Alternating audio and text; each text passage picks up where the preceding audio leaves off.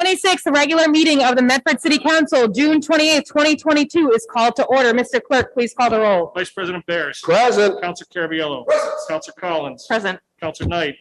Counselor Scarpelli. Counselor Singh. President Morrell. Present, 7 present, 0 absent. Please rise to salute the flag.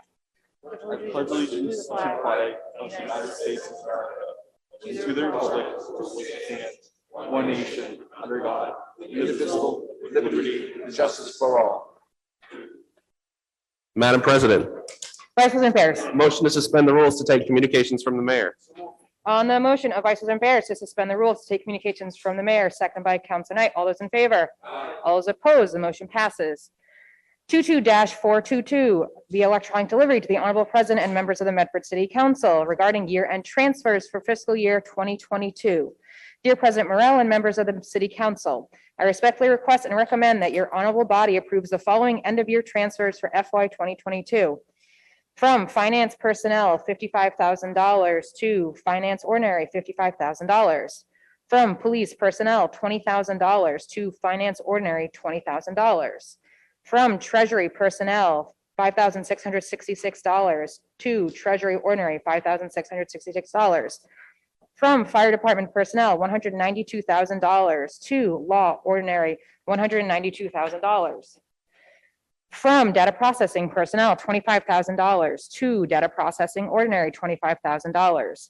From Clerk Personnel, $468 to Clerk Ordinary, $468. From Cable PEG Personnel, $26,948 to Cable PEG Ordinary, $26,948. From Chevalier Theater Personnel, $1,087 to Chevalier Theater Ordinary, $1,087. From Fire Department Personnel, $25,946 to Fire Department Ordinary, $25,946. From Traffic Commission Personnel, $176 to Traffic Commission Ordinary, $176.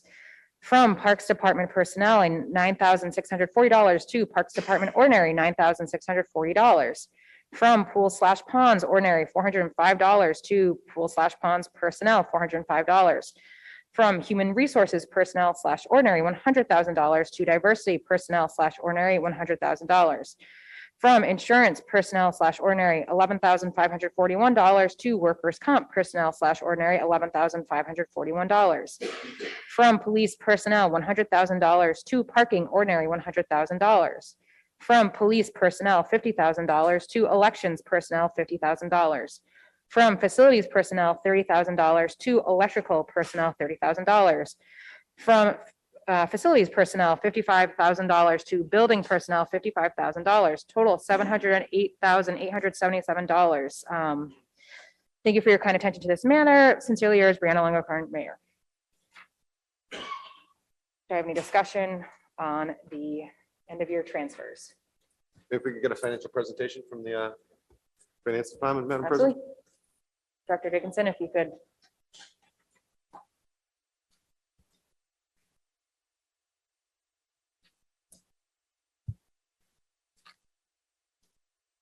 Hi, all. Essentially, this is year-end cleanup. These are budgets that were overspent.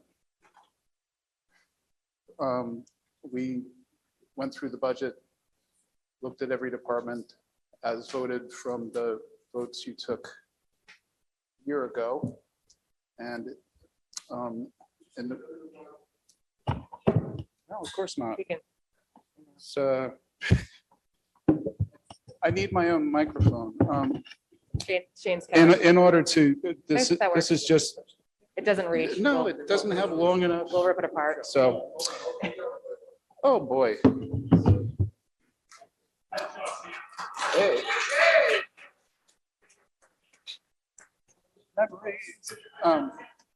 This one, I got a green light. He's working on it. Testing 1, 2, 3. ZYX, WVUTS, RQPO, and MLKJH. Okay. Yes, so we go through the budget, budgeted to expenses. We looked at what you voted last spring. These unfortunately are departments that are slightly overspent. So, I mean, the individual, like Chevalier Theater, $1,000.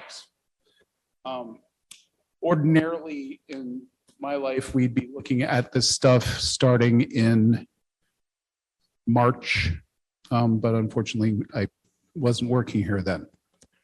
So this is really just cleaning up, so we're not over appropriation on any of these categories.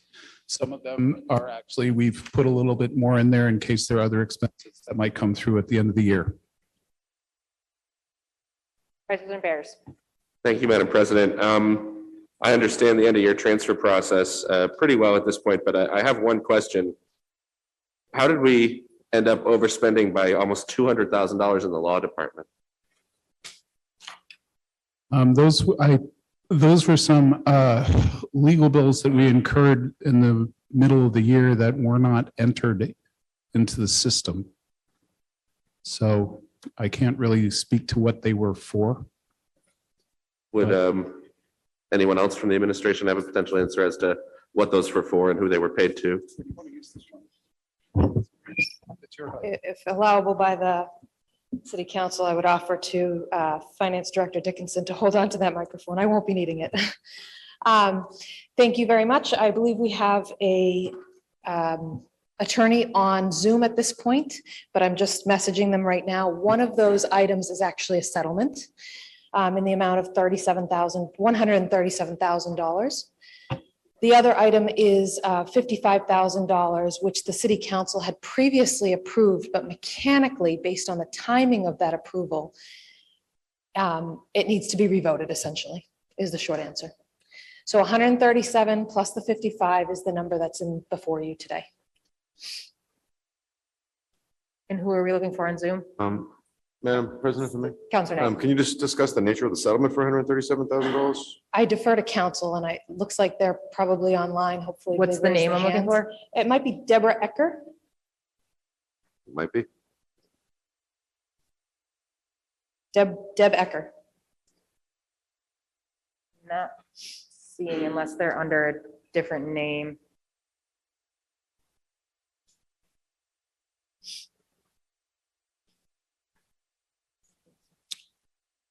I know that Ms. Ecker is, She's in the waiting room. thank you.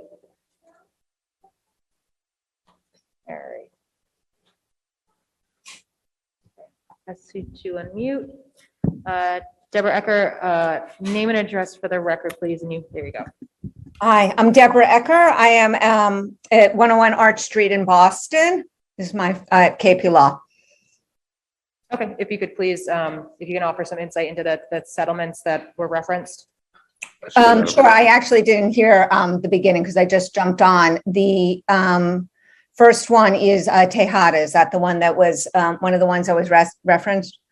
$137,000. Yeah, we were told $137,000 and $55,000. Right. Okay. So the 137 it was an accident. There is a cap of $200,000. There were two plaintiffs.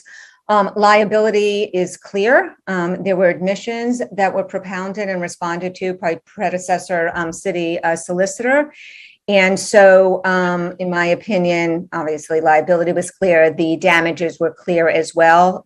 So I recommended settlement below the cap, which I thought was advantageous. I'm sorry?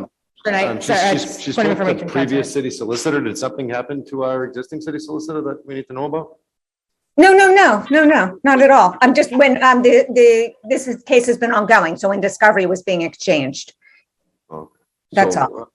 Madam President, on my desk today when I came in, I found a packet, and it was provided to us from local 22, local 25 rather, and going through it, it has a number of charges, documents.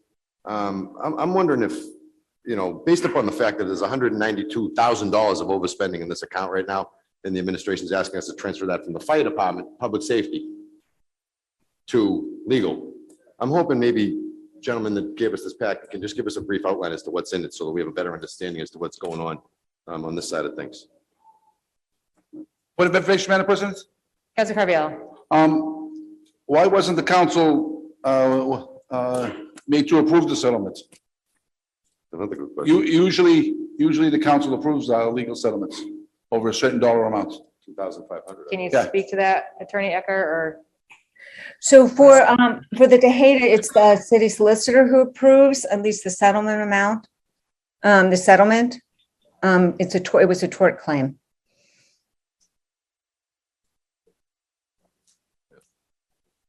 Council usually approves settlements. Anything over $2,500, the council has to approve the appropriation for. And how many other settlements were made that we didn't approve? Do we have an answer to that? I do not know, not from me.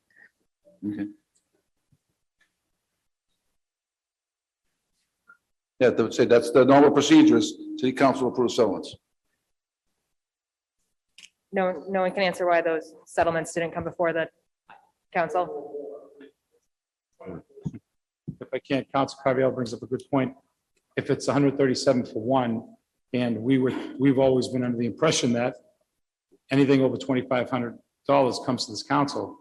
And were there any others other than in the past year, other than that 137? Thank you. Madam Chief of Staff, can you speak to that? At this point in time, I am not aware of any other settlements that require city council approval or any other settlements for that matter. I know that there are obviously cases that are pending and going through the process, but I'm not aware of any specific settlements that have been signed and need to be funded at this time. And can you speak to why well, I understand you said this 55,000 was previously approved, but the 137,000, do you know why that didn't come to this body?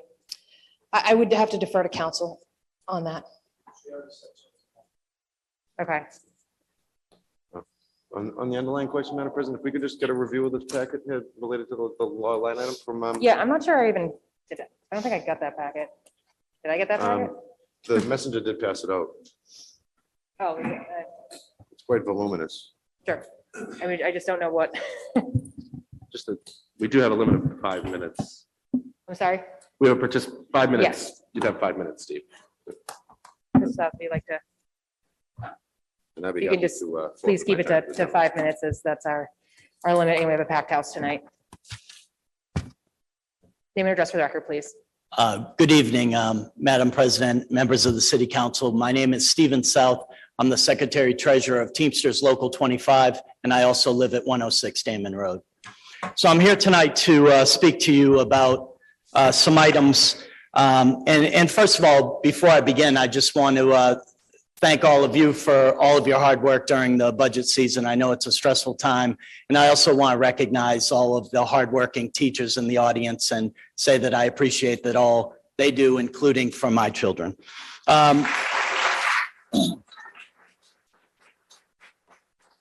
Now, it was brought to my attention that a couple meetings ago that one or more counselors asked the mayor's office for an update on open litigation, much like you're doing tonight, and that the comment was made by the member of the mayor's staff that he doesn't feel comfortable commenting on open litigation. Well, thankfully, I do feel comfortable commenting on open litigation, and not just verbally with my opinions, but I brought you copies of every single litigation that Local 25 has open right now, which is somewhere about between 35 and 40 separate cases. So I briefly just want to give you an overview of those. So the first little piece here, and I just wanted to talk about money that's been spent pretty frivolously within the city when we're talking about budget cuts, getting rid of teachers. We have multiple school custodians jobs that are not filled. At the end of March, the city eliminated the security guard position in Medford Public Schools. There are no longer any security guards in Medford, which I find very troubling with recent things that we see in the news. But I just want to show you some of these things, the way Medford's spending the money. So first of all, the first packet, these are private investigator reports where private investigators are following members of the city employees that work for the DPW. And if you look at the first line, it says in March of 2021, City of Medford Mayor Brianna Longo Kern became aware of a rumor that a snowplow driver had been asked to take care of a municipal employee. So now we're spending tens of thousands of dollars on rumors. And then I'll bring you to the end of the report where, and I'll read the last line. Now, this is after over 40 employees and contractors were interviewed by private investigators and people were followed.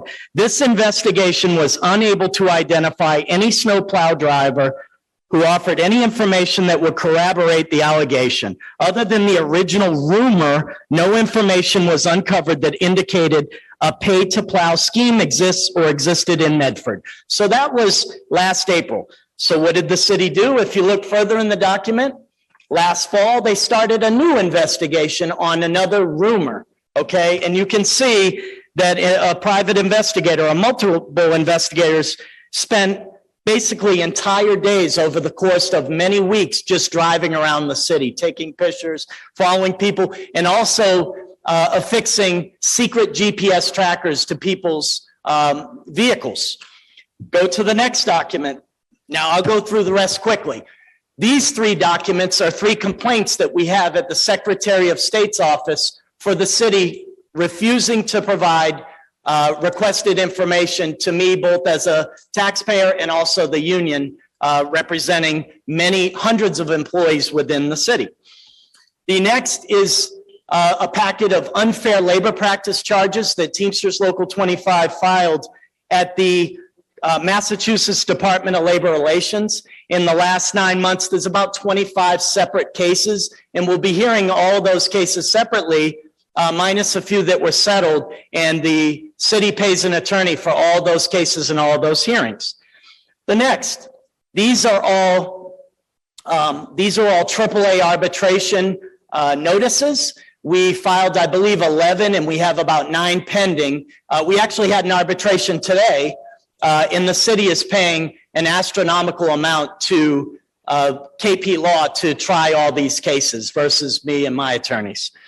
The next one, now this is one of the requests for information that the city did provide, not one of the ones that we have complaints on, but if you can see, 100% of the information in the documents are redacted. So basically they gave me blacked out documents. And what these are all the city's legal bills. And the city is claiming that it's attorney-client privilege. They can't give us the unredacted legal bills because it's private, which we disagree. In many communities, including Medford, these were always public record up until a few years ago. And the one thing that I do want to point out, and the reason that we think that it is all redacted, and I'll tell you, because today at arbitration, an official from the city of Medford, from the administration, testified that KP Law hires all these private investigators, and the city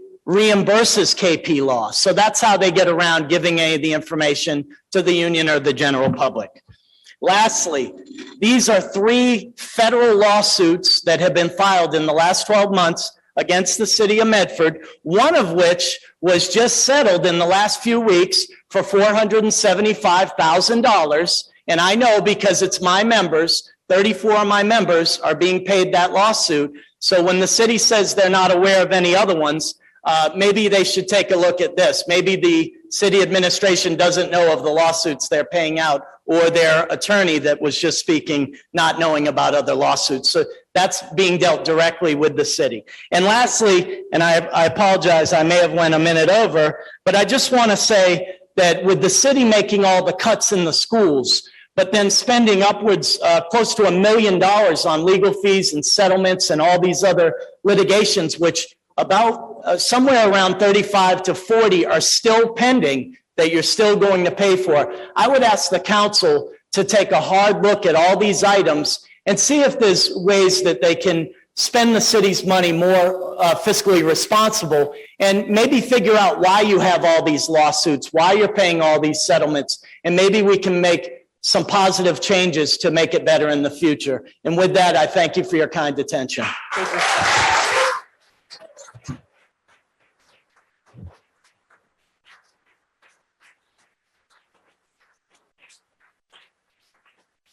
Thank you, Mr. Scott. Vice President Bears. Thank you, Madam President. Wow. That was information I didn't have until right now. Obviously, going to read these documents when I have a chance and look into it more. My only question again, so if 137,000 of this is a single settlement and 55,000 is apparently something we've already approved but have to approve again, how much of that money would be going to KP Law is my only question. Attorney Ecker, can you, or Madam Chief of Staff?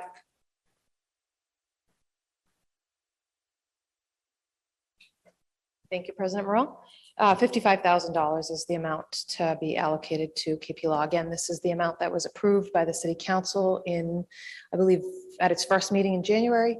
Mechanically, it needs to be revoted at this time. Could you, yeah, that's fine. Could you just explain why that's the mechanics of it for me? Absolutely. Once the tax rate is set, the amount can't be raised on the recap. And based on the timing of that approval, it's not able to be transacted.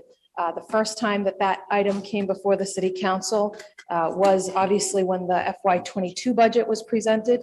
And at the time, once the paper was essentially came before the City Council the second time, essentially, at that time, it was past the tax rate being set. Thank you. And my only other question is, has any additional funding, ARPA funding or other federal funding been used to pay KP Law? Yes, ARPA funding has been used as a mechanism to pay for KP Law bills in this same amount, essentially to cover the cost so that we didn't have bills outstanding while we were looking for this transfer. So this money is going to go back into ARPA? At this point in time, that's a possible option, yes. Okay. Yeah, I mean, thank you for answering the questions. I have serious concerns about this. I guess, what happens if we were to not approve this, or are we, can we have a motion to sever out a specific item in these end of year transfers?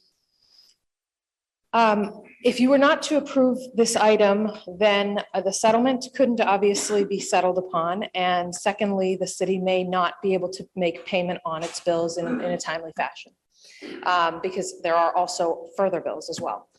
That being said, the City Council, I do believe, has the discretion, but I would need to confer with either legal or check statutes to confirm to reduce authorizations that are presented, recommendations that are presented.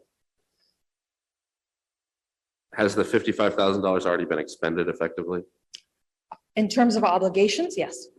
Okay, I would make a motion, one, that we get a listing of any settlements made over $2,500 and after July 1, 2021, and have that provided to us, since we didn't know about this settlement and it appears there may be other settlements that haven't come to the council.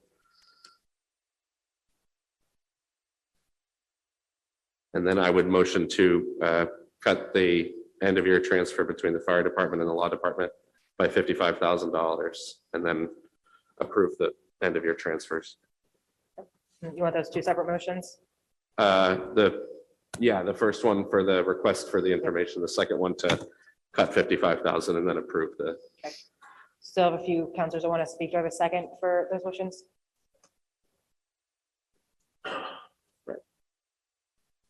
We'll go to Council Carviallo, then Council Scarpelli. Thank you, Madam President. This council's been asking for the last 3 years for bills for KP Law. I don't know how many requests have been made. We haven't gotten any. I'd like to amend Council Bears' motion on the settlements made, not sure, but how many settlements have been made going back the last 2 years that we don't know about? I know there was others that went through, and now say you get 137, now we're hearing about another 475,000. I remember the budget for KP Law was said $5,000 a month. That was the budget. There's other councilors that we had when that was made, and because we got rid of in-house counsel. This is exceeding well above that, and we've never been notified of any spending over the last 3 years for this law firm. Again, we keep asking for bills, You guys keep approving settlements without asking us. I just don't know. Where's the transparency everybody talks about? Are everybody transparency. We're hiding this stuff. Sorry, I mean, it's, I'm happy to accept that amendment. yeah, I'm so again, I don't know, what to say, getting told about $137,000 settlement tonight, without this council approving settlements is wrong. Councilor Scarpelli. Thank you. Just one question. I don't know if it was the KP Law attorney or yourself mentioned that, or Mr. South, is it true that part of the KP Law budget that we're paying for legal representation, that's what pays for the private investigator? Is that coming out of the same line? Thank you, Madam President, if I may, through you to Councilor Scarpelli. There are circumstances where the city hires outside parties through KP Law to conduct matters that are obviously confidential, matters of personnel. And so that is a possibility. Yes, that's the best way I can say it. I will stand before you and I will contend that these bills could compromise and are under attorney-client privilege the city's position with regard to various matters and issues going on. Point of information, Councilor Knight. I just do want to point back out to the meeting we had with Mr. Silverstein that said that these attorneys are not attorneys for the city of Medford. These attorneys don't work for the city council. These attorneys don't work for anybody but the mayor's office. Their client is the mayor. That's who their client is. That's where their loyalties lie, not to the taxpayers of this community. He made that clear. He said that. KP Law said that. They work for the mayor. They don't work for Madam us. President, a Madam point of Chief of Staff. information is one that requires a question. Mr. Knight, what is your question? Madam Chief of All Staff. right, how Madam much Chief- longer is the all right. line gonna go on? That's my question. How much longer is the buffaloing gonna go on? How much longer are we gonna be left in the dock? And then in the last 11th hour, you come up here and ask us to spend hundreds and hundreds of thousands, if not millions of dollars? That's my question. Madam Chief of Staff, I understand your frustration, but I would like to How remind you. much that longer do we need the to wait meeting for is the running- warrant articles that meeting we is requested running for ahead 3 of years? the chair. So, if I allow him to. How much speak, longer do we have to please. wait for the quarterly presentations from the finance director that we've asked for 3 years? Those are questions I can ask too, if those are the questions you were willing and ready to answer. We've been giving you an opportunity now for 36 months to do so. Madam Chief of Staff. I'm If not you sure wanna what the respond, you have question to is. respond. Thank you, President Morrell. Thank you. Councilor Scarpelli. So again, this is where, I know that emotions are high because we have so many gaps and so many needs in this community. And what we're seeing as concerning is that one of the biggest line items is a law department that we've been asking for, an understanding where this money is going, and no one's told us a thing. Again, I'll revert back to the first budget meeting we had where I was that was very intense in understanding. These are the questions that are so frustrating when our teachers aren't afforded a reasonable raise, our parks are in shambles, our streets and sidewalks are a mess. And then we present a money paper that Council Caviello is correct. This council voted $5,000 legal fees for representations a month. So we looked at that as $60,000. And we then came in at the beginning of the season, the new term, and we talked with our new counselors. And unfortunately, we were screaming for a representative that could represent the council, legal representation. And that hasn't happened, which has left us in pretty vulnerable situations. It actually afforded us a few negative situations that came out legally because we didn't have the representation. And we've asked over and over again, and I believe the council was promised legal representation for this council if that paper was voted on, I believe. And as we look at the budget, we don't have that still, correct? That hasn't been added? President Morrell, my recollection differs from yours, Councilor Scarpelli, but I do recall specifically the city council making its comments with regard to wanting to see legal representation. I also will say that, reiterate my comments from back then, There's a tremendous, this is a $200 million corporation. That you all, through the city, as the legislative body for the city, the mayor of this city runs a $200 million corporation. We need to have special counsel for special purposes. It is critically important. There is no one general counsel who can represent, or assistant counsel that can represent all the needs of a $200 million corporation. I'm not sure if I used those words when we spoke last on this matter, but that is the reality that I want to present to you again, that it's important that we have the depth and the knowledge to properly represent the city on various matters that come up. And they're not all going to be ones that general counsel can take on. And I'll say this again, like I said the other evening. Normal in other communities, counselors and the CEO of their communities work together to find solutions to make our city succeed. So this is the problem. This is a glaring problem. It's just not the mayor who's running the CEO of this community. We understand that. If there was give and take, and we understood, but there isn't. This body has been disrespected time after time. You're coming to us with information that we've been asking for months, if not years. And then we have to, under pressure, vote it through so we can run the business of our administration. So it falls on deaf ears when it's, a plea that the mayor needs this for all this work. So do we. We're hired to follow the ordinance, the laws of this community. And we need that assistance to make sure that we can help this community grow. So again, like I said, if we work together, like was promised, and if we shared our failures and shared our successes together, we could have a lot of great things happen in this community. But instead, we're here. Thank you. President Morrell. Thank you, I'm Chair. not going to rebut the items Counselor Scarpelli stated, and Counselor Scarpelli, I don't materially disagree with you. The only one thing I will point out is that matters pertaining to personnel and legal matters are ones that the city has an obligation to be cautious, very, very cautious on. It is a position I have taken for the last decade in administration. And I can't speak to what other communities do. And frankly, I don't even know if this community took that position before I started here, but it's important that we ensure the privacy and ensure that you all, unfortunately, are a public body. By your being a public body, information that is provided to you as a public body is then becoming a public record. And it's important legally from that perspective. I don't disagree with you, Councilor Scarpelli, on the other matters that we can share of successes. And frankly, I can do a better job at that. I'll just leave it at that. But I'll end with this.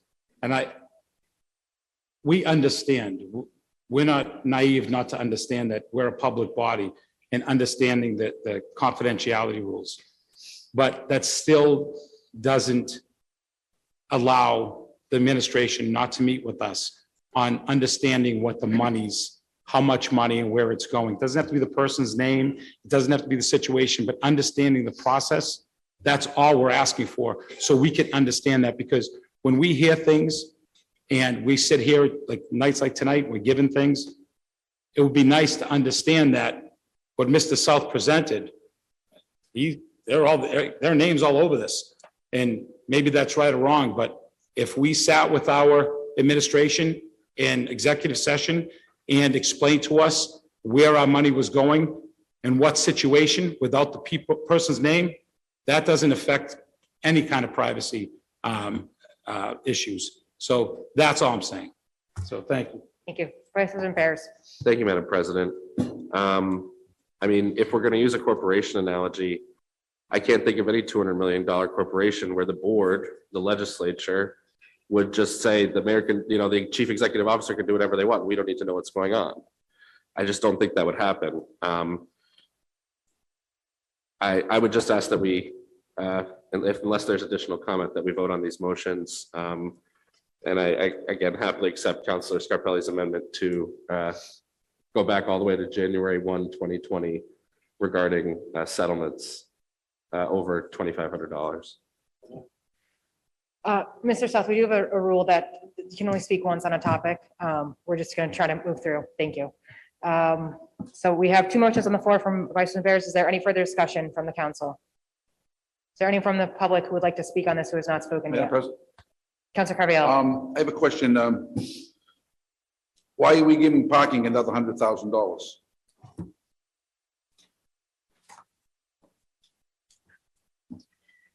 President They already have Morrell, close to $1 million budget. President Morrell, through you to Councilor Caraviallo. This would be for the current fiscal year, not the fiscal year that begins July 1. It's, as you may recall, their budget was only $250,000 in salaries and $100,000 for fiscal '22 in ordinary expenses. The city council did approve a transfer for $45,000 for salaries, but again, the salaries really began half the year. So this is getting closer to a more representative budget for what's presented before the city council for fiscal '23. But again, this paper is, this transfer is only for fiscal '22. Any further discussion from the council? So we have two motions on the floor from Vice President Bears. So the first one, as amended by Councilor Carviallo, request from the administration, any settlements over $2,500 from the past year, and that was amended by Councilor Carviallo to go to the past 2 years, correct? January 1, 2020, okay? Do I have a second on that motion? Second by Councilor Knight. So on the motion of Vice President Bears, as amended by Councilor Carviallo, seconded by Councilor Knight, all those in favor? All those opposed? Motion passes. So the second motion is to cut the transfer line of the fire department personnel to the law department, which the original amount is $192,000. Vice President Bears has motioned to cut that by $55,000. Does that motion have a second? Second by Councilor Collins. Mr. Clerk, please call the roll. It's a money. President Morrell, if I may, really quickly. I just want to make one last comment about this subject, and that is just, I know the city council knows, but the city council has been utilizing the services of KP Law for a number of ordinances over the course of the past fiscal year. This ultimately is paying for those resources that were allocated. That's the only thing I'll mention here right now. Thank you. Councilor Carviallo. Madam President, this is, and I've been here 11 years, this is unprecedented. The amount of legal work that's had to go into this, unprecedented, and all the mayors that have been there. I don't think we've ever had 40 lawsuits against the city in one term, or term, however long this encompasses. This is totally unacceptable. Sorry. President Morrell, through you to Councilor Caraviallo, please do not conflate lawsuits and alleged unfair labor practices. They're alleged unfair labor practices. If you look Alleged. through those documents, Alleged. there will be something, if those documents are unredacted, you will look through those documents and you will find some just as comical as I do. Again, I haven't, I just got this tonight, and I'm quite upset that I don't know about 40 lawsuits happening in the city of Medford. Madam President, Again, please do not conflate the I two. call the question. Mr. Clerk, please call the roll. Vice President Bears. Yes. Councilor Carviallo. Yes. Councilor Collins. Yes. Councilor Knight. Yes. Councilor Scarpelli. Councilor Singh. Yes. President Morrell. Yes, 7 in the affirmative, 0 in the negative, the motion passes. Do I have a motion on the main paper? Motion approved. On the motion of Vice President Bears to approve the main paper, seconded by Councilor Collins. Mr. Clerk, please call the roll.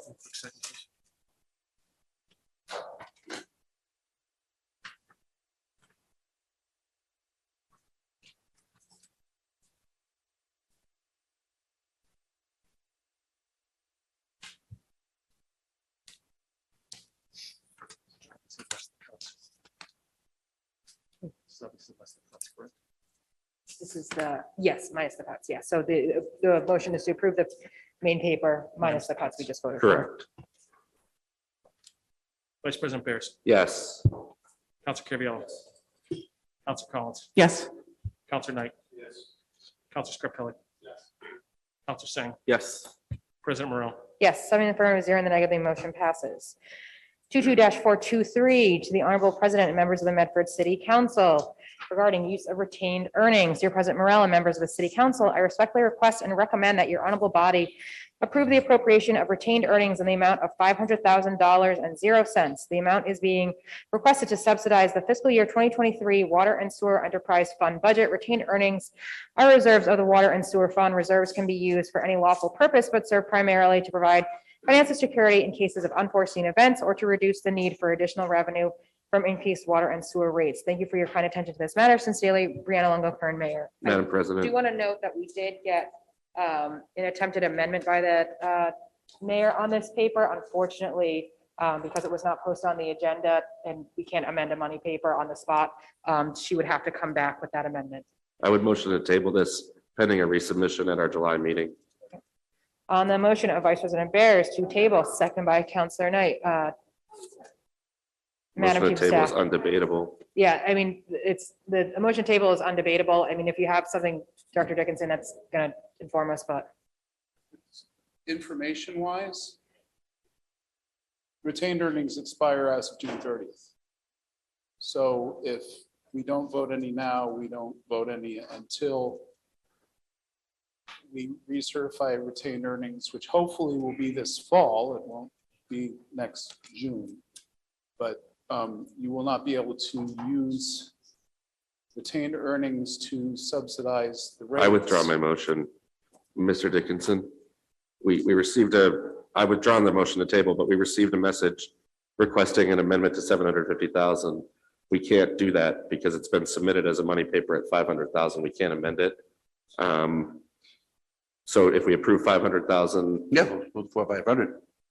you know, I just want to understand how that affects the plans, considering that the number was changed after the agenda deadline.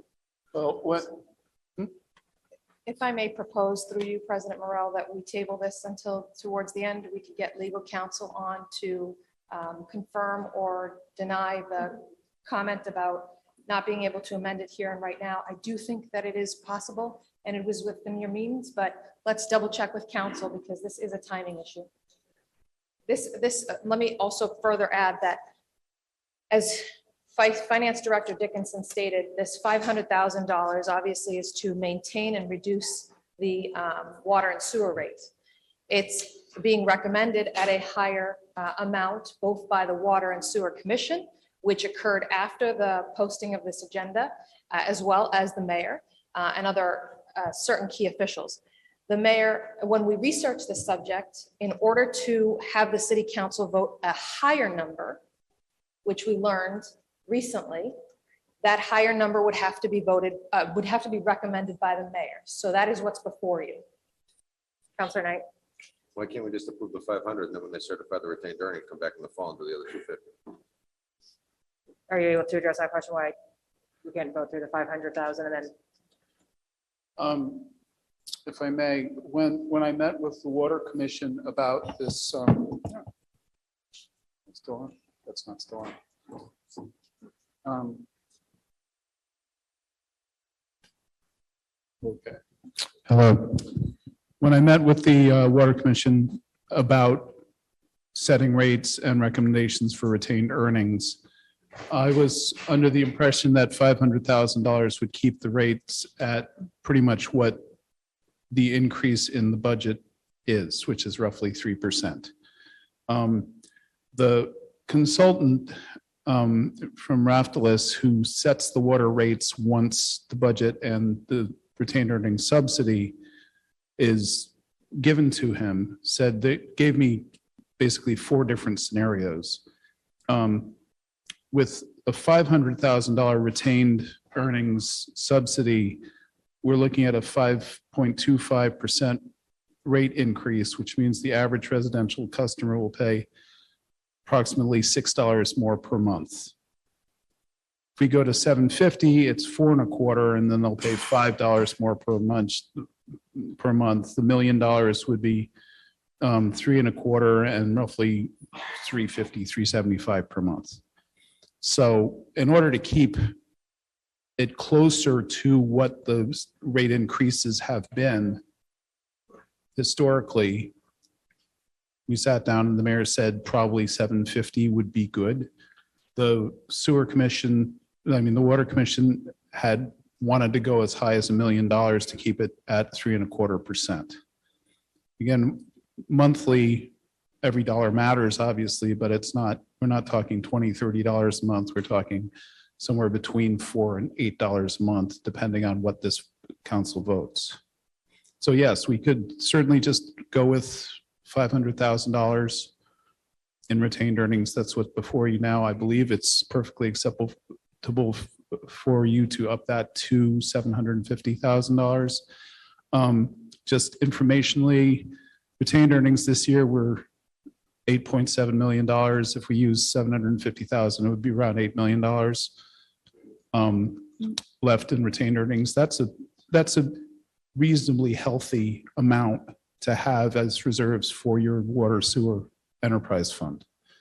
It would probably be around 30% of the yearly budget, which is healthy. Many communities have much less. The consultant had said that having over 25% there's no actual studies out there to say what it should be, but 25% and more is a good number. So it's really, if it's 500,000, it's 500,000, and the rates will go up by 5.25%.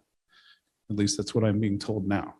But then after the retained earnings get certified in the fall, can you come back and request an additional 250,000 and then provide that additional rate relief is the question. Well, I'm not exactly sure how that would work because we have to set the rates. So I don't know that we can set rates assuming that we'll come back in the fall and have another $250,000 in retained earnings. That's the problem. It's. Assuming we're not going to spend $8 million. Well, $8.5 million I know, in but retained earnings in 3 months. Well, Yes. maybe the way things are going, if another couple laws would. No, that's not happening. But again, we can't set the rates based on the assumption that Right, this I get council it. will vote. I get it. So right now, the only option we have is to either vote this paper through with $500,000 or table it until such time as the chief of staff can get the legal advice that this council's been asking for to have here during these meetings to get a determination as to whether or not the mayor's allowed to amend a paper for $250,000 on the floor the night of the meeting after it's been posted. But information, I Madam will say, President, The amendment actually hasn't been submitted because we've got an email about it. this is a memo. This is not an official paper. It's a Yeah. memo. I would move to approve 500,000. On the motion of Vice President Barris to approve the original amount, Counselor Sang. I just want to make the point, it's not necessarily that we're, opposed to something, it's a procedure problem. It's we just can't amend a money It's a paper. lot of procedure problems. It's, I think it's a procedure problem and it's just, we get this update in our email. It's not something that's been publicly posted. People aren't able to Right. speak on it. exactly, right. Just wanted to make that. Any further discussion from the council? Just want to be adamantly clear that I'm 110% in favor of water sewer rate relief. I mean, that's what the retained earnings are for. That's what we should be doing with this money.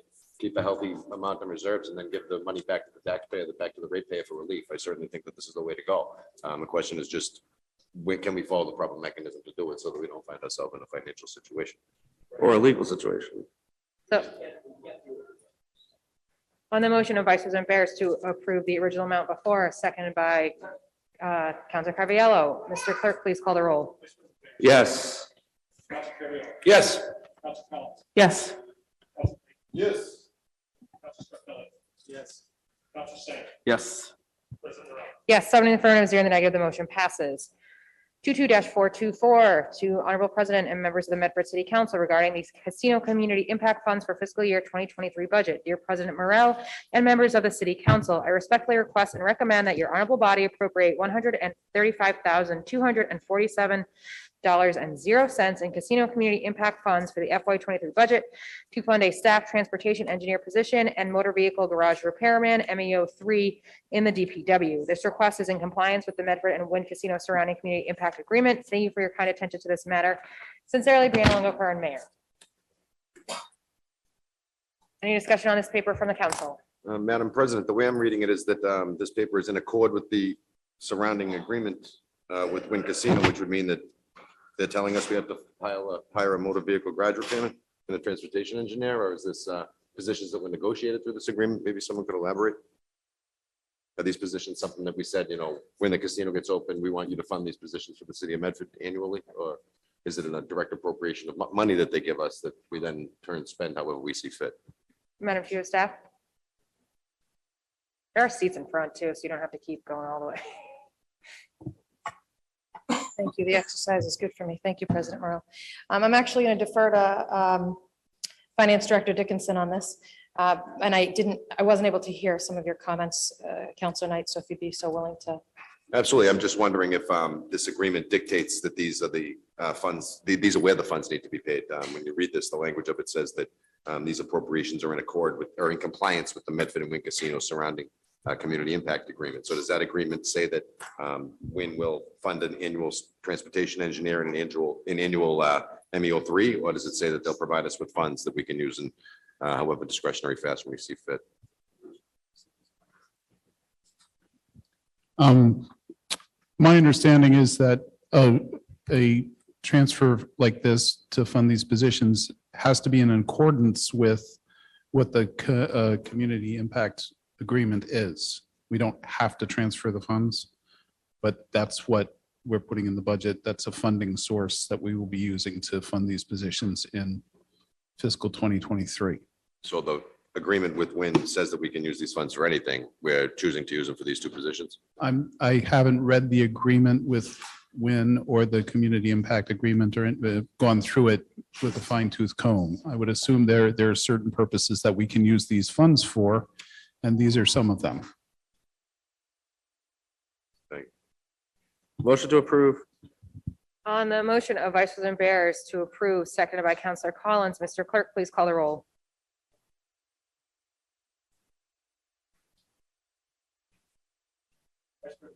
Yes. Councilor Carviallo. Yes. Councilor Collins. Yes. Councilor Knight. Councilor Scarpelli. Councilor Singh. Yes. President Morrell. Yes. 5 in the affirmative, 2 in the negative, the motion passes. 22-425 to the Honorable President and members of the Medford City Council regarding cemetery perpetual care for fiscal year 2023 budget. Dear President Morrell and members of the City Council, I respectfully request and recommend that your honorable body appropriate $199,958.64 in cemetery perpetual care funds for the FY23 budget to fund the cemetery ordinary expense budget. Thank you for your kind attention to this matter. Sincerely, Brenda Longo, Mayor. Any discussion on this paper? Vice President Bears. Whereas this is a standard process that we do every year, I'd move to approve. Any further discussion from the council? On the motion of Vice President Bears, seconded by Councilor Scarpelli, Mr. Clerk, please call the roll.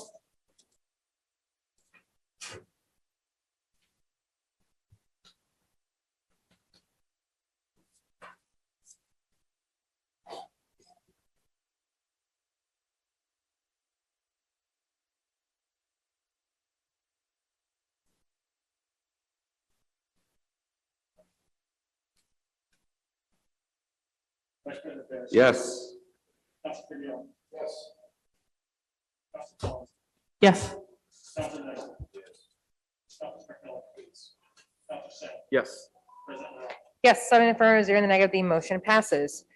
22-426 to the Honorable President and members of the Medford City Council. Dear President Morrell and City Councilors, I respectfully request and recommend that your honorable body approves the appropriation of 1, free cash in the amount of $305,000.00 to purchase the following items.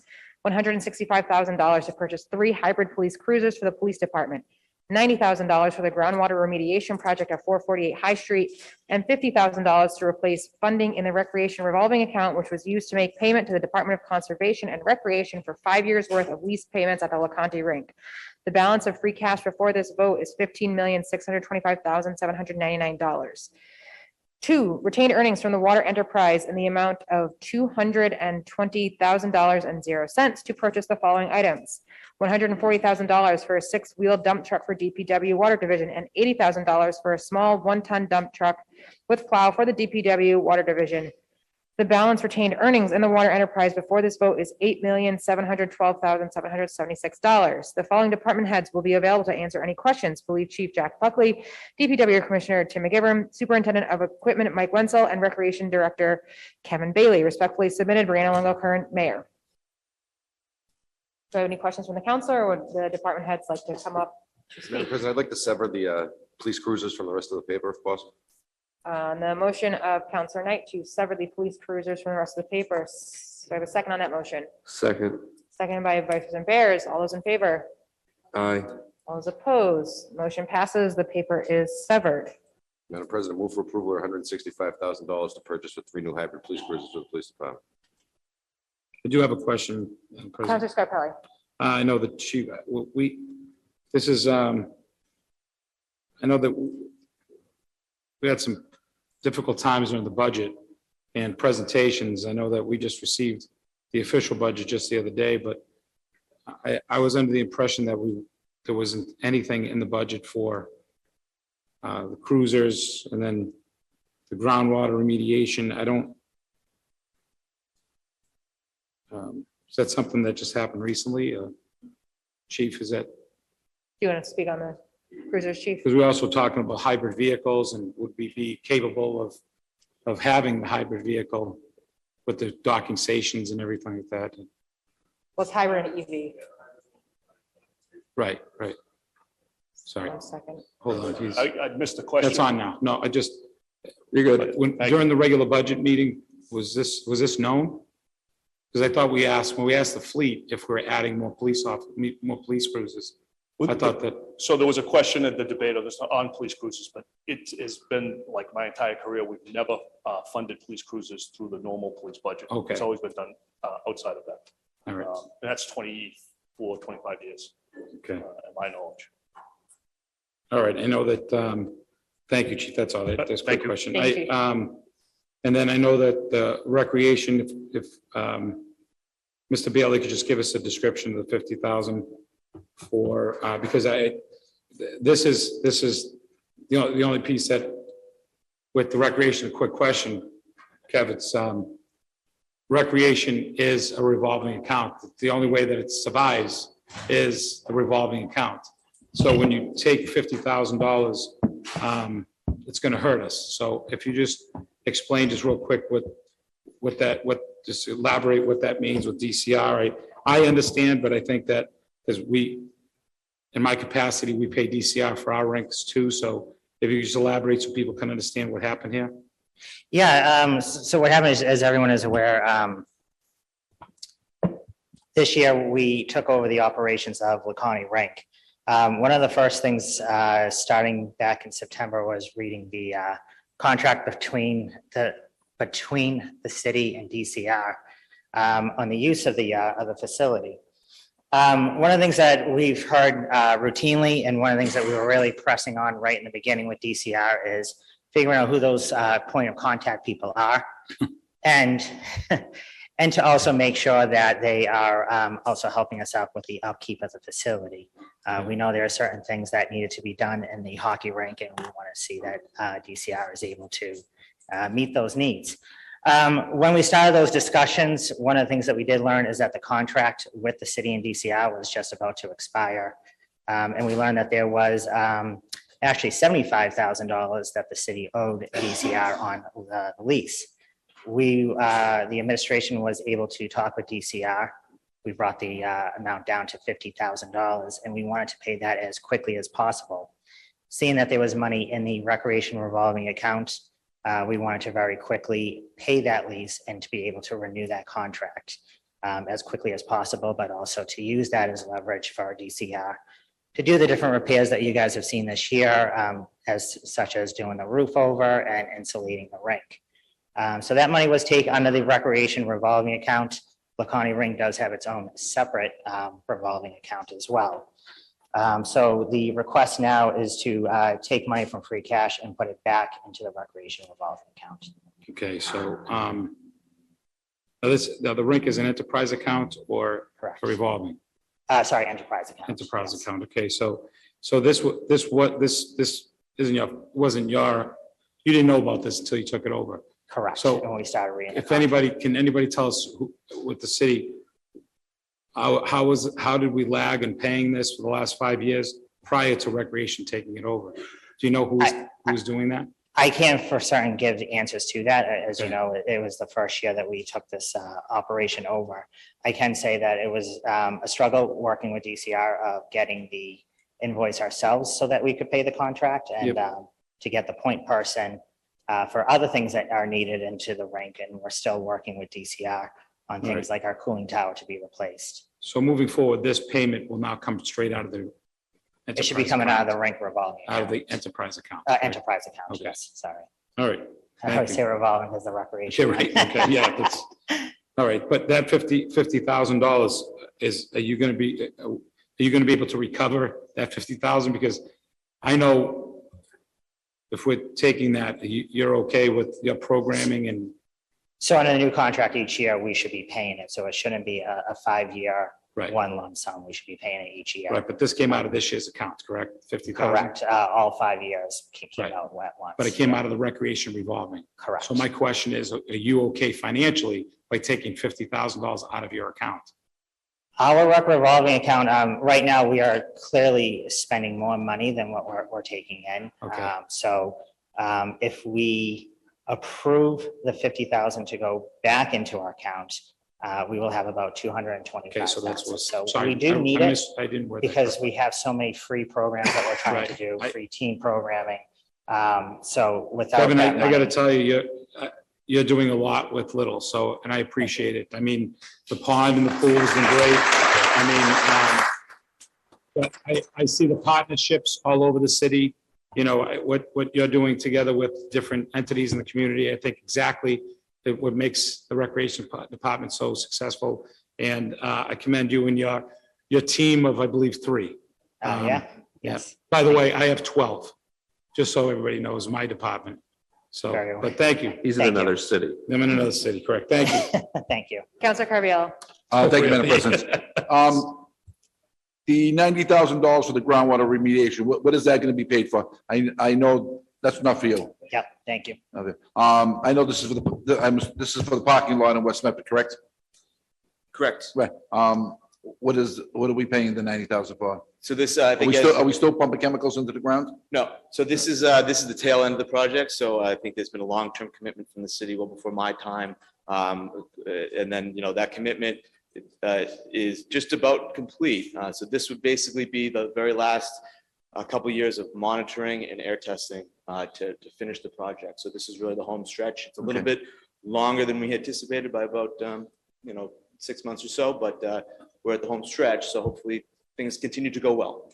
And what's the status of the parking lot? Is it, I know it was pretty bad. I know you've been working on it for a long time. Where does it stand now? I mean, how? Well, so this is a good milestone. I mean, really, it's the ejections are complete. So really, this is making sure that the treatments worked, monitoring the groundwater, monitoring the air to make sure that it's clean and can proceed to the next step to close out the remediation. So that's where we're at. So this is really out of the many hundreds of thousands of dollars. This is- No, I know. I remember when we started this project, and it was pretty contaminated. Thank you. You're welcome. Thank you. Counselor Knight, the Vice President Barris. Thank you very much, Madam President. Mr. McGivern, how are you, sir? Doing well. Excellent. Quick question. In this remediation project, is the property owner responsible for payments of any of the remediation? So yes, so the city of Medford is the property owner, and there was, I believe, legal proceedings underneath, under the contingency plan, the Massachusetts contingency plan, and it was determined that the city did have a responsibility. The mayor at the time did make a commitment for, putting the payments forward to obligate that commitment, and we have been doing that for a few years now, and this would be basically the end. Are there any other remediation commitments from any of the neighbors that are privately owned parcels there? I believe they've been exhausted. Has the city made any payments to private entities or interests relative to the remediation of this parcel or abutting? Not recently that I'm aware of. All right. If you can give me a breakdown of that, please, from your office, if expenses have been made. I'd appreciate it. Payments To any abutter of the remediation project. Sure, if there was, it was for my time, but we could probably get that information. Thank, or Yes. maybe you just don't know. Yep. Thank Apologies, I actually skipped Counselor Collins. Thank you, President Morrell. Not a question for you, Director McGivern, but thank you so much. I just wanted to circle back quickly to the $165,000 free cash appropriation for the 3 hybrid police cruisers. And first, just thank you to all the department heads who have provided context around these appropriations. More just a comment, I know earlier in our budget process, we've, in the scope of other useful amendments to the budget process, just to add some accountability, transparency, legibility for this council and also residents. As Councilor Scarpelli said, this wasn't something that I think was included in the budget presentation for the police department. It's good to know that this is typically a free cash appropriation when we buy new police cruisers. I just wanted to reiterate an idea that was floated earlier in budget season, that we, do a more thorough job of separating out capital expenses, operating budget. I think that it's useful for this council to be able to have a full accounting per department, even where those severances are the norm. And I think it's helpful for residents as well to be able to get a fuller picture, free cash appropriation, operating budget, capital expenditures, to get a fuller picture of the breakdown per department. Thank you. Thank you. President Bears, then back to Councilor Carviallo. Thank you. Motion to rejoin and approve. We'll go to Councilor Carviallo for taking up that motion. Tim, one more question. Yes. I know some of the abutters have incurred some serious legal costs over the years of this. Are they going to be paid back any of their legal costs in fighting this? And it wasn't their fault. I do not know the answers to that.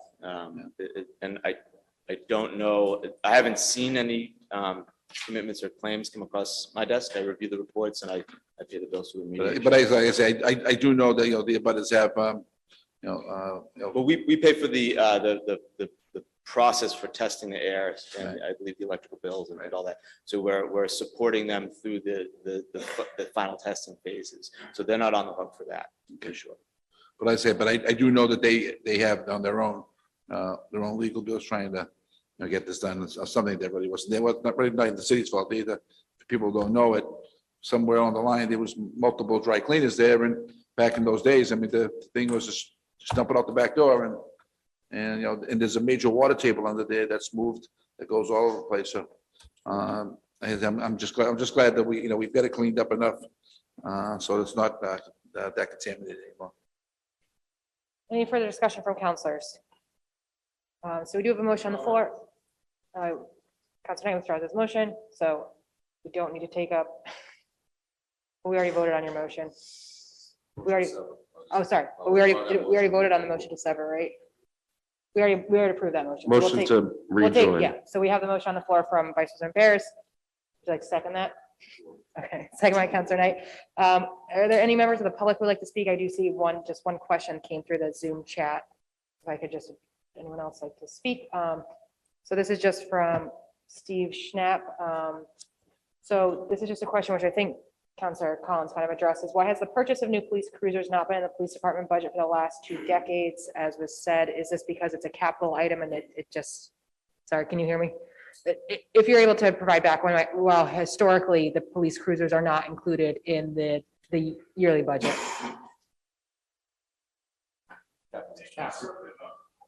They're just precedents. Right, because it's capital, Yes, okay, because it's a capital request. Great. Thank you. Councilor Scarpelli. Just to clarify something Mr. Salt said earlier, it just struck me that if superintendent, we didn't eliminate security guards at the high school, correct? Is that true? Because I think that was said, and I just want to clarify for the public that's. Name and address for the record, please. David Murphy, 489 Winthrop Street, Medford High School Assistant Superintendent for Medford Public Schools. I thank you for the question, Councilor Scarpelli.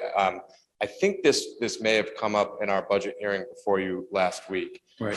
Where Mr. Mazeka, who served the district for over 40 years, retired. And it is true that his position was one that, as I understand it, long before both my time and the superintendent's, there was a group of positions called security guards.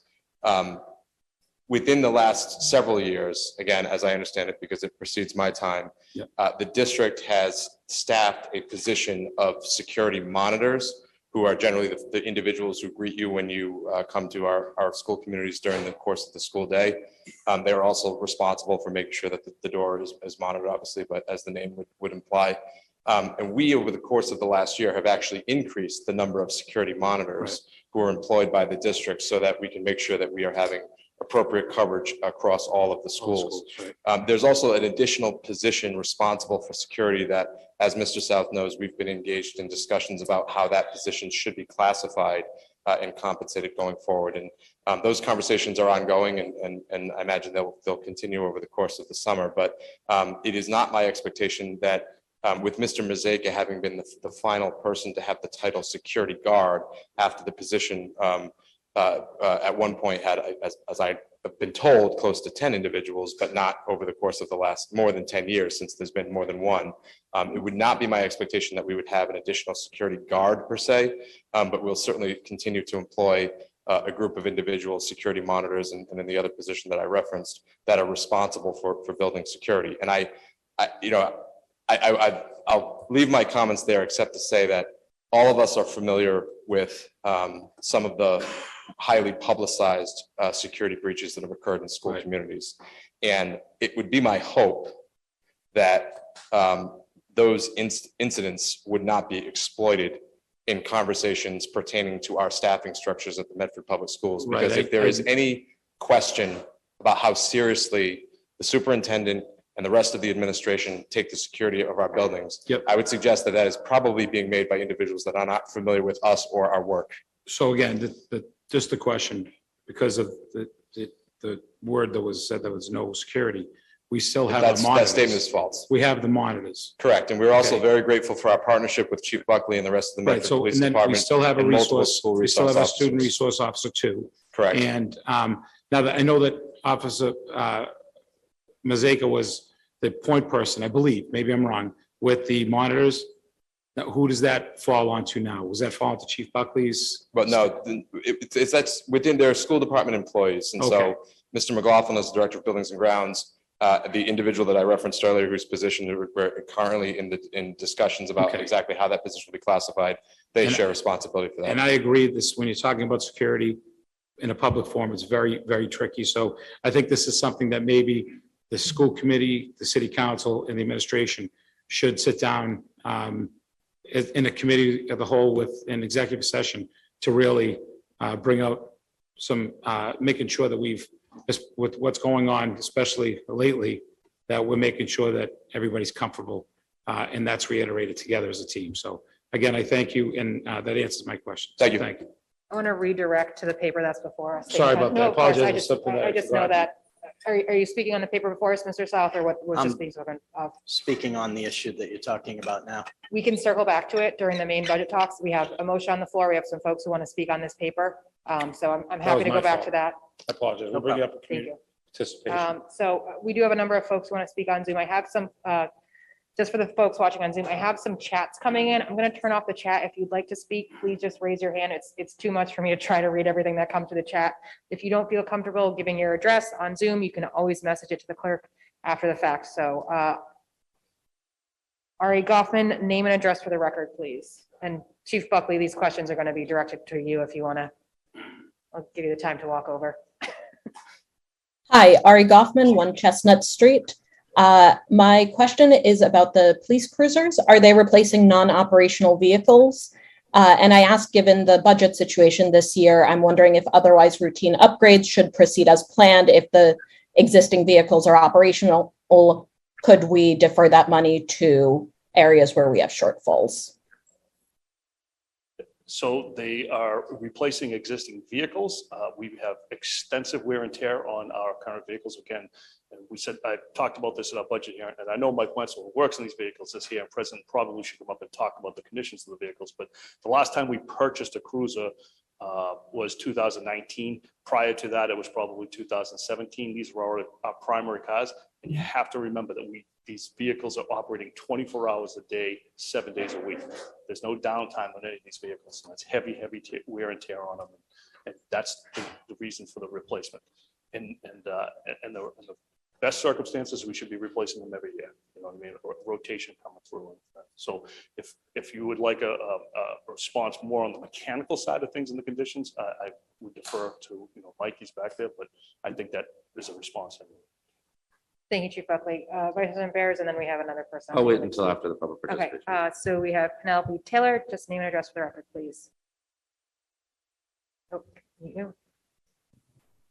Great, thanks. Penny Taylor, 29 Martin Street, Medford. I guess I was just wondering in understanding, I guess, how the police budget works, if the chief has discretion within the budget or if if that kind of mechanic, if I could ask about that mechanic. You want to just more of a deeper mechanic answer to the previous question? Oh, sorry, you got muted. Yeah, sorry about that. I guess I was wondering,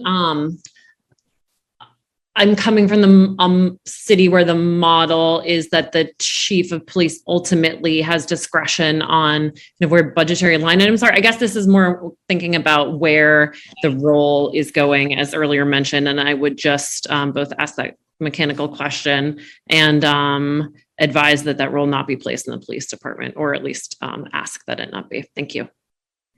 So I think there's two questions. So just first, just the level of discretion you have in preparing the budget, I believe is the question.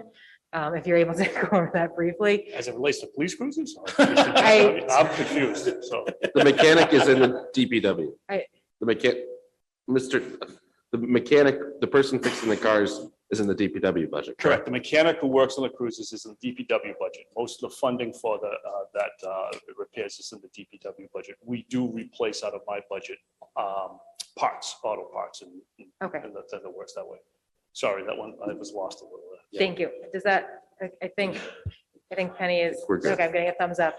Vice President Bears. Thank you. I don't want to belabor this because I think these are all relatively reasonable requests. I think what frustrates me here is that the original budget proposal before June 2nd was planning to use free cash for all the other needs in this community. And now we don't have that money here now to go to our schools and our library and all the other city departments that have been cut. So I'm not against this.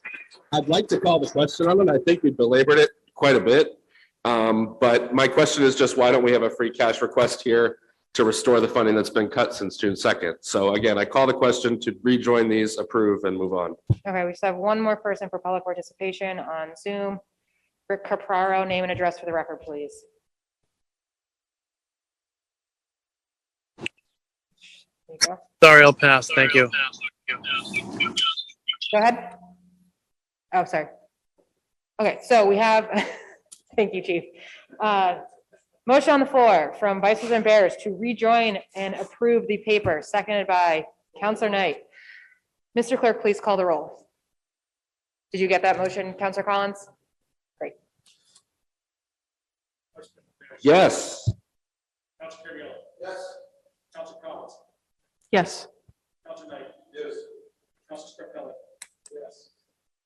Counselor Sarah. Yes. Yes, 7 in the affirmative, 0 in the negative, the motion passes. 22-427 to Honorable President and members of the Medford City Council regarding sale of lots and graves funds for fiscal year 2023 budget. Dear President Morrell and members of the City Council, I respectfully request and recommend that your honorable body appropriate $118,750.00 in sale of lots and graves funds for the FY23 budget to fund the cemetery salary expense budget. Thank you for your kind attention to this matter. Sincerely, Yana Longo Kern, Mayor. Motion to approve. Any discussion on the motion of Vice President Bears to approve, seconded by Councilor Scarpelli? Mr. Clerk, please call the roll. Sorry.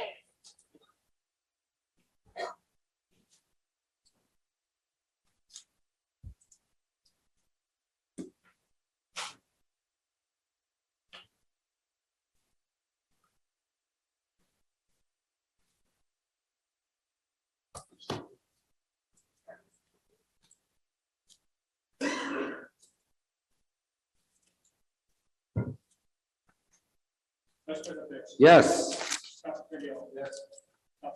Yes. Yes. Yes. Yes, 7 in the affirmative, 0 in the negative, the motion passes. 22-428 to Honorable President and members of the Medford City Council regarding ARPA revenue loss. Dear President Morrell and members of the City Council, I respectfully request and recommend that your honorable body approve $7,292,100.00 in ARPA funds for the FY23 budget in relation to revenue losses due to COVID-19 as specified by the U.S. Treasury for the purpose of funding fiscal year 2023 personnel salaries in the following departments. $3,542,100 in the school department, $1,250,000 in the Department of Public Works Highway, $1,250,000 in the fire department, $1,250,000 in the police department, for the total amount of $7,292,100.00. Thanks for your kind attention to this matter. Sincerely, Brianna Longo Kern, Mayor. Do we have any discussion or motion on this paper? As I understand it, Madam President, this appropriation would replace the revenue shortfalls that came with poor economic performance in regards to permitting, meals taxes, hotel, restaurant taxes, and new growth, as well as, development permitting. The ARPA funds are put in place for us to replace revenues when we come into shortfalls like this. So it seems like it's something that we need to do, whether or not we want to. We need this $7 million in revenue to balance the budget. We need this $7 million in revenue to be sure that our government continues to operate. We need this $7 million, the corporation, I'm sorry, not government, corporation. So this corporation operates. I just wanted to make that clear. Thank you, Councilor Knight. Councilor Collins and Vice President Barris. Thank you, President Morrell. I just wanted to note for context, I don't have an opinion either way on if this is a good use of ARPA funds. It's an acceptable use of ARPA funds. It's an eligible use of ARPA funds. But I just wanted to make the point that it's a $7.2 million bite out of a finite $48 million apple. And this was brought up earlier in the budget season. I just want to reiterate that the narrative around use of ARPA funds is that there's 4 categories of eligible uses, and there's going to be a robust public process for determining the use of some of those funds. And I think the fact that we are leaning heavily on one of the, eligible uses, revenue replacement for salaries, which is a perfectly fine, compliant use of that money. But I think that the residents deserve a more transparent and frequently updated view of where we're dispensing our ARPA funding, especially since the story that's told about ARPA is that everybody gets to weigh in on how that money is used. And I think people need to have a really clear insight as to when they'll get the chip in, how meaningful that input will be because of how much we'll have left. Thank you. Thank you, Councilor Collins.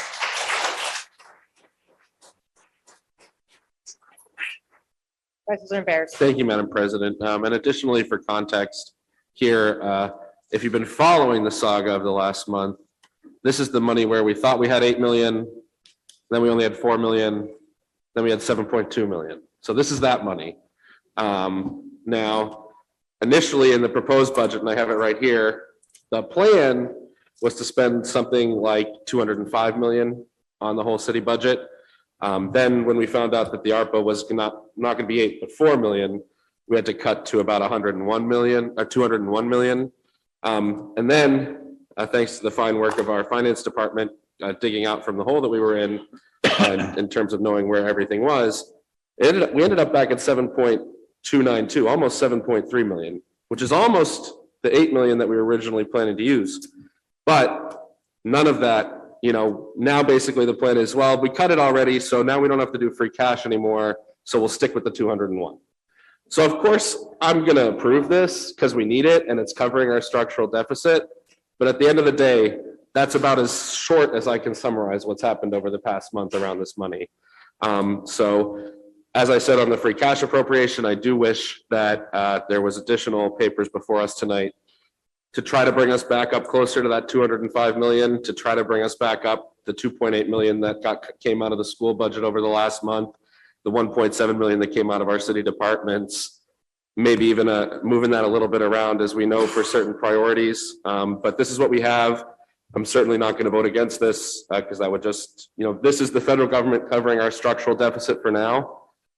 We might not have it next year to cover the deficit, We certainly won't have it in 2 years because the money has to be spent by December of 2024. So we're lucky we have this. We're lucky that the federal government passed this. But it's not a long-term answer. It's not even a short-term answer. It may not even be an answer next year. So when it comes down to it, we need to find another source of revenue other than this ARPA money to address our structural deficit. And we don't have that many options to raise that kind of money. So.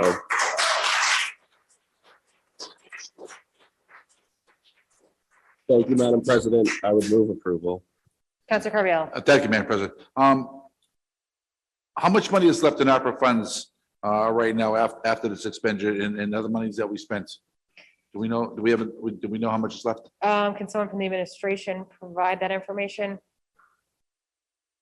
We do have our federal funds manager here, if that's fine with the chief of I staff. think we have the ARPA funds manager. Maybe she can answer the question. Molly, would you like to come up?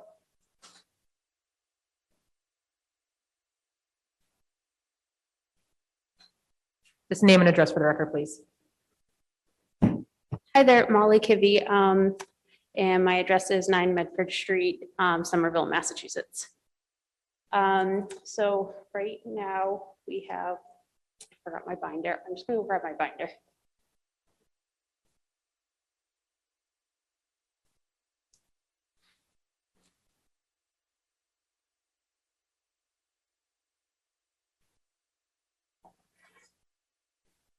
Sorry for the delay.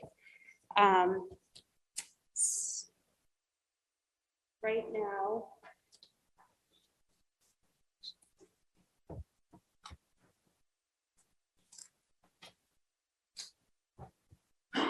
we have approved allocated 23 million, which includes the 7.3 million of revenue replacement for FY23. And the 12.3 for FY22, and then spent 643,000. So what is left is 48 million less the 23 is around 25 million left. Yes. I'm sorry, what was that? 25 million left. Yes. After of this vote. unallocated. After these expenditures. Yeah. And the money Yes. that, and the 23 million is already spent. Would it be possible for you to send us a breakdown Most definitely. of I the, of the can, $23 million was spent on? yes. Thank you.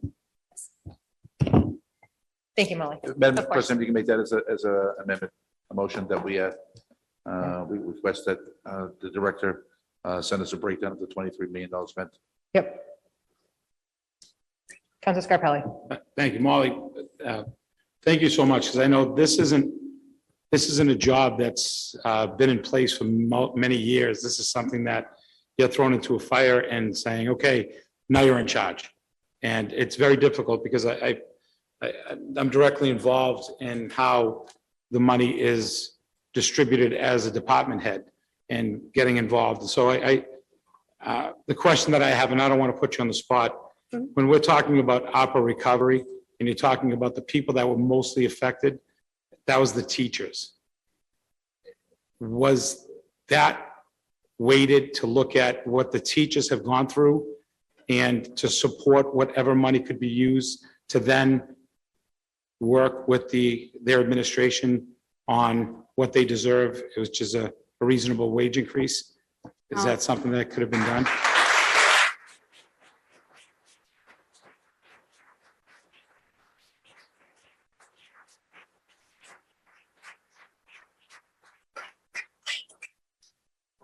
I will defer to the administration on that. In the 6 ARPA meetings that I've had with the administration talking about long-term and short-term strategy on the funds, there has not been an extensive conversation about teacher contracts.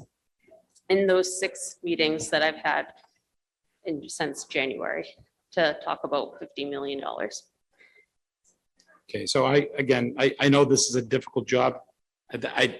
And there's so many moving pieces, what you can use it for, what you can't use it for. And I know there are some communities that try to manipulate the system to try to get ahead, but like I said, I've seen ARPA move other communities in the most important avenues like libraries and and recreation and, health, mental health and education and teachers and seeing where that goes. So I know that it's not apples to apples because our deficiencies are very different than neighboring communities, but you answered, that's a glaring question that's a little bothersome to me. So thank you so much. I appreciate your honesty. Of course. Just like to remind everybody, I am not the final decider on these funds. I am the administrator and Right. the manager. Again, I should have made that clear that you're just the person putting the numbers down and handing it off. So it's not the person that's making decisions. Yes. So And, thank you. Thank you.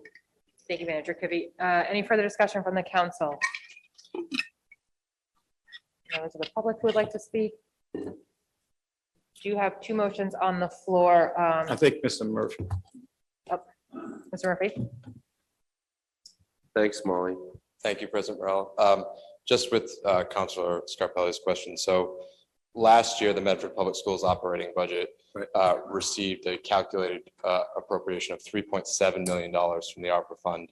And this year, as I believe was relayed in the communication before you now, it's 3.5 million. So the school department considers ourselves the beneficiary of the federal program that Councilor Barris referred to earlier.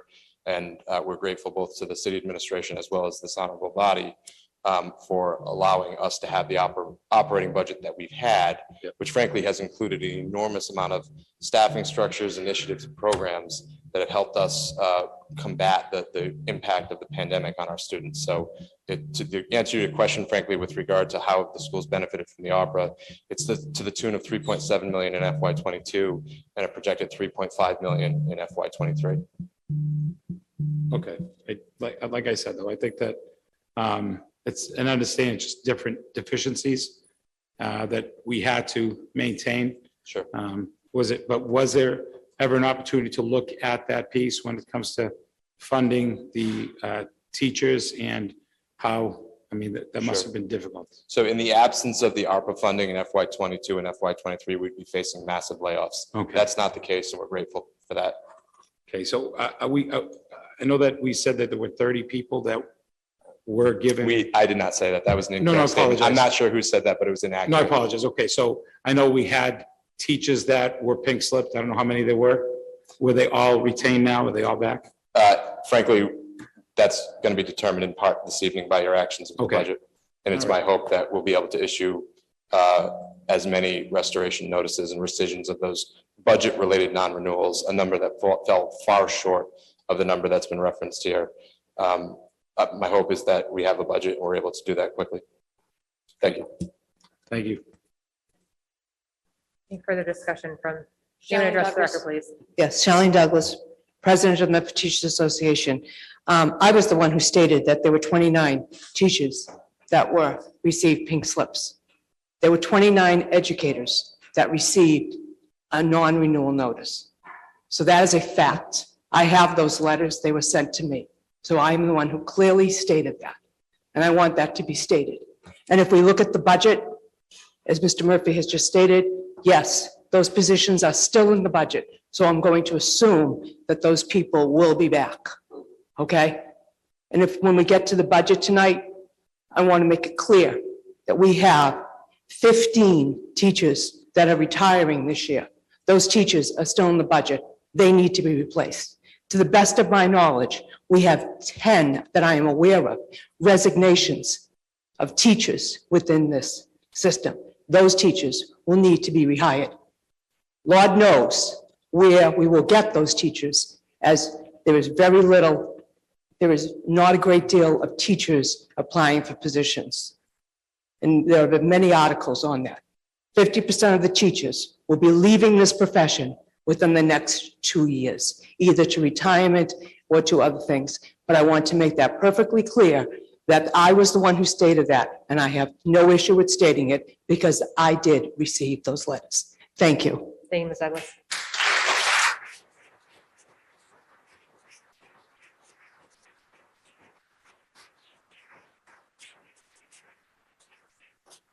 Thank you, Madam President.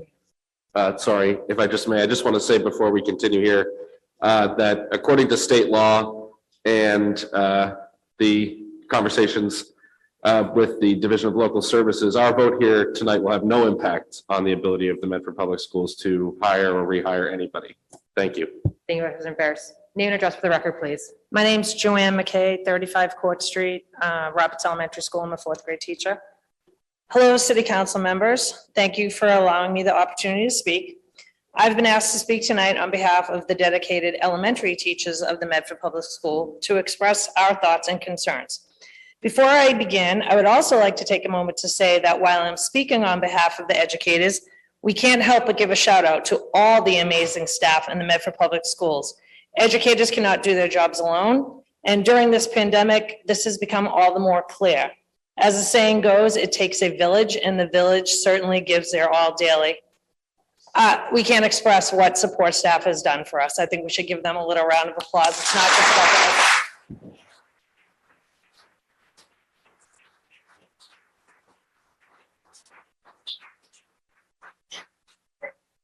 Oops. It should come back on. Shane? Okay, sorry. To say the education profession has become a challenge during this pandemic is an understatement. We all know that this has become increasingly more difficult over the years, but during the pandemic, it has been unprecedented. However, due to our love and care for the children, educators have persevered, and we've worked harder than we ever have before. We've heard a lot recently during our negotiations that it's all about the kids. Does the district think that we don't know this? Would we be doing this job if the students weren't our main concern? Nobody has ever gone into this profession for the money. We go into this profession because of our love for the children and our desire to make a difference in the world. And as educators, we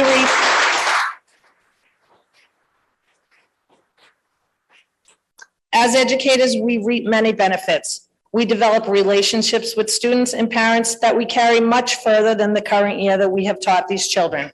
We receive emails or letters of thanks. We get friend requests from former students or parents, and we get visits from students years after they're gone from our classroom. We even get invited to weddings and baby showers.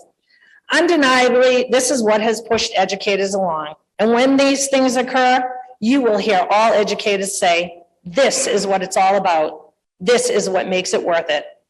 Unfortunately, as a result of the shifts in education in this pandemic, it's just not enough anymore. Our central administration tells us frequently in emails how important we are and how much we are valued. This is also not enough. We are working harder than we have ever worked before. We are faced with challenges we have never come across. Nobody comes and asks the educators how things are really going. Does our central administration know how far behind these students are academically after this pandemic? Do they really know that we are working miracles trying to back teach information while being told to use curriculums that are based on students having a solid foundation of skills? Curriculums that were created pre-pandemic, built on assumptions that students have a certain base set of skills they would have to acquire during a succession of regular school years. Has anyone told us what we can do about this? Have we ever really received guidance on this? The answer is no. So the educators have worked even harder to try to figure things out to fill the gaps. We have researched and we are supplementing and finding materials on our own time. Elementary educators have had to adjust to a new block scheduling that leaves little opportunity to target instruction and differentiate for our students. Does the district truly understand that this schedule gives us limited time to work with the many students needing intervention?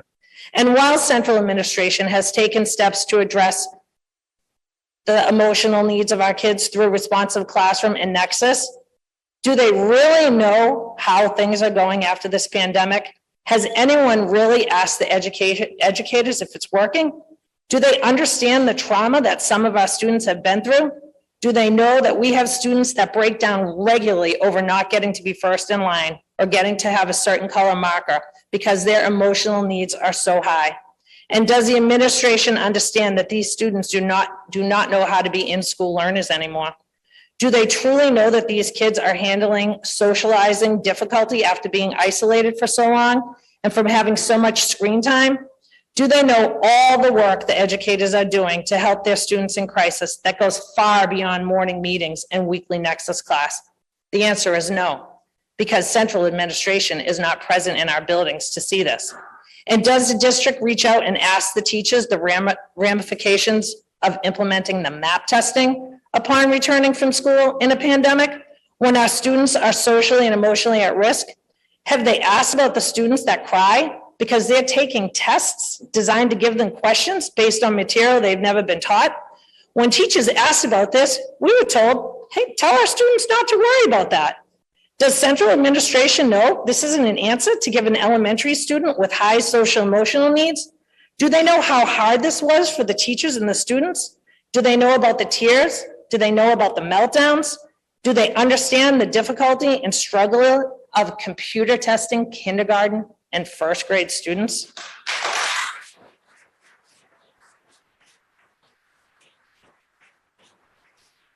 And the answer to this is no. Yet they tell us they understand how hard we are working and how hard things are for us, and they value us in all that we do. Unfortunately, the sentiment of the teachers right now is that our administration truly does not value us. They feel that they are adding more and more to our plates, and they just expect us to do all that we're doing because it is our job and because it's all about the children. Well, we are doing our job. And you know what? It is all about the children. That's why we're all here. That's why we stepped up to the plate and went above and beyond what was asked of us. That's why we drove to our students' houses, counseled our students, spent hours learning how to teach remotely, and found engaging activities. That's why we go to school early and we leave school late. That is why we spend our own money to enhance our lessons and make school fun for our students. Many of us seek out and pay for our own professional development by becoming active members of various associations like the International Literacy Association and the National Councils for Teachers of English, Math, Social Studies, and Science. It's why we spend our money and time during our summer breaks taking courses to better enhance our teaching. It's also why we lose sleep at night worrying about our students, and we try to research proven strategies to help them. This is why teachers use their personal preparation time to meet the needs of students when they are in social emotional crisis. And we are sorry, but telling us that we are valued and appreciated occasionally in an email is just no longer enough. This proverbial pat on the back is becoming nothing more than a slap in the face. Our district needs to learn what we really do. Our central administration needs to show us that we are respected and valued, not just tell us. We have worked an entire year without a contract, and not one educator has let them affect the quality of their work. In fact, this year, Medford's educators worked harder. We are overworked, we are underpaid, and we are stressed. We are tired, we are getting burnt out, and we are often overwhelmed. And yes, we ourselves have been traumatized by this pandemic. Yet we show up every day and we do our best. And do you know why? Well, that answer is simple. It's because of our students. We are asking the district to remember this. Positive working conditions lead to positive learning conditions for all. And when is the central administration going to do more to show us that we really are valued and appreciated? And after all we have been through and all that we do, I have to ask, when is it going to be just a little bit about the educators? Thank you.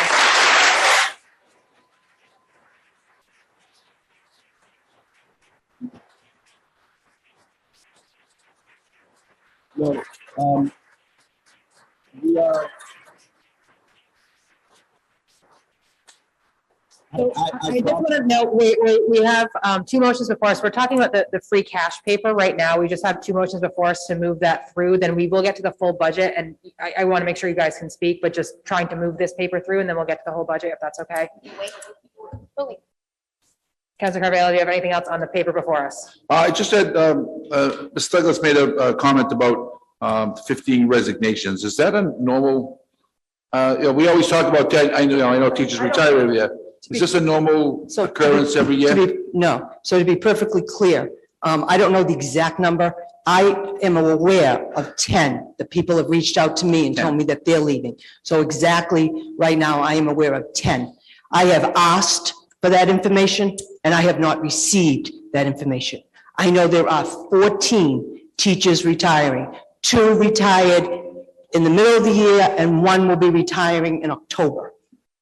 Okay, so the retirements are up The resignations, no, I've never seen this many resignations. What is the normal number? of 2, 3, okay? But I just want to make it clear. We know of at least 10. I know of at least 10, Point of okay? information, Madam President, President Bears. just if we could just get through this paper and get to the budget, then we can talk about all the budget related issues. It's just that this is not about the ARPA Okay. revenue replacement. I just want to Sorry, get yeah, I through said that. free cash, I meant ARPA revenue replacement, apologies. So we have two motions on the floor. We have a motion from, we'll take Councilor Carviallo's motion first, which is to request from the federal funds manager a full outline of ARPA spending to date, correct, Councilor Carviallo? Yes. Okay. So on the motion of Councilor Carviallo, seconded by Second. Councilor Singh, all those in favor? Aye. All those opposed, the motion passes. Motion on the main paper from Vice President Bears as seconded by Councilor Knight. Mr. Clerk, please call the roll when you're ready.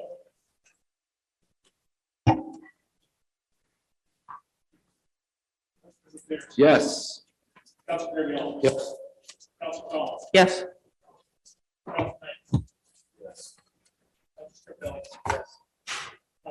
Yes. Yes, 7 affirmative, 0 in the negative, the motion passes. 22-408 to Honorable President and members of the Medford City Council regarding the fiscal year 2023 budget submission revised. Dear President Morrell and members of the City Council, pursuant to Massachusetts General Laws, Chapter 4, Section 32, I respectfully request and recommend that the City Council approve the proposed fiscal year 2023 budget as submitted. The total submitted appropriation for all departments, including schools, is $201,154,843.02. Account details will be included within the budget presentation, which will be available electronically on June 21st, 2022, in an interactive and searchable format via the city's website at www.medfordmad.org/mayor/city-budget. Councilor Scarpelli. I just want to take this time to just disclose that I do have a family member who works in the school system. It will not preclude me from voting on the total budget, but I just wanted to make that a disclosure. Thank you, Councilor Thank Scarpelli. you. I do have before us the entire table. I can read it unless counselors would like me not to. You want me to read it?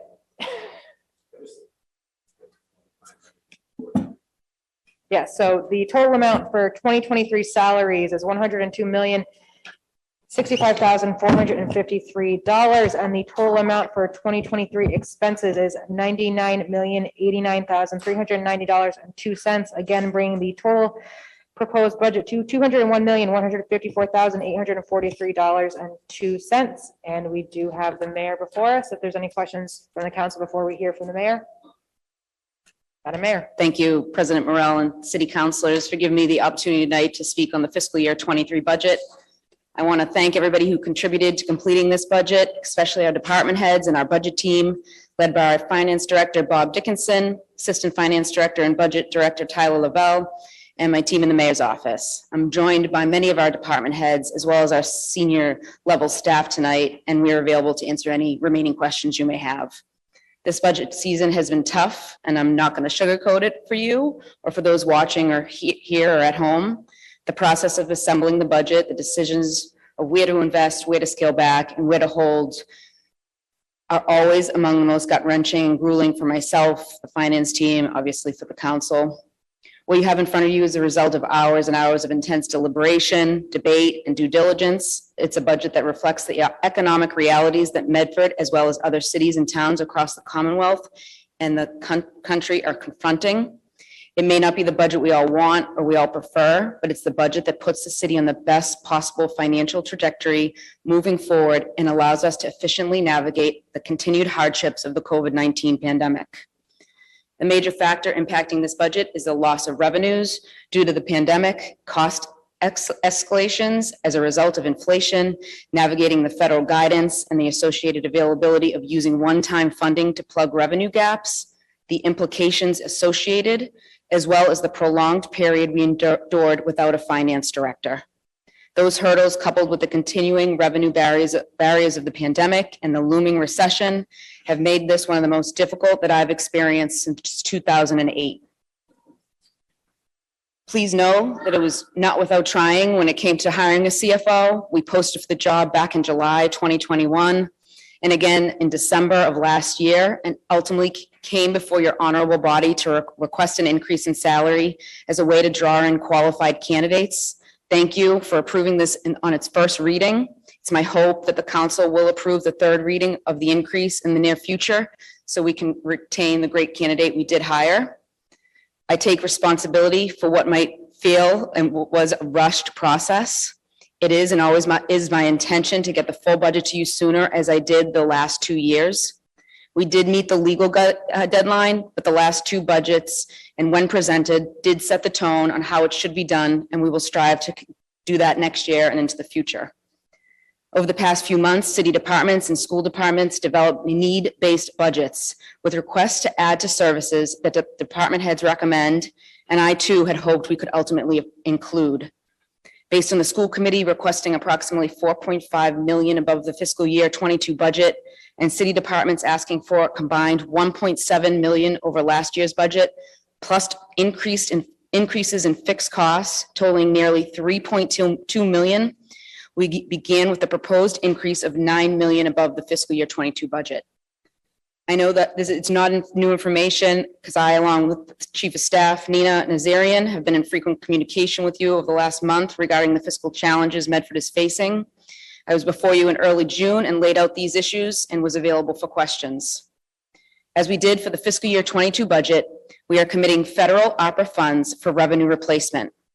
However, because the allowable percentage to be used for revenue replacement is based on a strict formula that is designed to diminish year over year and is subject to strict federal guidelines, 7.2 million of ARPA will be used to support revenue replacement in this proposed budget. This represents an approximate 4.5 million decrease over fiscal year 22. This amount or close to it was expected, however, because we knew we would have to wean off the use of one-time funds over the 4-year period.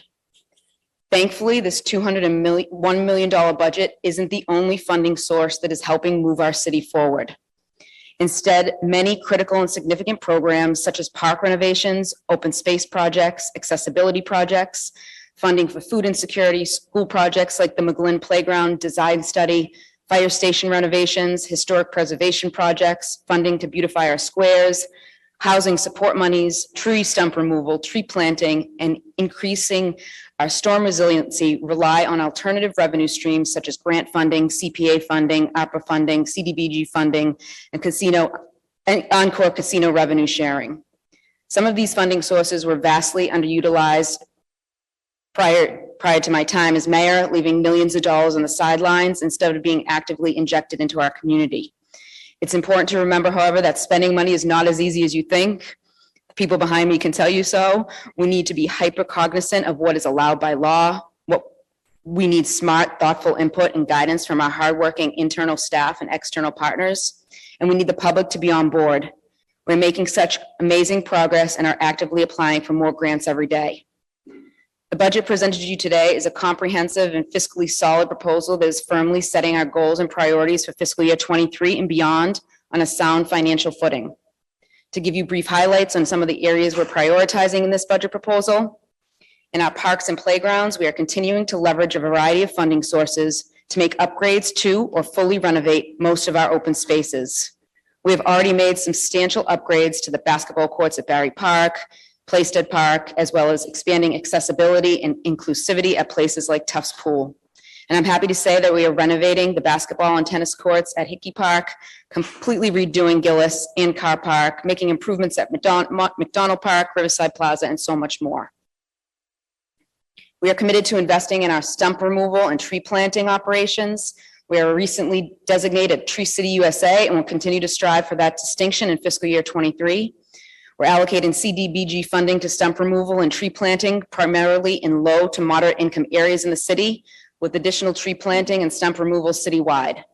We recently completed $90,000 in CPA funding for trees in our 9 parks, including Morrison, and have signed to go to bond with an approval of $250,000 for stump removal. Thanks to your approval, and I thank you for that approval of the loan order, as well as the loan order to repair $1 million worth of sidewalks. We're making substantial progress expanding environmental justice and creating a more sustainable and green future for the city. We're adding the Blue Bike Network into Medford on both public and private property. And we're expanding our bike network by adding more bike lanes, sharrows, and other necessary infrastructure to support safe options for biking in and through Medford. With analysis and guidance from the pavement and sidewalk assessment we completed and released last fall, and by working with Owen Wartella and our new engineer and Tim McGivern, our DPW, we're planning and beginning to address the $175 million backlog of roads and sidewalks repaving projects and upgrades that have been repeatedly ignored for decades. And by using the right mix of preventive maintenance and addressing critical repairs first, we can and will begin to tackle this critical issue. We are tackling climate change head-on by working across departments through a municipal preparedness grant to improve Medford's capacity to prepare for and respond to climate-related natural disasters. Through the MVP grant, we're devising plans for community hubs, and we are here to listen and to understand our community's experiences, needs, and ideas as we create better services together. We are committed to expanding affordable housing options and limiting the financial burden on families and individuals who want to live in Medford. We have finalized and submitted our housing production plan to your body for review. Additionally, in conjunction with our economic development team, we are continuing to fight for more oversight when it comes to 40B developments. We've been negotiating with all three developers to re-examine plans that better fit the community's needs, and the ZBA recently announced that it remanded the decision on the Mill Creek development project and will hear proposed updates at a meeting in the near future. I'm happy to report that despite these self-imposed guidelines, the school committee overwhelmingly supported a 2.5% increase to the school's budget from fiscal year 22. This expansion in funds ensures that our teachers, students, and staff have access to resources and tools that best equip them for success. And thanks to the dedicated work of the school committee members, as well as the superintendent, assistant superintendent, and assistant superintendent, we're able to continue to invest in our schools and our students and prepare them for the future. Since I took office, we've taken a pragmatic and thoughtful approach to the city's finances, which has enabled our free cash reserves to be built up to the highest amount I can recall. This is welcome news. The next 2 years, however, will still be challenging in terms of our financial outlook, and we will need to access this safety net when compiling the fiscal year 24 and 25 budget. Though by then, we hope to see some impressive commercial and mixed-use development ready to open for the public. I'm happy to announce tonight one of those developments will be a second retail marijuana establishment, as the second contract was signed yesterday. Medford's development potential is huge, and developers in large sectors such as life science, manufacturing, biotech, and retail marijuana establishments are taking notice thanks to our efforts of the Economic Development Director and the Office of Planning, Development, and Sustainability. While continuing to protect and enhance residential neighborhoods, Medford's primarily commercial areas such as Mystic Ave, Wellington Circle, and portions of Mystic Valley Parkway and Medford Square are poised for new growth and strategic development that will put Medford on the map, increase our commercial tax base, and bring in new jobs and revenue to the city. We are weeks away from putting out an RFI to developers to utilize the air rights we own above the Wellington parking lot. We also have big plans in the coming years for a new future of our fire headquarters, more street and sidewalk maintenance work, and a new Medford High School. Sustaining a high rating from our bond agencies is critical to supporting the debt we will bring on as a result of undertaking some of these key projects. Although we may be going the route of funding a new high school using a request to our taxpayers by different means other than bonding, this is an effective and financially viable tool. In certain cases, building a future landmark educational facility that would be the gold standard in the state is certainly cause enough to explore this option. I've talked about this vision with our community, our parents, our students, our teachers. We have to be cognizant not to jeopardize our children's future in Medford by overextending the public now. Going to the public today or last month for an override to increase the budget is not something ever requested of me by more than a few people, nor was it something I would decide on over the last few weeks without much thought, discussion, and deliberation. It's not a decision I would make in a vacuum. As I've said, there are many positives to glean from this budget, and despite the relatively modest increases, we're still able to provide the necessary services to our community, as well as continue to build upon several significant projects and initiatives from last year. Almost done, sorry. I appreciate the thoroughness and work you all put into these hearings, and I hope that you support this budget so we can get to work for the people. I have many other projects to work on over the summer, and I know you have been hard at work on many things, including deliberation of over 10 new ordinances yourself. Let's work together to create a plan for our future needs starting tomorrow. Lastly, I want you to know that I've heard you, I've heard our residents. I'm thankful for your advocacy, and I can now announce that this week we worked hard to adjust and formally recommend an additional $60,000 to part-time salaries for the library from negotiated salaries. For Director Kerr to use at her discretion to keep the children's section open, work to hopefully, at least in August, keep our Saturdays open throughout the summer and throughout the fall, winter, and spring. Contingent upon the passage of owed legal fees and of the city's law budget as proposed by me, I hereby formally recommend a combined total of $40,000 from negotiated salaries and the city's legal budget, legislative budget, to be used by the council to hire a consultant or attorney to help you finalize the comp plan and housing production plan. We have also been working with our team at the schools over the last week and we have heard them. We are allocating an additional $300,000 in ARPA monies for essential positions that need to be restored tomorrow. I called you all today to recap your priorities. Thank you to those who text me back or call me back. I've heard you over the last 3 weeks and today, which is why we have made these adjustments. It does not cover all of your or my priorities, but I feel I've met the needs that matter to us most to be able to get a better budget approved tonight. Thank you for your consideration and for allowing me to present my 7-page proposed, my 7-page speech this evening. I'm able to take questions now before I hand it over to our full financial team, our department heads. I know we have CLA on the call as well for any ARPA questions you may have. Thank you, Madam Mayor. Vice President Bears. Thank you, Madam President. Thank you, Madam Mayor, for your presentation. It's good to see you. You too. The first thing I just want to say is, certainly I was one to vote for an increase in the CFO salary. But I will say, we've been waiting 6 months for legal opinion to go to third reading on that. So that's been the holdup. And, the minute we get that, I'm sure that we would move forward with it.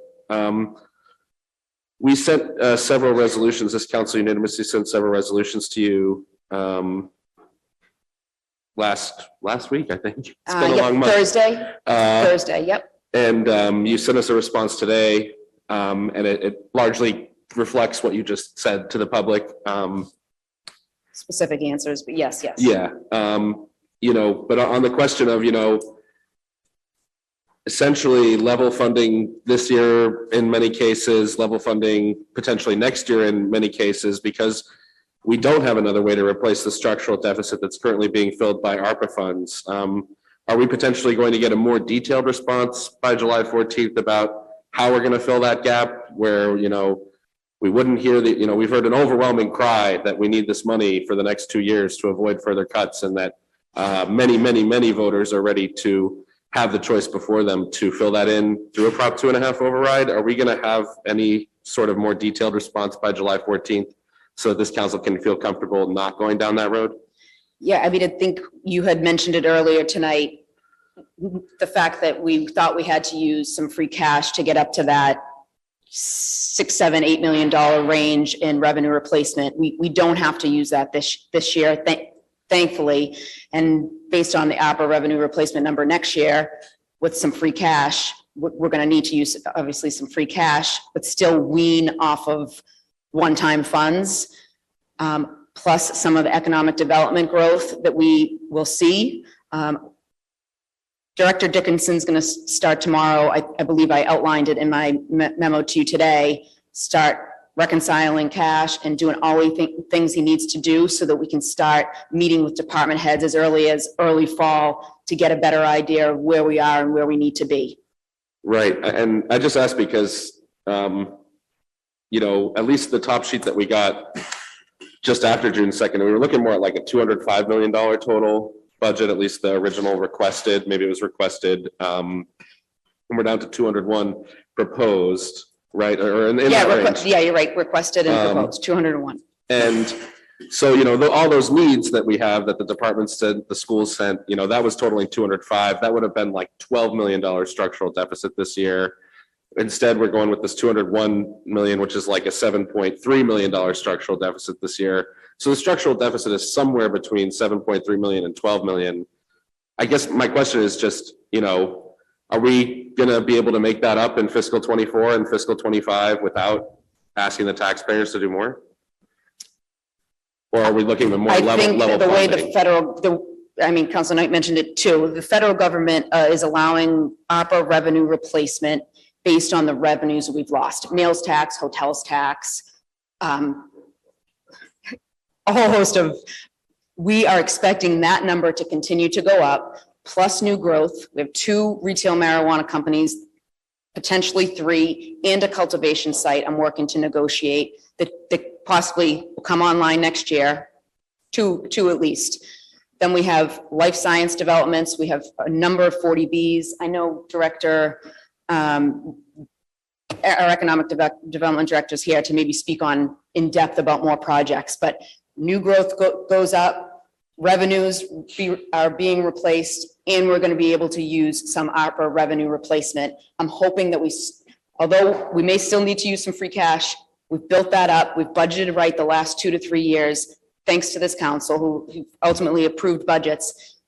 We're hoping with even some use of free cash and one-time funds lower than 7.2, we're going to be able to recover, still have a tough year next year, but recover. And then in fiscal year 25, you're going to see new growth skyrocket and hopefully revenues be back to normal. I mean, I like the idea, but I don't like the word hopefully. And I guess just my fundamental question is, so basically next year, the ARPA is going to go down. We're hoping that revenue goes up. That would allow us to level fund at 201 million. Yep. And I'm always open to any discussions. You and I have had conversations, and so I have with residents and administrators. I will not do anything. We've talked about going to our taxpayers for help to fund a new high school, and we've even talked about streets. But how many times we're going to go and do that has to be a broader conversation, not only between us, but the community. That's ultimately a council vote, but I still want to be involved in that discussion. And I want to make sure we take care of our residents that cannot afford it. People that can't afford food, rent, and their mortgage. We just went through a global pandemic and we're heading into a recession. We have people that can't afford gas in the winter. Like, we need to prepare. It's not something I could have done because I was being called out on it a couple weeks ago by a member of the school committee. I wasn't going to make that decision by myself in a vacuum. We budgeted. It was hard. I know it's been tough 3 weeks. You've done your due diligence, and I've taken the hits. I haven't even dodged them. That is, I understand that's what has to be done, and you want to spend more than we have. And I'm the one person that has to say, there has to be a limit, because we need to be able to prepare for next year and prepare for the year after that. Yeah, I mean, I understand that, but it's not that I want to spend more than what we have. It's that your departments have said we need to spend more than what we have to fully fund the city services. So I'm not going to belabor this point any further. I'm going to leave my further comments to after we hear from the public and after I hear from my fellow counselors. But, at the end of the day, what I'm hearing is that, this year we couldn't do as much as we needed to do.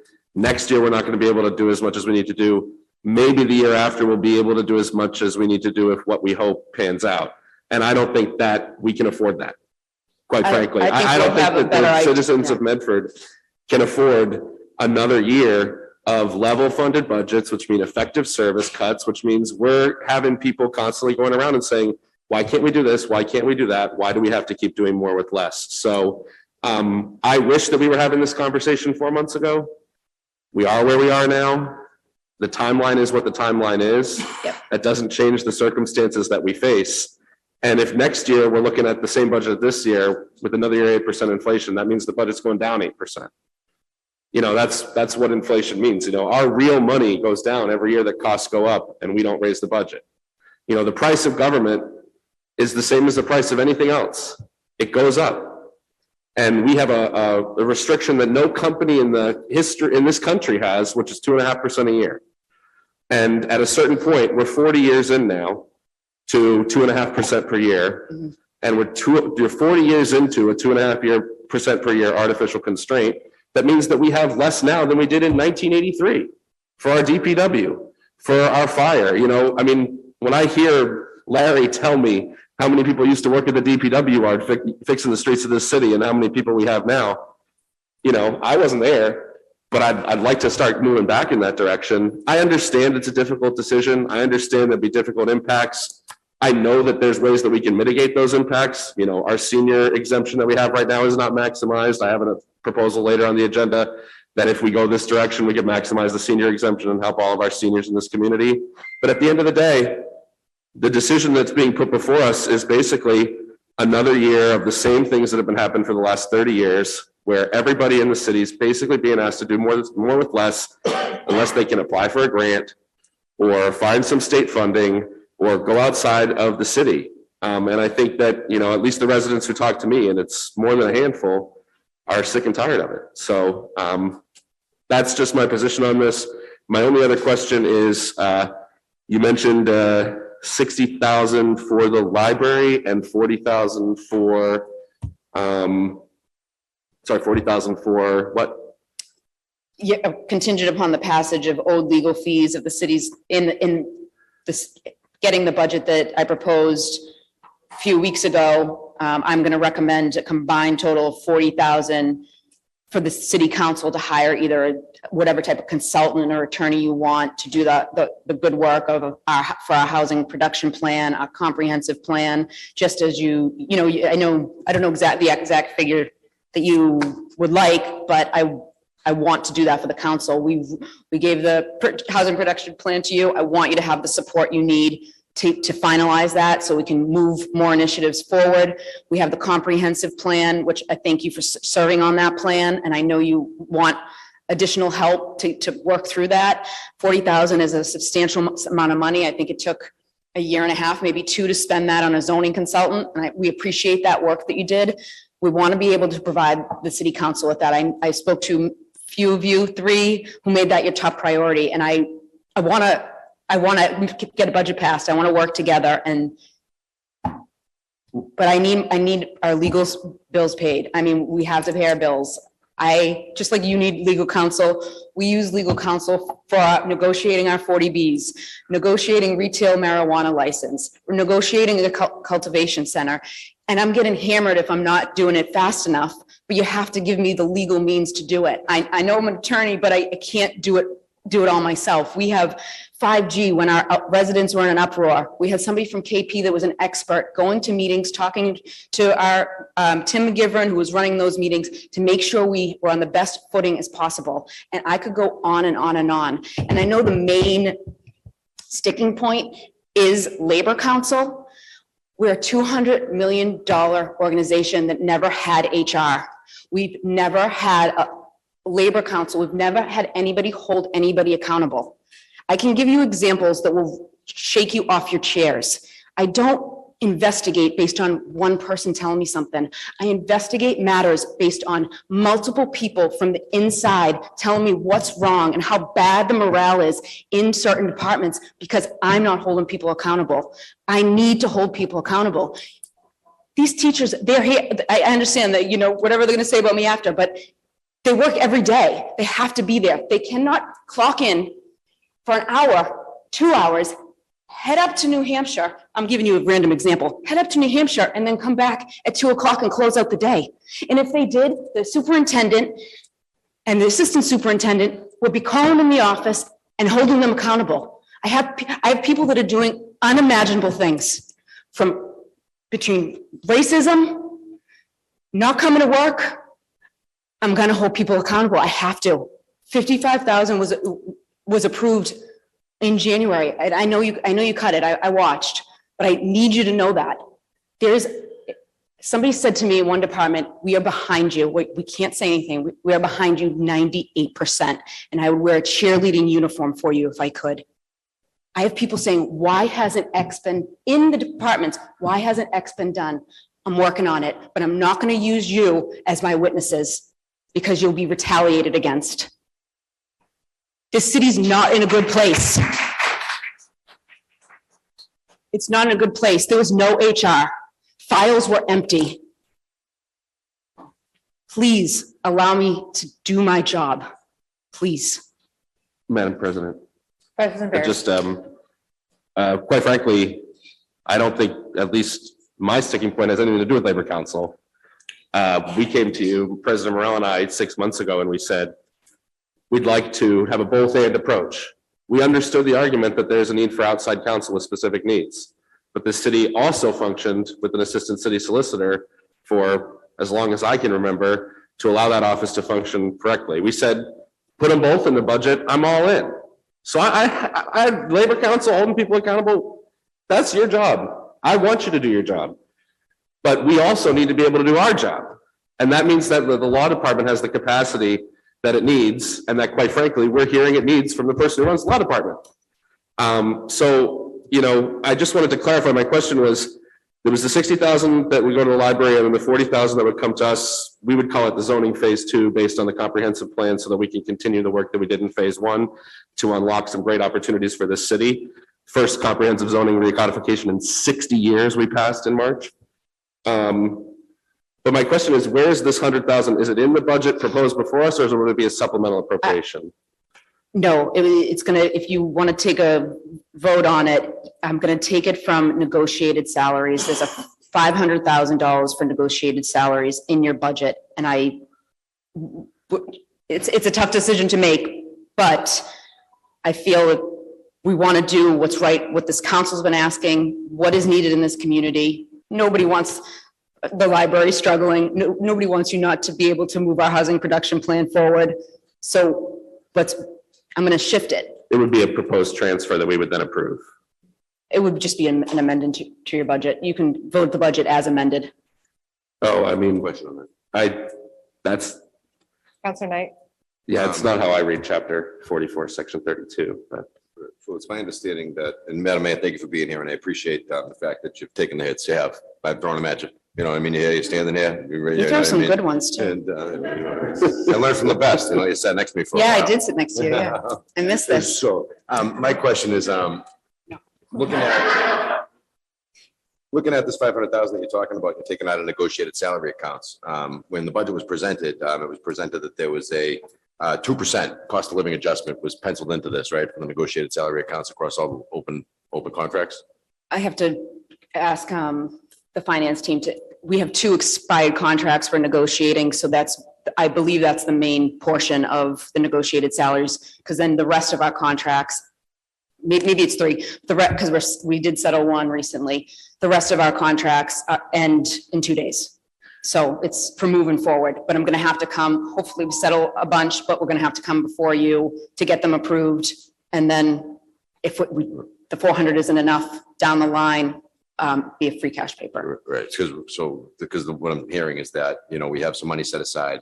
We've already made a, commitment that, it's going to be 2% cost of living adjustments, and now we're going to take money out of that account to fund these other items. So then that would leave less money on the table for these cost of living adjustments. No, right? I don't know if it was a 2%. Sorry, it might have just been retro. I think that was what I saw. Mr. Dickinson also said that. I don't know. Yeah, Mr. Dickinson said that that was also money for potential back pay because some of the contracts are going into previous fiscal years at this point. Retro. President Morrell, just confirming that this is retroactive for a couple of contracts that have expired. And that's, yeah, I defer to Finance Director Dickinson if he has anything further, but. Right, so what I'm saying, there are some contracts that are going to be under negotiation right now. We've put money into the negotiated salaries account to fund hopefully a settled contract. We've appropriated those funds at 2%. Now we're taking money out of that account. So there's not going to be 2% in there for these negotiated contracts. Now, quite frankly, I don't think that these men and women that are hardworking every day, coming to work every day should take less than 2%. They shouldn't take they should get more than 2% anyway. You know what I mean? So if we're taking money.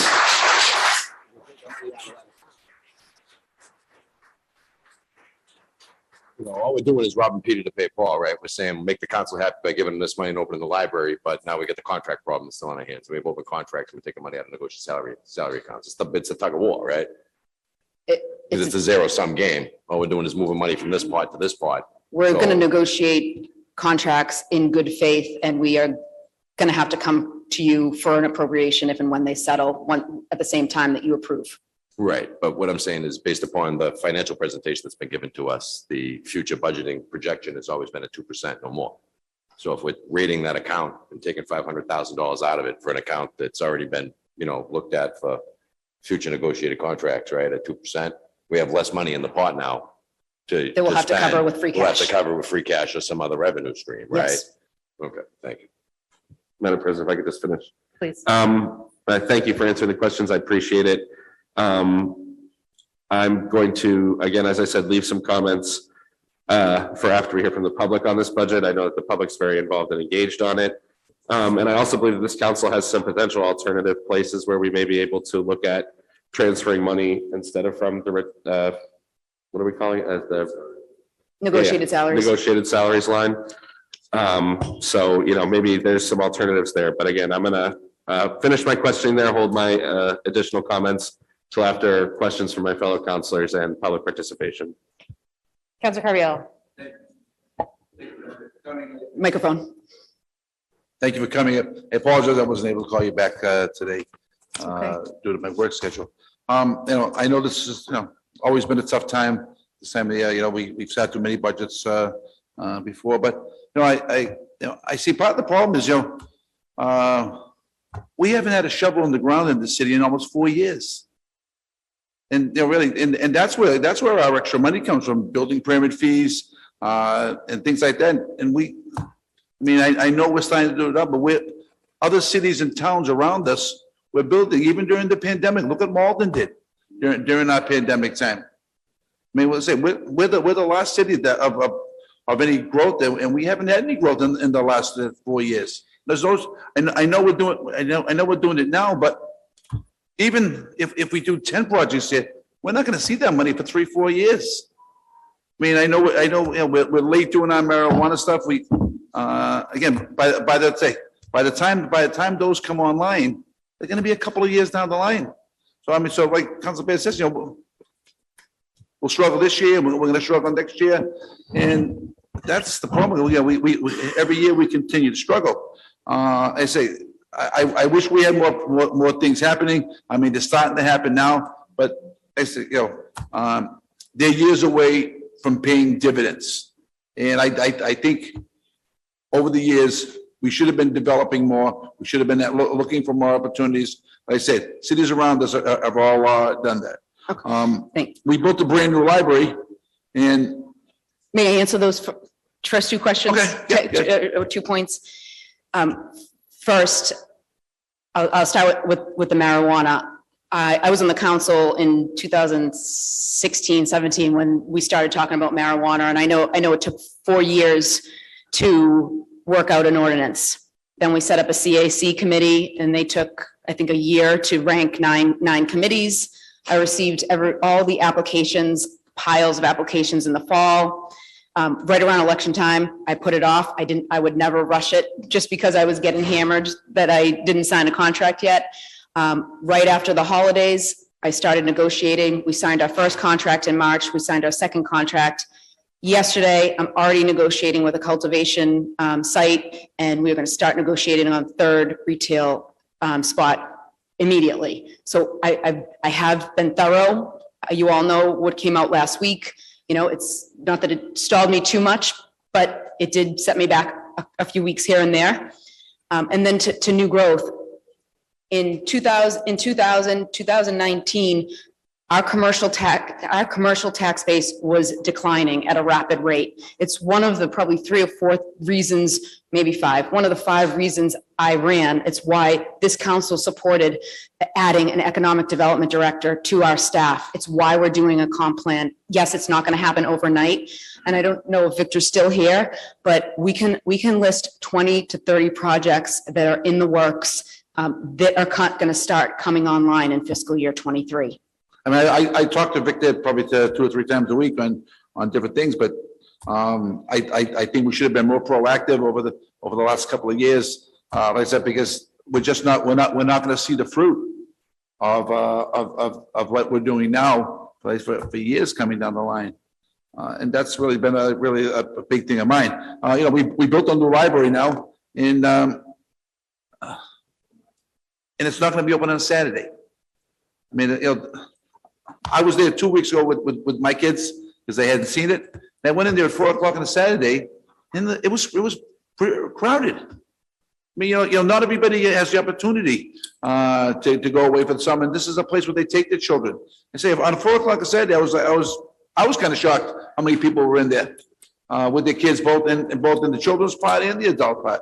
So I think we need to fund that to at least keep it open on Saturdays during the summer. I know you're looking for money everywhere, but That was the 60,000. Council Carviallo, I hear you. The first time I learned about the no Saturdays was second week in June. And then last week I did reach out to Director Kerr, who's here, saying how much do you need to keep the library open on Saturdays? I know there's also not only funding, but some staffing concerns, but it's why the 60,000 is in there for Barbara to either work her magic or figure out how we work together to make sure this doesn't happen next summer and make sure we can keep the library open on the weekends throughout the whole entire year. so is this $60,000 going to be enough to open it for the? It costs about $1,000 to $1,200 to $1,250 each Saturday to open the library. So let's say, is this going to be enough funding to manage to get it through most of the summer? If Director Kerr can get the staffing, and I don't think that's going to be beginning of July, but if Director Kerr can get the staffing, I would hope that we'll be able to work out with current employees, part-time employees. I know we're interviewing for additional employees, that we'll be able to work something out as soon as possible. I'm really shocked with the ballooning law budget. It just keeps going up higher. And I gotta tell you, I kind of mortified when we got this tonight. I mean, this is, I don't know what the reasons for this are, this package that we received tonight, which is really shocking to me. Council Carviallo, when you're trying to hold people accountable, that's the result. It's hard work. I understand. But I'm not going to back down from hard work if it's going to help the I city. didn't have the opportunity to read it. I'd say, I got it tonight, but let's say, They're ULPs, so you'll read them, but you'll understand. Hopefully they're not redacted enough. You'll get a full picture once you read those. and I'm also troubled about, we're still lacking department heads. Yeah, I mean, are we not paying enough money? We walk through this building, it's a ghost town. It really is.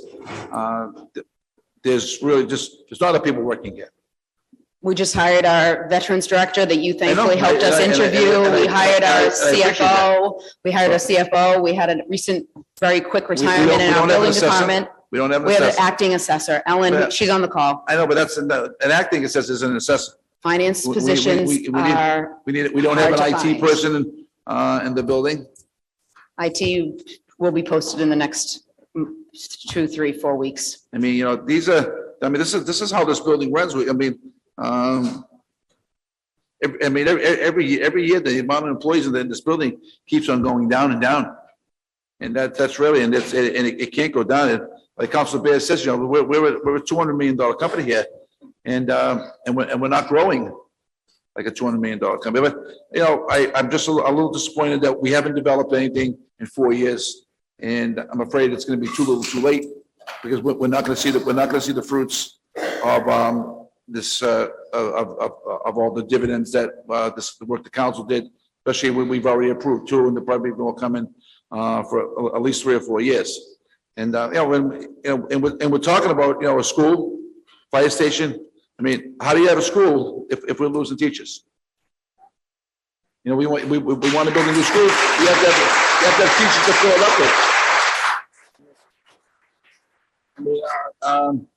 10 resignations this year. I don't know how that happens every other year, but I guess 10 is high. And they're not counting the retirees that left there, that are already left. So, yeah, I mean, those are really the things that have bothered me from what I've seen. So, thank you. And again, I know you've worked hard on this, but so you've done it before, and you've been doing this for 20 years. Every year it gets harder every year. Thank you, Council Carviallo. Thank you, Council Carviallo. Council Scarpelli. Thank you, Madam President. So first, thank you very, very much, Madam FB. This isn't easy. I know it isn't easy, but my fellow councilors have identified different areas that has been, that have been bothersome or questionable that they brought forward. I'm not going to do that.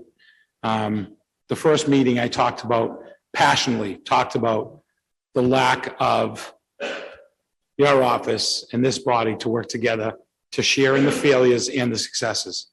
I was lucky enough to sit next to you for many years and learn a lot from you. And I watched your passion. And my passion was by your chief of staff was promoted that it was bullying. And I found offense to that because she's one of your leaders. And when you look at the situation that we're in, I find it difficult that you're coming here tonight and you're expressing a deep, passionate expression of what is important, what's happened. And that would have been great 6 months ago as each situation came about, as we would talk, as we wanted when we were colleagues.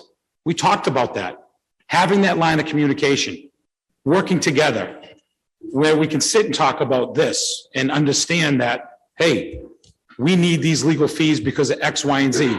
I don't know what personal matters, but it's also understanding in executive session what the city, why we're moving forward. I had non-negotiables. And I apologize, I didn't get back to you today. I got into a little fender bender. Thank God everything's okay, but I couldn't get back to you. But tonight, you couldn't give me the answers for what I want, my non-negotiables. My number one non-negotiable is having legal representation here. And we talked about that. We expressed that need. It was $50,000 that we looked into that because I give you the example, the BJ situation. We answered a question illegally. So held this city, this council in a negative light to the courts. So there's no way we were going to win because we presented it wrong. Where if we had counsel, those are little things, that's just little things that could lead us where we need to be led. There were times we want to go to executive session because this council looked unprepared. And we didn't have that guidance. And we didn't have that partnership. My other non-negotiables are our educators. Can I speak to Yeah, sure.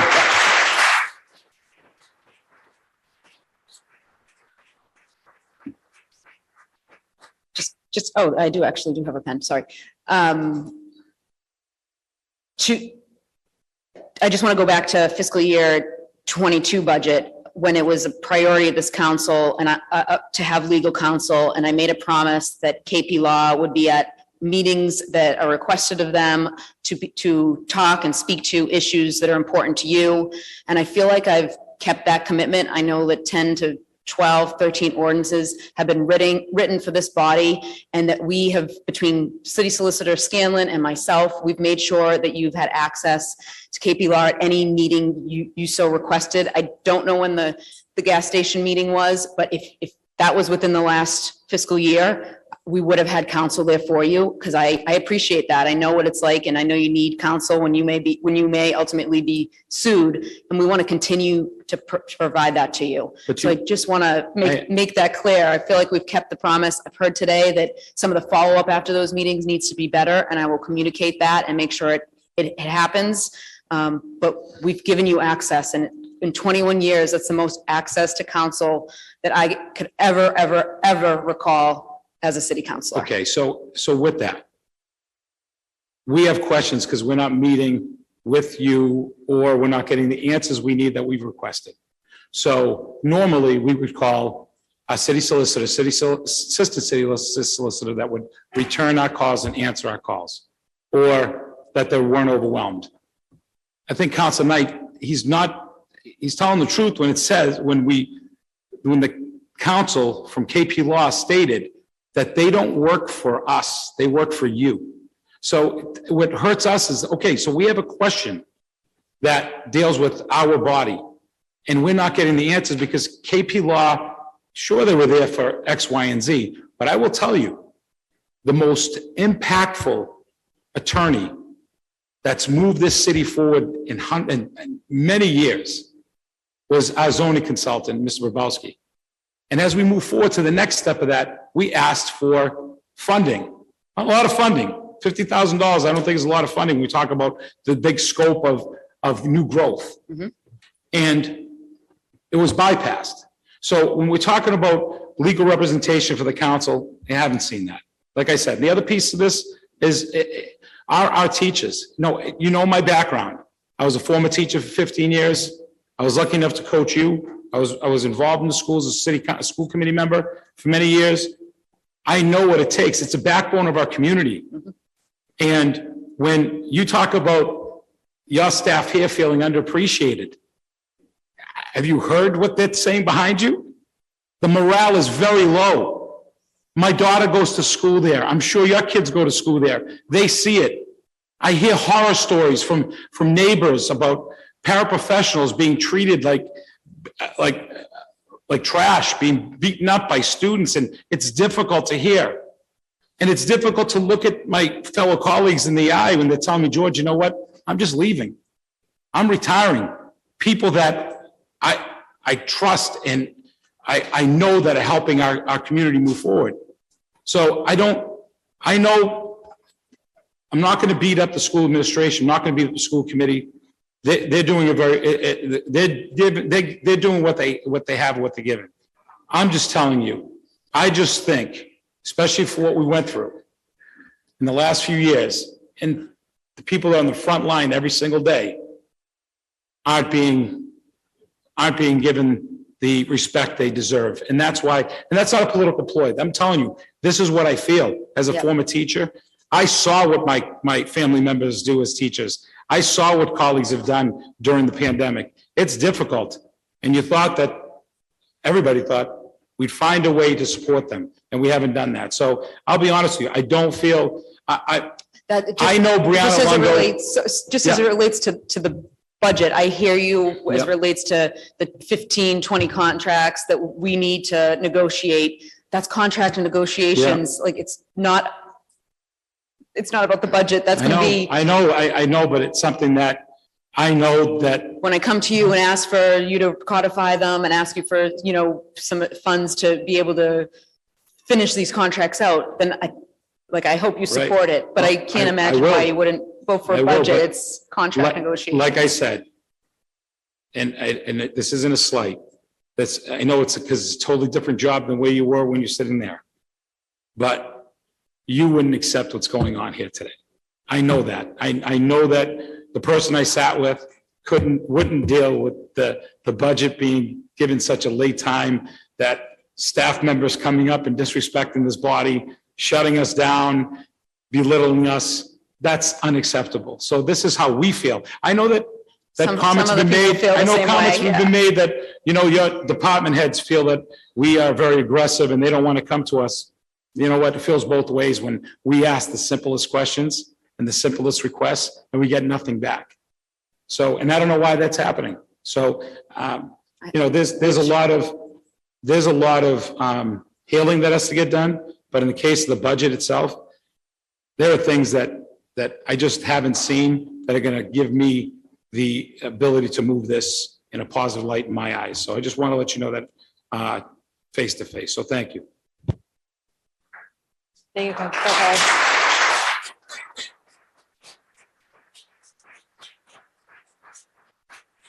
Any further discussion from the council until we move to public participation on the budget paper?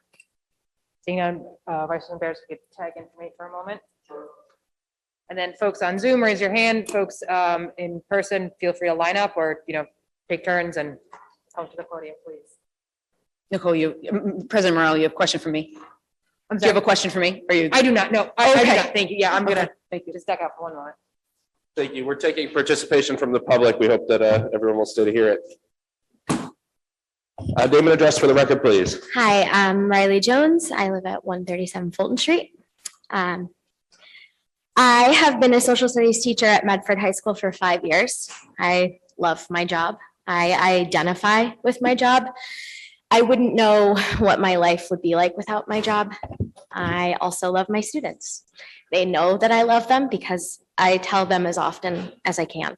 I seek within my job to show my students how much I love them every day. Teaching is a full-time job. That's an obvious statement. You don't need me to tell you that. What isn't obvious about teaching is that it is a full life job. You never stop thinking about your job when your job involves young people who need you. Every spare thought, moment, and idea turns to teaching. You are swallowed by the holistic nature of teaching, and it dominates every waking and a lot of dreaming moments in your life. The unspoken understanding of teaching is that most of your labor is free. The common refrain of, but you get your summers off, is thrown at every teacher at almost every corner of their career, but no one asks about the amount of unpaid labor that exists throughout the year. We don't get our summers off, by the way. That's the lie that we tell our young teachers to try and coax them into the profession. And as we can see, that's not really working right now. Every day, I start my day almost 30 to 45 minutes early at minimum. I need to open my room so that my students can have a safe space to eat their breakfast, break down their concerns about their schoolwork, talk with me about their troubles at home, or just soak in all of the love they can before they start their day. During lunch, I ask my students to leave and break their hearts because I need to recharge my batteries and talk with my coworkers since it's the only time I can breathe during the day. I can't utilize my prep because I'm asked to cover and substitute. After school, I do a lot of the same things I do before school, except generally I have 3 to 4 more students in the room. I run a club that I am not paid for because I want there to be a safe space for my Dungeons and Dragons club members to role play, create characters, develop their worlds, and live in them. And they do, they live in them. Sometimes I have to run around the school looking for administrators because I caught 2 students arguing and there's no one to counsel them since there aren't enough counselors and they already have students to tend to. At night, I grade, I plan, I answer emails. It never stops. I know this. I understand my job.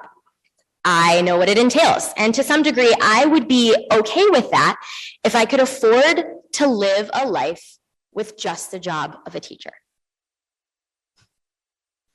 Except I can't afford this life. I can't afford to be just a teacher. One of the true cruelties in this world is that I want to live this life, but it doesn't want me. It doesn't prioritize me. It doesn't pay me. I work 3 nights a week at a restaurant as a bartender and a waitress. I'm a paid member of our teachers union executive board. I am doing summer school this year. I'm currently working, 4 jobs. And the idea of having to get my graduate degree, a necessity for my job, is so daunting that I regularly fall apart just thinking about it. I spend so many hours of my life doing work to live the life of a teacher that has absolutely no connection to educating. I am exhausted. I don't get to do the work that I love because I'm too busy doing work to stay in the black. I want to spend every ounce of my energy teaching, but I am forced to spend my life bartending to sustain the vocation that I am talented at, the vocation that I love, and the vocation that is most useful to this world. My students know that I serve and bartend. They know I'm cranky on Fridays because I work the night before. They know my back hurts because I stand behind a bar and walk to take orders. They know it takes me longer to grade their papers because I was making drinks and serving food the night before. Some have even come by the restaurant with their families and encouraged their caregivers to tip me well so that I can save money. It's humiliating. Knowing that I am pitied by my students and that I have to look into the eyes of their caregivers and show them what their school system has forced me to do is yet another exhausting part of my job. I shouldn't have to serve my students' families. I shouldn't have to serve school committee members or the head of the Department of Education, which I have done. Yet I am failed by this superintendent, this school committee, and this mayor every single day. I set a plate or a drink in front of them instead of getting paid a reasonable living wage. I deserve a wage that reflects the increase in the cost of living. I don't deserve platitudes about how there isn't any money for me. Believe me, I have been aware of how little money there is for me the entire time I have worked this job. I don't want your pity tips. I want a wage that reflects the hard work and dedication I put into the Medford Public Schools. Treat me with respect and let me teach. Let me love my job. Let me love and support your students. Thank you.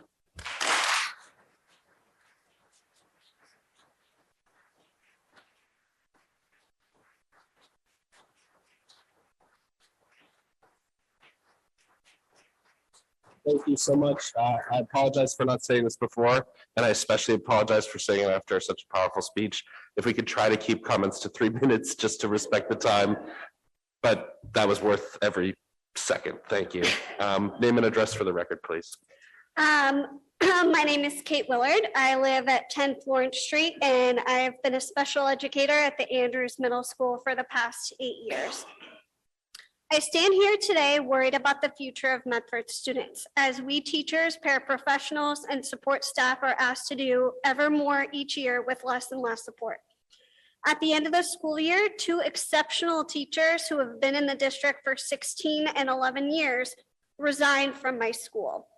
While their colleagues, including me, feel their tremendous loss for AMS, their resignations were met with little to no acknowledgement from their administrators.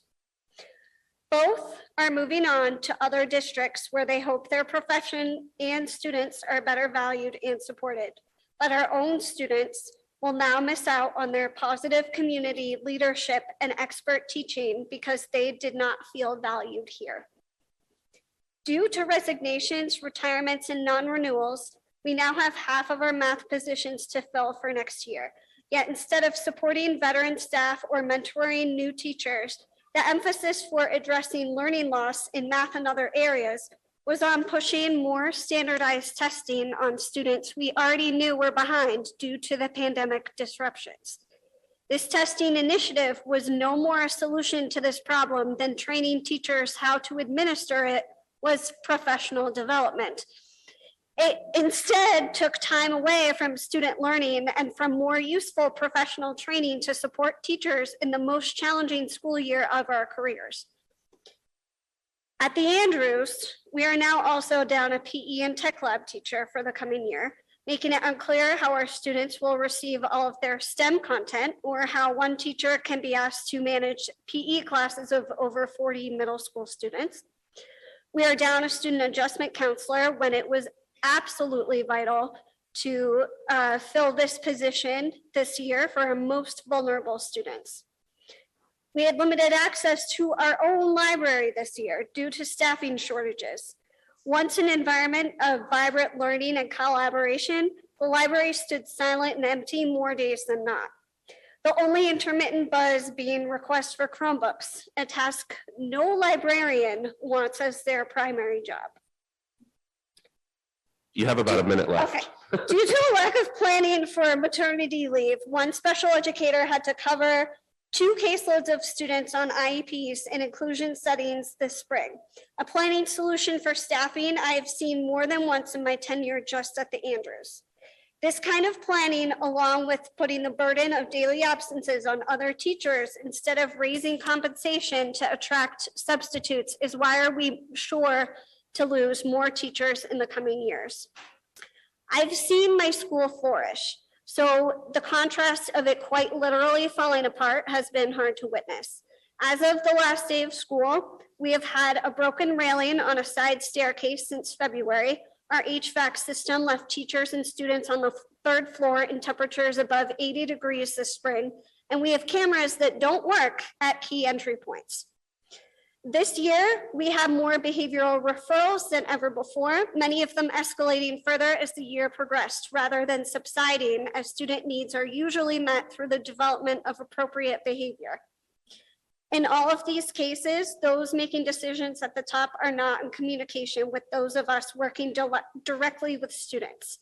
They may hear our pleas, but their inaction shows they have not listened.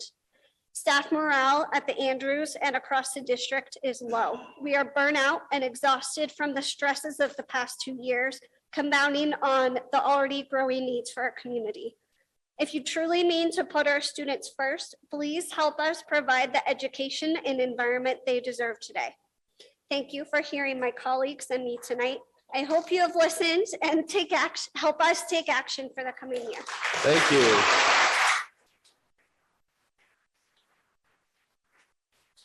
as I said, I'm gonna hold up a 1 minute sign when you're at 1 minute, so, So I only have 1 minute? you have 3 minutes, so. Go Thank ahead, name and address for the record, please. My name is Maria Skiffington. I've been a kindergarten teacher at the Roberts Elementary School for the past 16 years. And on my birthday in August, I will officially be a retired teacher. I'm retiring from teaching about 6 years earlier than I had planned. And I want to share why. Before I do, I just want everyone here to know that I have truly enjoyed my time at the Roberts Elementary School, teaching alongside the best. It's been an honor and a pleasure to be a part of that community. As I stated in my retirement letter to the superintendent, teaching in Medford as it is today places huge demands on my daily life. The recent proposal amidst contract negotiations to reduce prep time is a blow that indicates that these demands will continue to grow, leaving us with even less time than we already have for our family and for other fulfilling interests. While working beyond contracted hours has been a growing problem since before the pandemic, the past 3 years has had teachers giving more than we thought we ever could. Teachers turned on a dime in 2020 to get packets and materials ready for our students. We worked with the children and their families remotely, learning as we went, trying to keep children engaged and learning to finish out 2020. And we did all this while dealing with our own struggles with family illness, quarantine, and upended employment. Whether you are a remote or a hybrid teacher in the 2020-2021 school year was the most intense, most challenging, and most exhausting year of our lives. To facilitate this new way of teaching and learning without missing a beat, we collaborated on our plans and prepped after school and on weekends. From delivering packets and materials to children's homes, troubleshooting technology, issues with family members, recording video instructions for the at-home cohort, we were nonstop. We bought what was necessary to help these little ones. I teach kindergarten, so they're 5 and 6. Navigate a desk, which they're not even supposed to have until first grade. Keep supplies that they'd usually share separate, and show that their work away from 6 feet away. I'm sorry, excuse me, that's making me nervous. Anyway, while our 5 and 6-year-old children were kept at their shielded desks in the classroom, unable to share or allowed to play, distanced and isolated by necessity, we hope for a year of recovery in 2021-22. Recovery is not what happened at all this year. Still faced with the protocols of the pandemic, we are now expected to make our classrooms back to normal. We are expected to do more while being told to practice self-care. When are we going to do that? It's questionable whether what we were asked to implement is even developmentally appropriate for kindergarten. We learned and delivered a new phonics program that has children sitting in front of a projected screen of letters and words, performing repetitive decoding exercises for 20 to 25 minutes a day. We administered online tests to children who could barely work a mouse. We worked within block schedules that meant giving up flexibility that's needed to review a difficult topic, provide support to that small group that gets pulled out, spend more time on something that grabs students' passions and interests. And the one that gets me most of all is facilitating authentic play-based learning. Everyone who knows me knows I'm passionate about Focus on K. Focus on K was adopted by the district 6 years ago. It is our play and inquiry-based approach to teaching our youngest learners.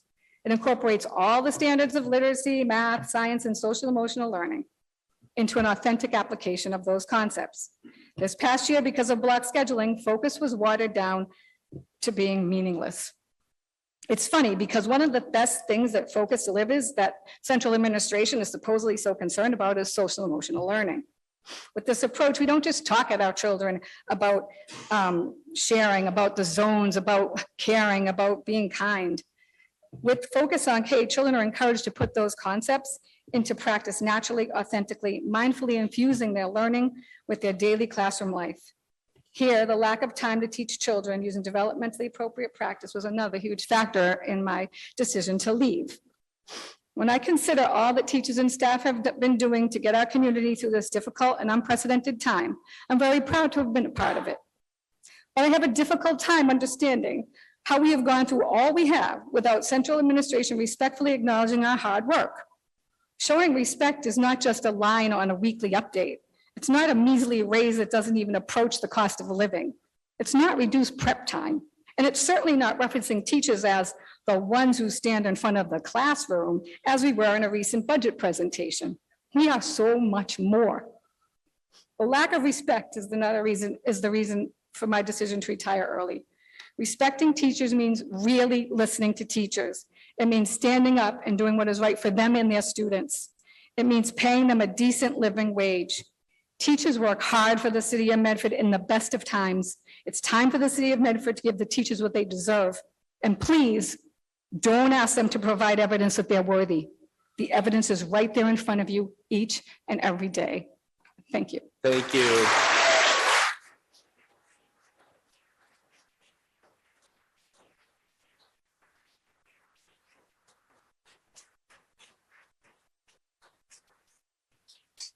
Name and address for the record, please. Barry Ingber, 9 Draper Street. And thank you, President Morel and members of the council for this opportunity to speak. I'm really wowed by these teachers, and I'm actually changing what I'm going to talk about because I feel like there isn't anything that I can say that isn't trivial compared to what we've been hearing from them. What I was planning to say was something along the lines of we need to raise the revenues to support our schools, to support our library, and to support housing, and to support all of the other services that we need and that are underfunded in this city. And if you need to tax me to do that, tax me. But I'm going to address two things that you're not likely to hear from the audience. One is, for a long time, I've been hearing counselors talk about the need for having their own independent counsel. And I thought that it was political grandstanding. And I was wrong. You guys do need independent counsel. And I've experienced that as a resident activist working on ordinances where KP Law has come in. And instead of being helpful about how to craft a good ordinance, has been obstructionist and has just gotten in the way of doing the work. KP Law is not providing the services that you need. You need a budget line so that you can have your own counsel to help you do your work.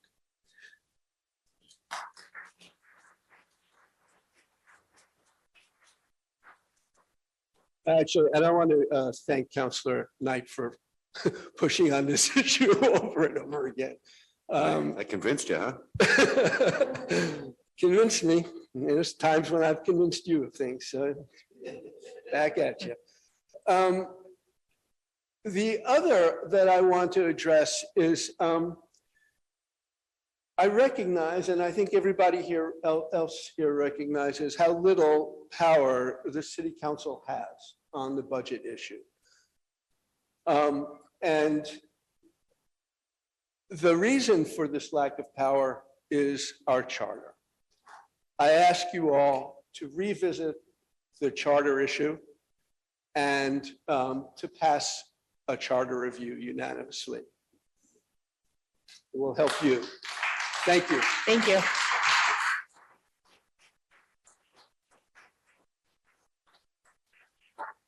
Name and address for the record, please. Rebecca Johnson, 108 Floral Ave in Malden.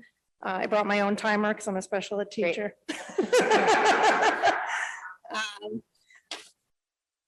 Good evening, members of the City Council. I watched your meeting last Tuesday, and I'm here to tell you what years of underfunding has looked like for my students and me. But first, let me tell you about my job. I'm a special education teacher in the language-based program at the McGlynn Middle School. This job is the best kept secret in Medford, working with some of the best people, best young people in the city. My students have a variety of disabilities, which result in significant learning challenges, behavioral challenges, and other needs that make learning in a typical classroom difficult. They work extremely hard and progress can be slow to arrive, but when they experience success, it's the coolest thing in the world to witness.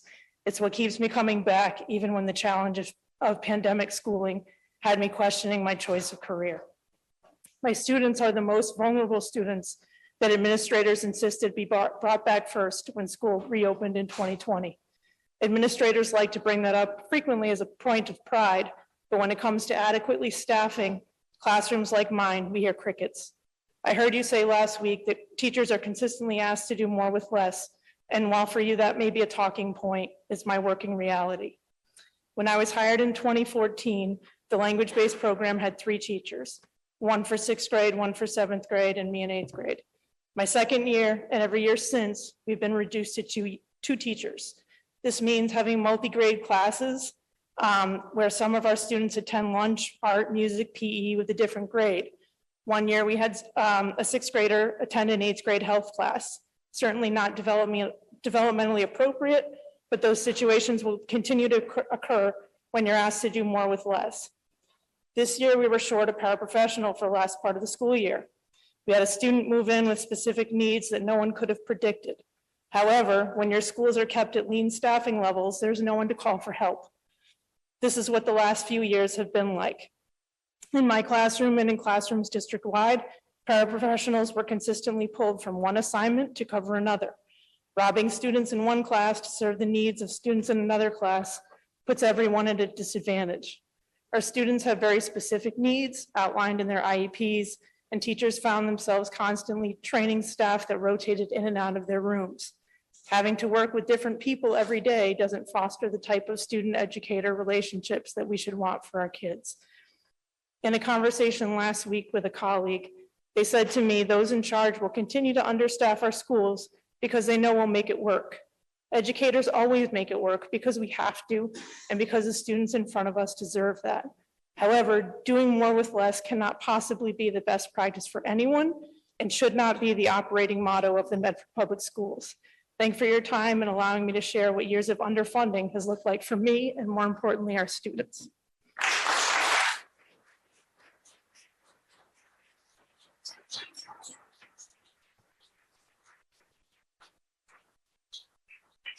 Thank you. Name and address for the record, please. Yes, Audra Cashin. I work at McGlynn Middle School, 3002 Mystic Valley Parkway. Before I start, I was interested to hear that department heads have gone down in City Hall because I've been teaching in Medford for 24 years, and you should check out the school budget because the number of department heads has done nothing but rise the entire time I've been here.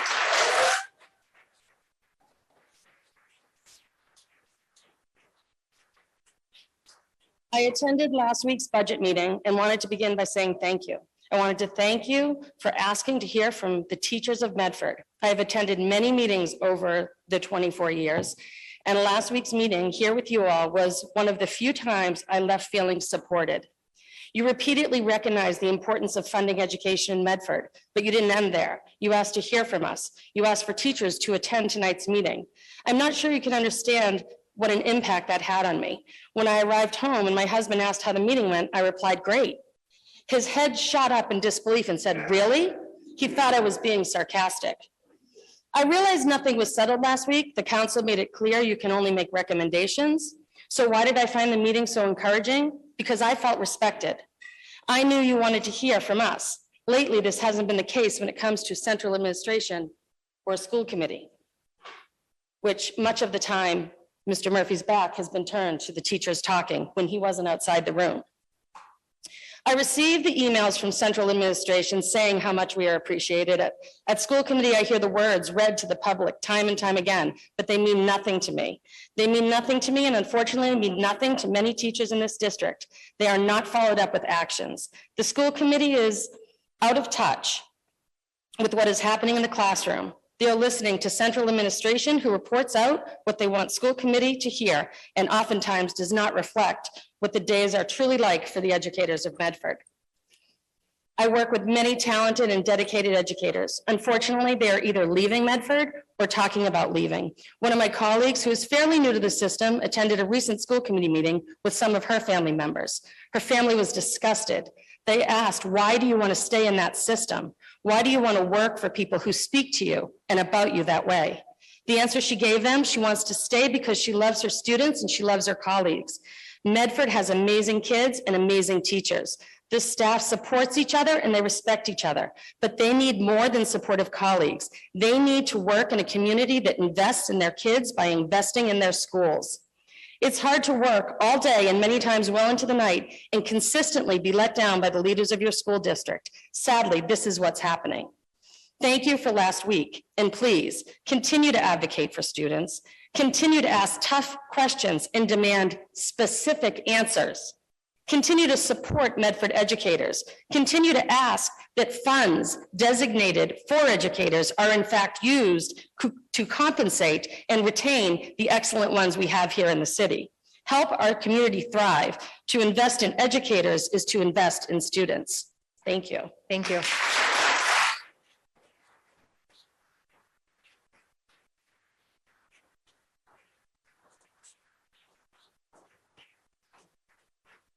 Name and address for the record, please. My name is Hendrik Gideons. I live at 14 Rita Drive in the Heights. I'm coming here to talk from a parent's perspective. I have two children, 7 and 11, at the Missatuck School. And what the level of service that we've received from the school since the pandemic has been way, way lower than what we need. And the amount of money that we're talking about, the disparity, you know, if it's $4 million, not enough, and that amount of money is nowhere near close to what we need to put into the schools to do the job that needs to be done. Our children are really struggling. They're struggling with basic emotions. My kids have enough to eat right now. We have enough money and they're struggling. And all of the kids are struggling. The teachers need to be able to have enough support so that they can do their jobs. And we probably need another 50% more money than that in order to do the job well. So we need a bigger piece of pie to the school, and the pie needs to be bigger. There is no shortcut to getting services that we deserve without the pie being bigger. The only way the pie is going to actually get bigger is to increase taxes, and no one wants to pay more taxes. It's true, but we are not getting what we need from the city. In order to have a tax base improve in business, those businesses have to come here. Businesses are not going to come to a place that schools are suffering, that teachers are leaving, that teachers are being laid off. That's not a good look for a company moving to Medford. So we need to attract the best and the brightest, and our talent pool is leaving. On a different subject, I do not see eye to eye with the mayor on many things, but I absolutely respect her going after the corruption and incompetence that we have in our town. It's bad. And somebody needs to take a stand and get rid of the people that are pulling the city down. And I don't think it's a lot of people, but there's definitely people that are not doing their jobs and are not serving the people of Medford well. I wish she was able to communicate more about what she's doing. And hopefully there'll be a midpoint where she can explain what she's trying to do to the council, and the council will be able to feel confident in allocating those funds. But cleaning out the dirt in the town is going to cost money. And that's just the way it is, I think. Thank you.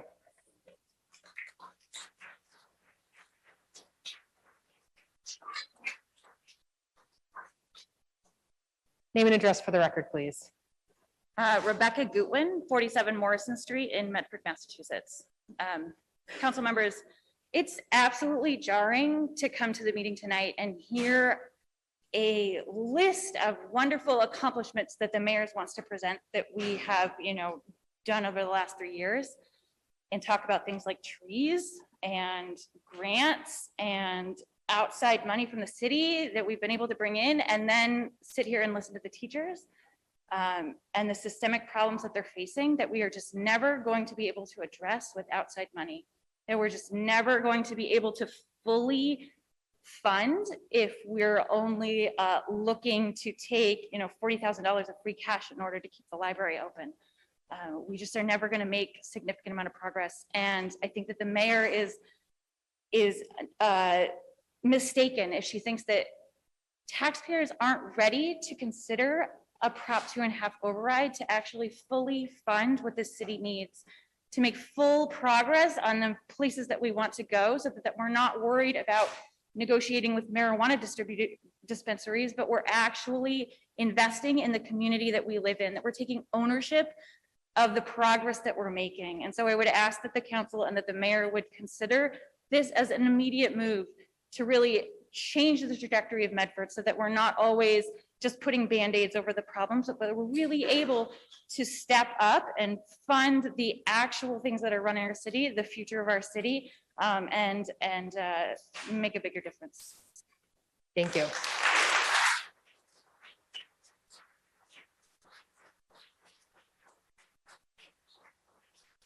Name and address for the record, please. Hi, Shanine Peliquin, 108 Bell Ave. It's been a while. I've been in front of this body many times in the past in different hats, but today I speak to you as a play advocate, a developmental specialist, recreation therapist, and newly a playground safety inspector. I'm also the co-chair of the McGlynn Playground Committee as a volunteer. There are so many wonderful parks projects happening. And in particular, and in recreation, Kevin in the recreation department has been working to increase accessibility in the facilities he manages. But that said, we are spending millions of dollars on comprehensive park renovations, finally taking account robust, meaningful community input processes that include youth and people with disabilities. We're doing it well. We're using park funds and CDBG and CPC funds. Thank God we passed the CPA. None of this would be happening, among other funding, and yet we don't maintain any of it appropriately once it's built. The playground safety inspector who completed the McGlynn inspection over the winter compared it to buying a brand new car. After saying the thing needed to be bulldozed. Not taking it for oil changes, rotating tires, or even topping off fluids, and then expecting everything to be fine and last for 20 years. Both the DPW and the school custodians are severely under-resourced and underprepared to take care of the playgrounds we have, much less afford replacement parts like broken slides and missing steering wheels. There is no plan for ongoing inspection. We talk so often about valuing our parks, but it is clear from decades of underfunding, which I understand that the current mayor and this body are trying to clean up, that the care of these parks, that this is not the case. We don't actually value them unless they're just not shiny and new. I urge you to explore all options, including a Prop 2.5 override, to make our city's services sustainable and our children's play spaces not only new and shiny during election season, but safe and desirable places to play throughout their lifespan. Thank you. Thank you.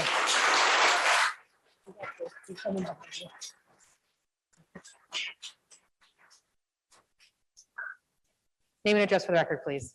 Hi, my name is Sam Sednick. My address is 47 West Wyoming Avenue in Melrose. And I am one of your librarians, and I do appreciate that you found money to fund positions that are unfilled at the library. But this room was full today of staff members from the city who are not getting paid enough, who are doing more jobs than they have to, trying to make ends meet in the city. Our library has a staff of 27. Our neighboring town, Winchester, serves half the population that we serve. They have double the staff that we have. I'm trying to hire positions in the children's room right now, and we're paying $4 an hour less than Winchester is offering. We cannot recruit competent employees, retain competent employees, unless we start to pay them for what they're worth and for the jobs that they're doing. Now, I am speaking about the library because that's what I know, but you just heard from a million teachers who are doing wonderful, hard, ridiculous work, and you're not going to retain them if you can't find a way to pay them for what they're doing. So I know this budget is rough this year, but every time a budget comes up, we are asked to tighten our belt, to do just a little bit more, to try to make it to the other end. And ultimately, we hear in this budget, the reason this budget is hard is because there's cost escalation, there's inflation. Inflation's at 8.6%, and we're supposed to applaud a 2.5% raise to the school budget. That additional money, though, means that the staff is getting paid less. We're the ones that are pinching pennies, that are having less time with our families, that are struggling to pay for gas or rent. And that's because we're not getting paid what we need in order to do our jobs. So help us keep wonderful employees in the schools and in the libraries and at the DPW, but you have to pay for it or we're gonna have to cut services. Thank you.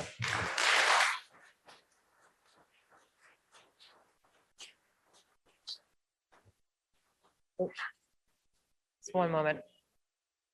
Just your mic went out. Shane, it's the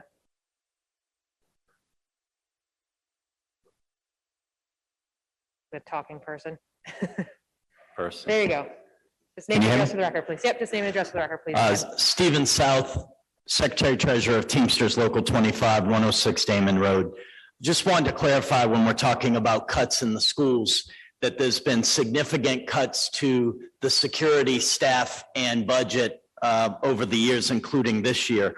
And I wanted to clarify what someone from central administration said tonight and make a few other points. One is, we had about 10 security guards many years ago, and through layoffs and attrition, we were down to 1 as of this school year. At the end of March of 2022, security guard Bill Mazeka retired after 47 years, and I congratulate him. But the city immediately notified us that they would not be replacing that position and I want to make it clear that there would no longer be security guards at Medford Public Schools. That's one point. Number 2 is the school resource officer. There was no school resource officer for about 1.5 years at Medford High School, and that was just returned several months ago. I just want to make that clear. So we didn't have that person. At the back of the school, door 31 is where the pool and the basketball courts are located. And for many, many years, we had security staff back there that would check everyone in. So every parent, spectator, people from other towns that would show up for games, everyone would give their ID and be checked in and sign in.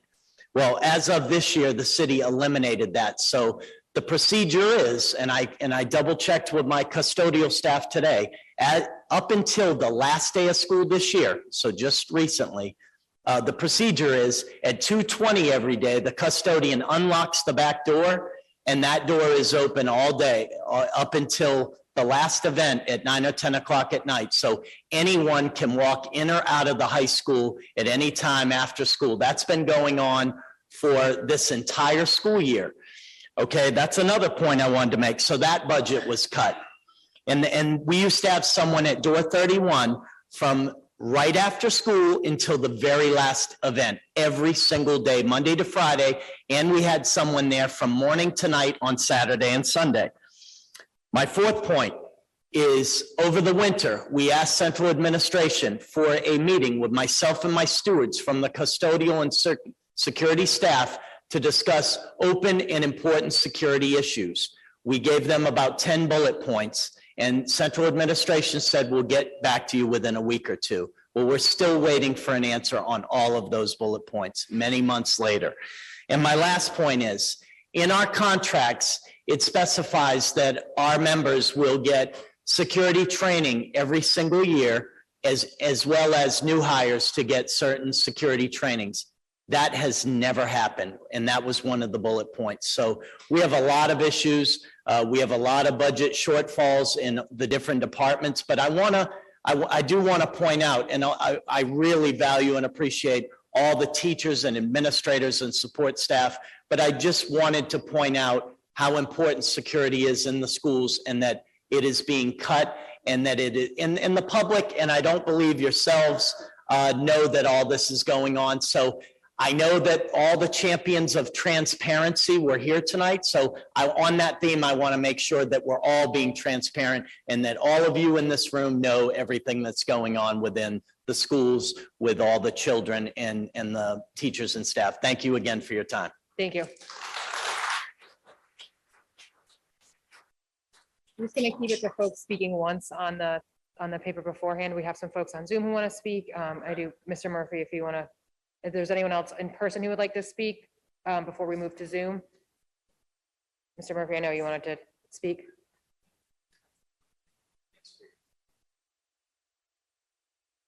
Thank you, President Morrell.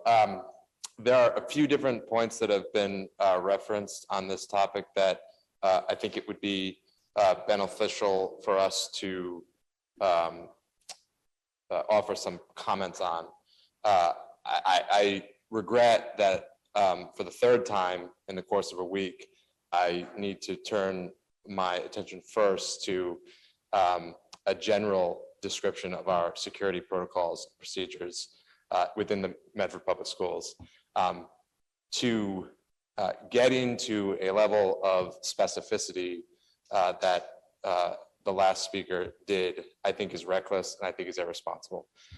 I'm not speaking to Mr. South's intentions, frankly, because it is the case that for all of our bargaining partners, we try to have a constructive ongoing dialogue with. And as I have said last week at your budget hearing, and I said earlier this evening, Mr. Mazeka's retirement did result in a change in the staffing configuration. It is not the case that we are reducing our security presence. We have, over the course of the last year, invested in more security personnel. There have been some modifications with respect to some of the logistics, and there is some ongoing investment that needs to be made with respect to infrastructure. Beyond saying, as I have now on multiple occasions over the course of the last week, that there is nothing that the school administration, and I frankly think every staff member in the Medford Public Schools, takes more seriously than the safety and security of our students, of our staff, and of our visitors and families. I don't have much more to say on that. But this ongoing attempt to discuss the specifics, which I think is frankly like exploiting the very understandable anxiety that many of us in society feel because of situations that have unfolded in recent years, I think is irresponsible. And I would ask respectfully that it not continue. With regard to some of the staffing specifics, as I frankly, we've met several times and I was genuinely under the impression that we've responded to each of the questions that have been raised by the union. But if there are additional questions, I'll be happy to continue to work with Mr. South on there. I mentioned earlier that there's one staff position that we have to figure out exactly what its classification, title, and responsibilities are.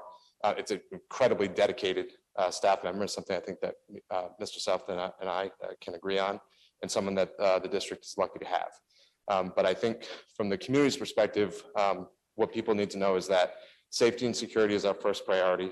That's been the case, and it's going to continue to be the case for as long as Dr. Edward, Vincent, myself, and the other members of the leadership team are responsible for this organization. That is my response to that specific issue.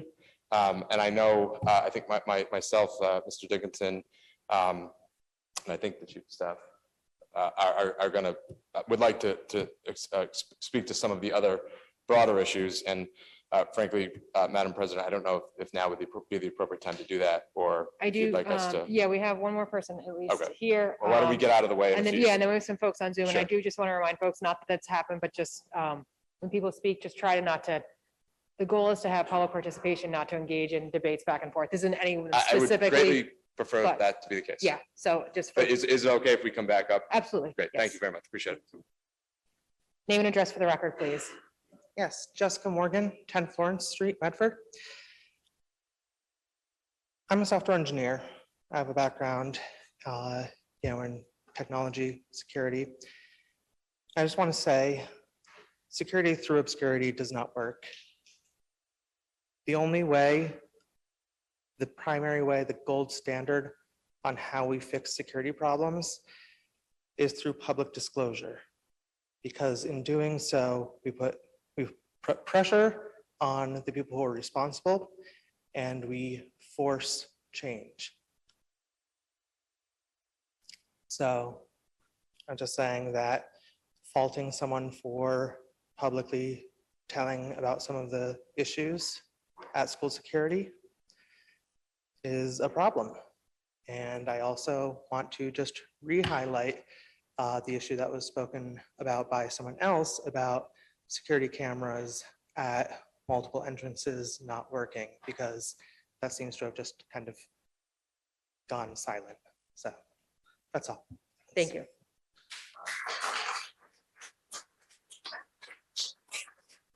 We have a few folks on Zoom. Also, did the HVAC stop? It's very quiet and it's getting warm. Okay. Going to Zoom, Anna, name and address for the record, please. I'm sorry, Anna, your last name, I'm sorry. And then I'm gonna unmute you. There we go. Anna Novogradsky, 20 Pleasant Street, Medford. So I wanted to fact check some of the things that the mayor said. First of all, so Mayor, I'm not sure if the mayor is still present, but Mayor Lingo-Kern, you said that you were able to provide the necessary services to our community in the current budget. I'm really shocked that you could say that out loud to our community, particularly after the elementary school teacher who spoke on behalf of Medford's elementary school teacher had already spoken at length about how the necessary school services are not being provided in our community to either the students or the teachers.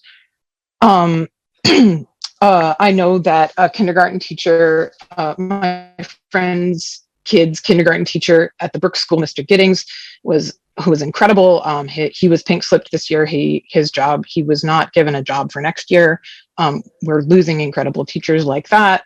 And it's rare enough to have a male kindergarten teacher, and it's totally awesome. And we should retain all of them that are good that we can. I want to highlight that the mayor said that the school committee overwhelmingly supported the budget she gave them. For those listening who may not be aware, the school committee does not have the power to add items to the line budget. And so, of course, they passed the budget that she gave them, because if they rejected it, the school would have no budget. And I want to also state for the record that the mayor said that she had received very few comments from Medford residents who want to increase the budget. I'm a Medford resident who wants her to increase the budget. I'm currently on a text group with 26 other Medford residents who all want to increase the budget. That's just a small sampling of people I happen to personally know. So I also want to say that the mayor, you said you were acting on behalf of, that in this budget, by being austere in this budget, you were acting on behalf of Medford residents who can't afford food.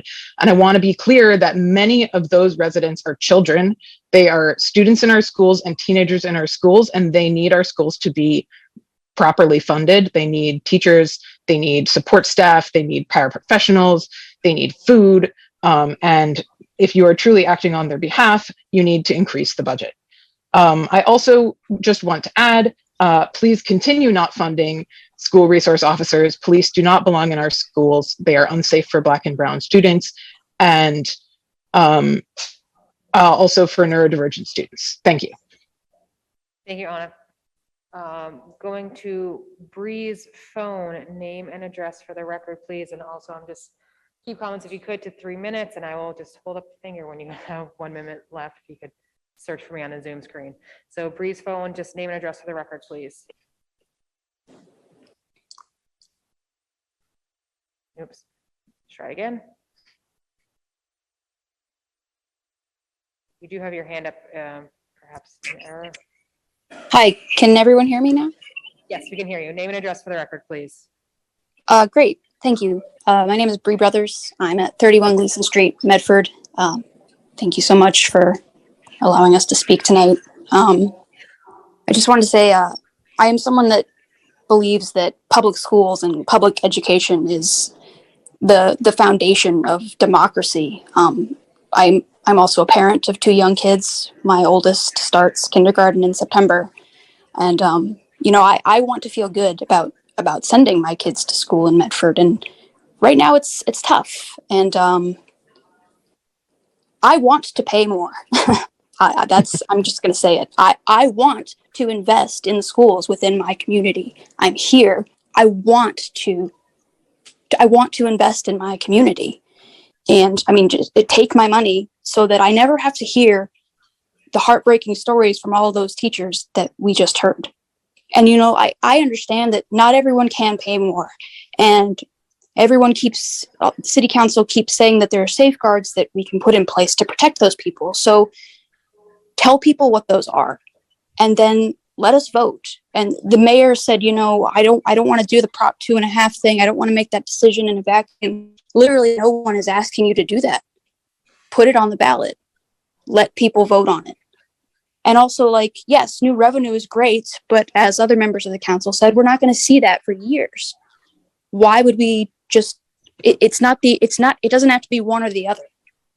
I don't know why we would choose to suffer for 4 or 5 more years while we wait for this new revenue. And it's just, with everything that we have asked of our teachers, even before, but especially during the last 2 years. I mean, let's not kid ourselves that we treated our teachers well before COVID anywhere in the entire country, really. But just please compensate our teachers. Please fund our public schools. They are educating the future of Medford. And my last point I will say is that it's been really nice to see the council united on an issue like this. And I will say that if we want to do something about it, don't vote against charter review. Thank you.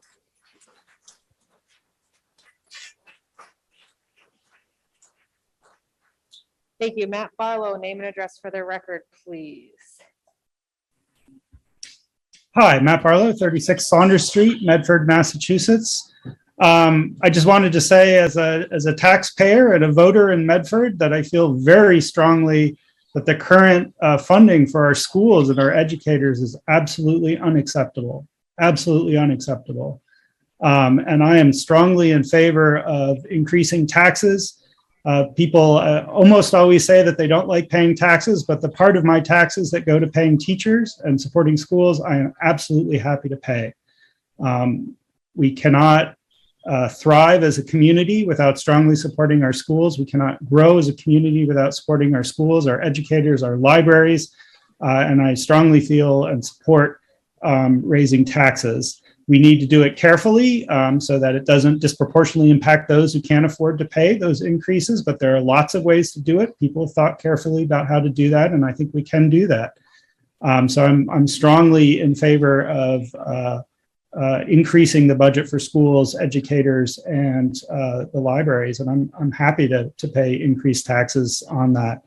I also feel that this budget process is unacceptable, and I support opening the charter to revise the way that we consider our budget as a town. Thank you very much. Thank you. Jessica, name and address for the record, please. Jessica Healy, Pollock Road. Sorry, my camera's not working.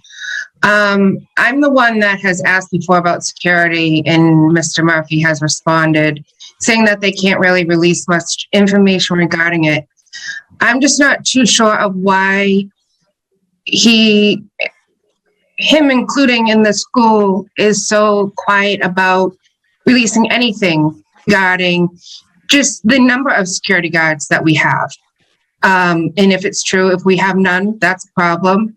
If our cameras do work, if our doors do lock, I want to know what's the big secret about letting us know those simple answers. I'm not asking for their entire security protocols, everything that they're doing, but just the simple things. I don't think that's giving away information. Also on raising taxes, I know we need to fund our teachers. I'm 100% agreeable with that. But for people that have been here 50 years, that didn't buy $1 million home here, that can't afford to pay that much more in taxes. I really think we need to figure that out, how to make it equitable. And also with resource officers in our school, that is something we definitely need with security officers. I don't see police officers, resource officers going in school doing anything to brown or black people other than protecting them. Thank you. Thank you. Christina, name and address for the record, please.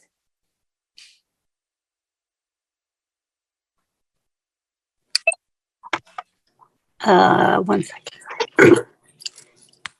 Hi, it's Christina McGordy, 24 North Street. I just wanted to quickly come on just to go on record, just to say that I am in full support of a Prop 2.5 override. And I just fully urge the mayor to give us, the residents of Medford, the opportunity to vote on it. And so I hope she does bring it to the process. The underfunding in Medford goes beyond, this year. And especially for me, I see it most in the schools just because I have 2 children in the schools for the past 6 years in the Medford Public Schools.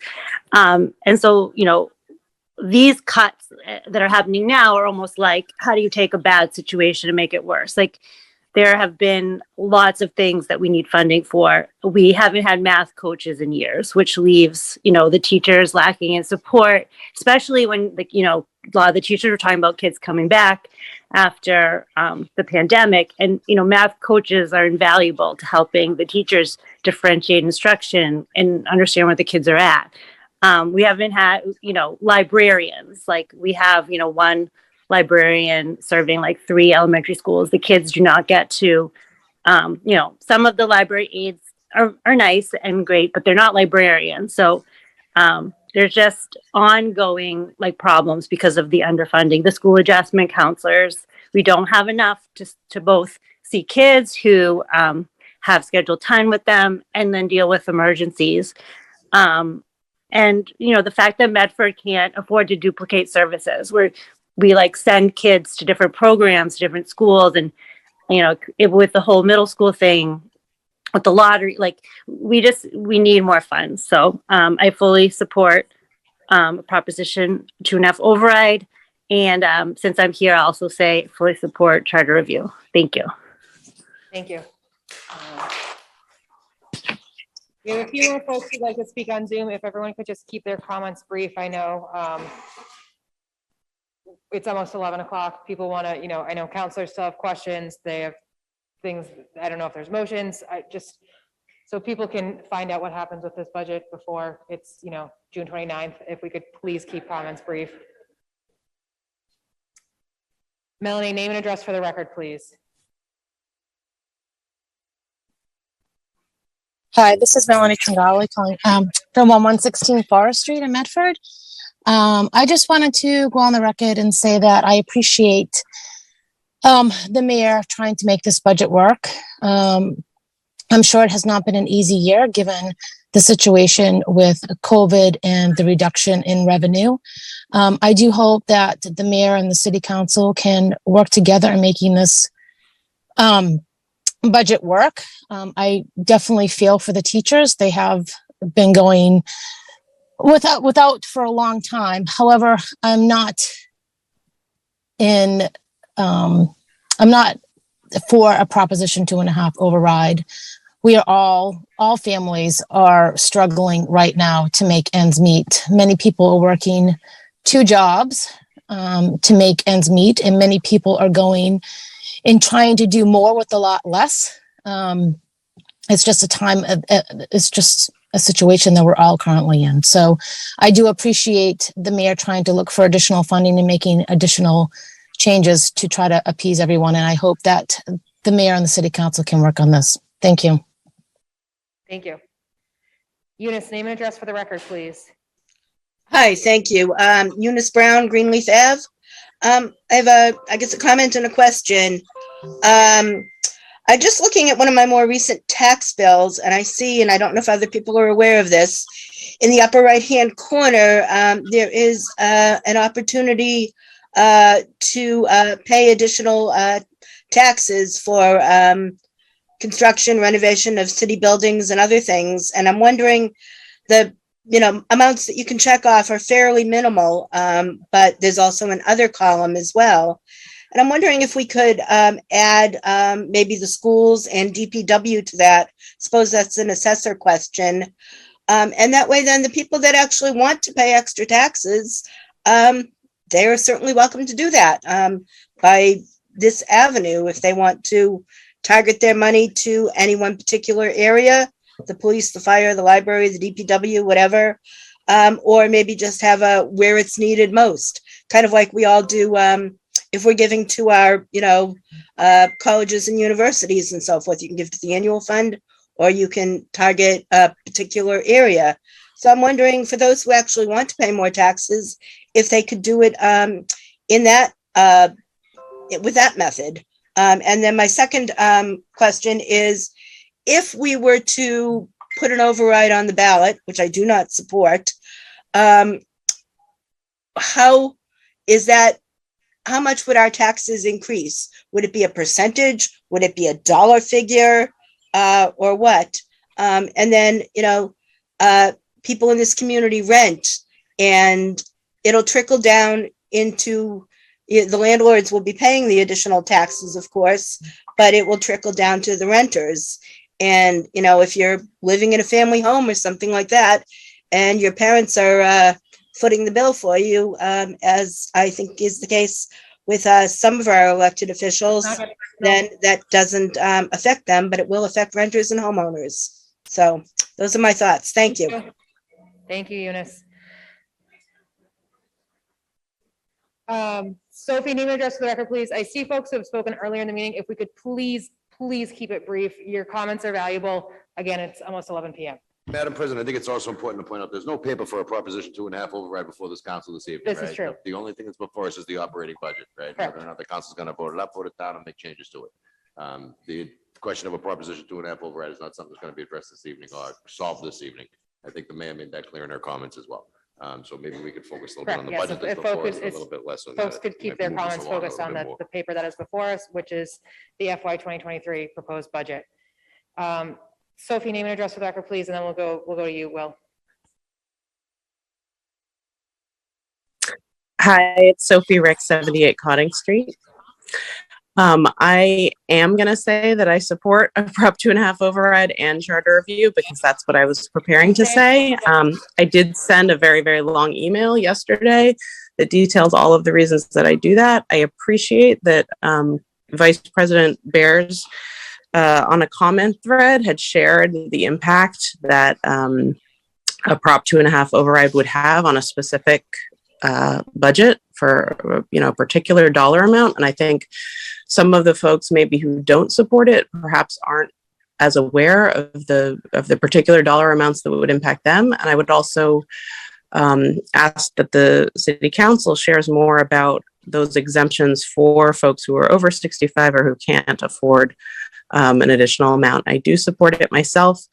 Lastly, I just want to say I am not a teacher. I'm a therapist and I work with young adults, college students, and I see the impact that not having sufficient mental health resources has on the students that I work with. By the time they get to me, when they haven't had the supports in high school or in elementary school, the trauma, depression, anxiety of the last few years has a very, very deep impact.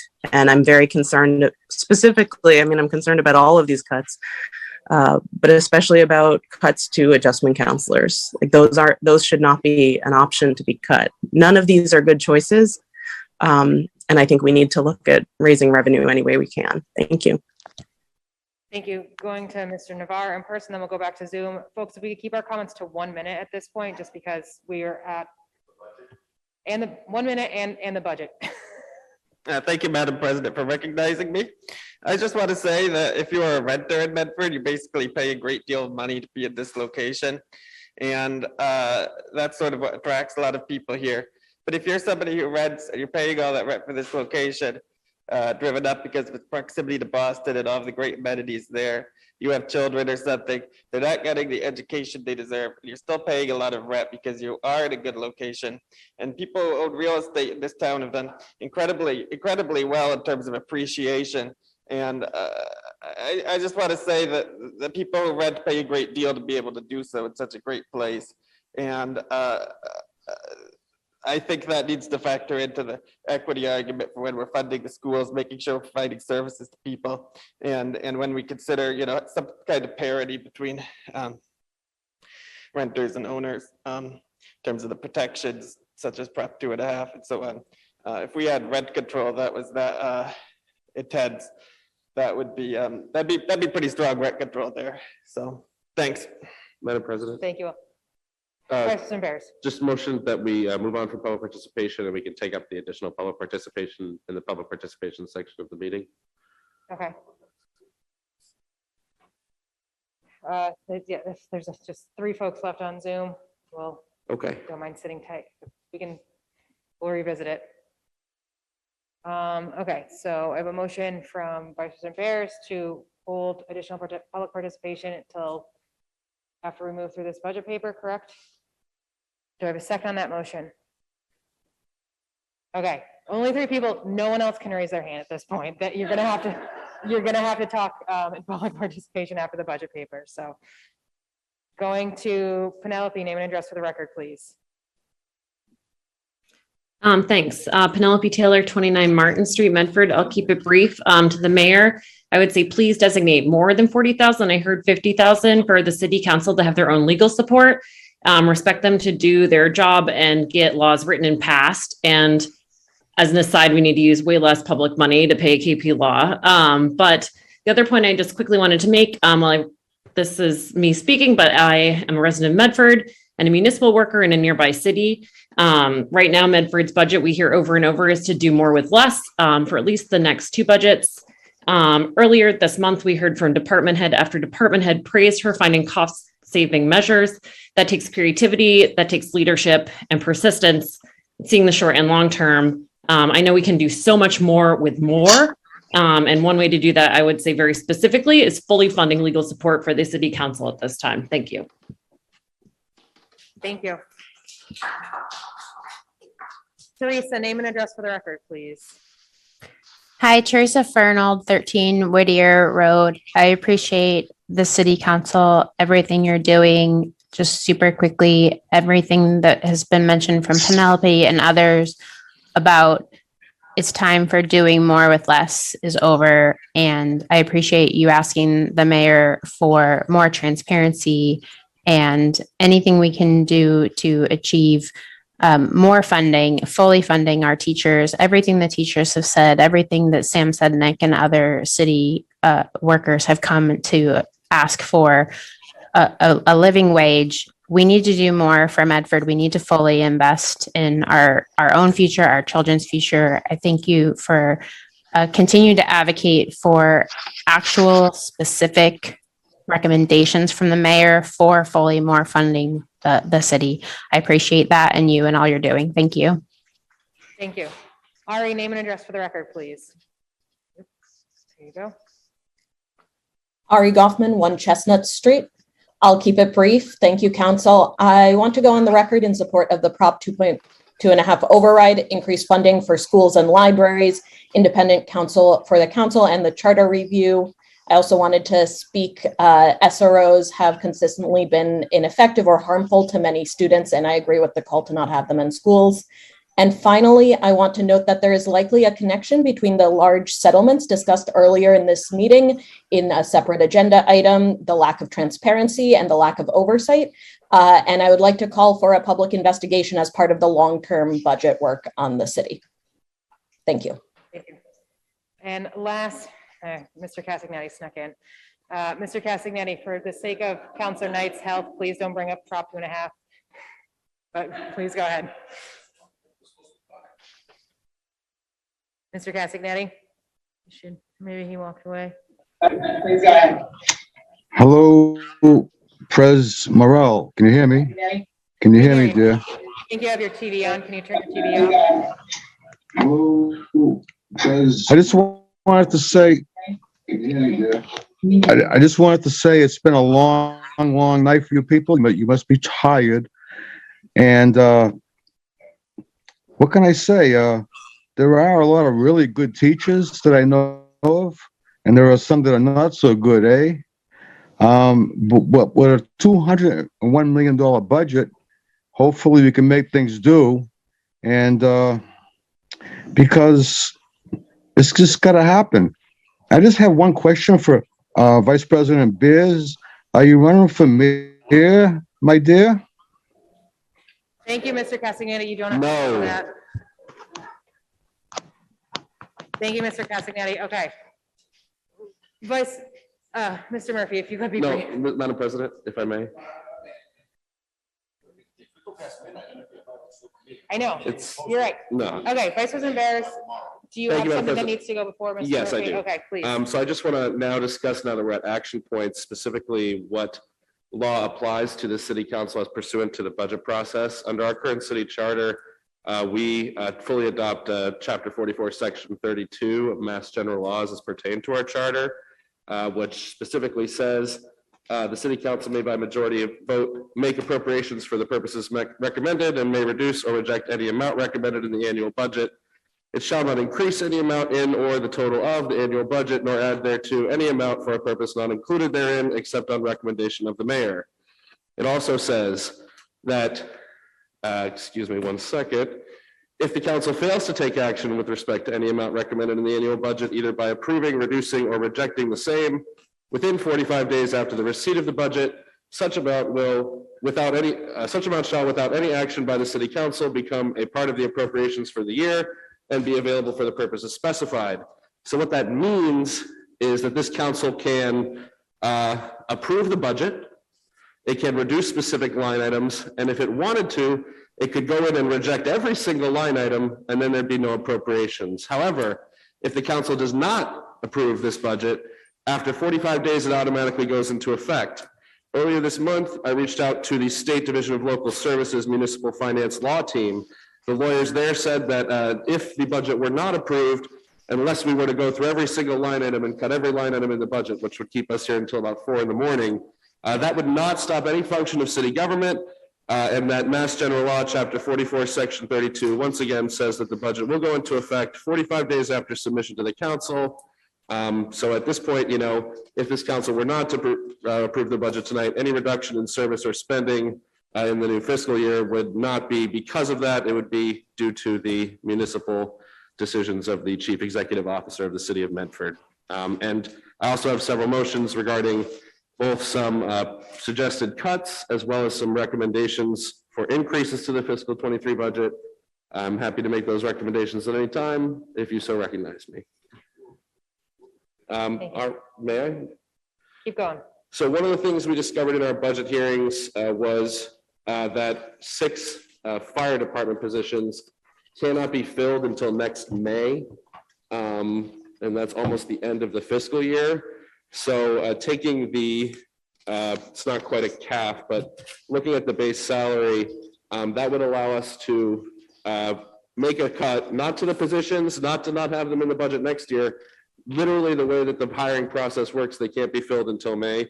If we were to cut 240,000 from that line, that could free up a significant amount of money to go towards our library, to go towards our law department, to go towards some other expenses. So I would move, and that amount would be $40,000 over 6 positions. So that's $240,000 total. I would move to reduce the fire salaries permanent FT line item 010-220-5110. That's the specific line item by $240,000. Do I have a second on that motion?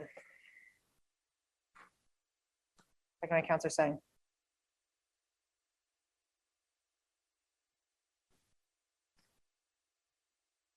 Do you want to take, would the council like to take the motions as they come, or do you want to hear all of his motions first? I think we should, pursuant to section 32, I think we should have, we have to have a vote on each one, so maybe we could just go in sequence and vote on them as they're proposed. Okay. I'm happy to hear from Chief Friedman first if he disagrees with my reading of it.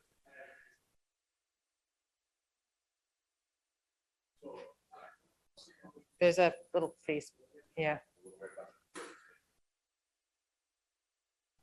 Got it?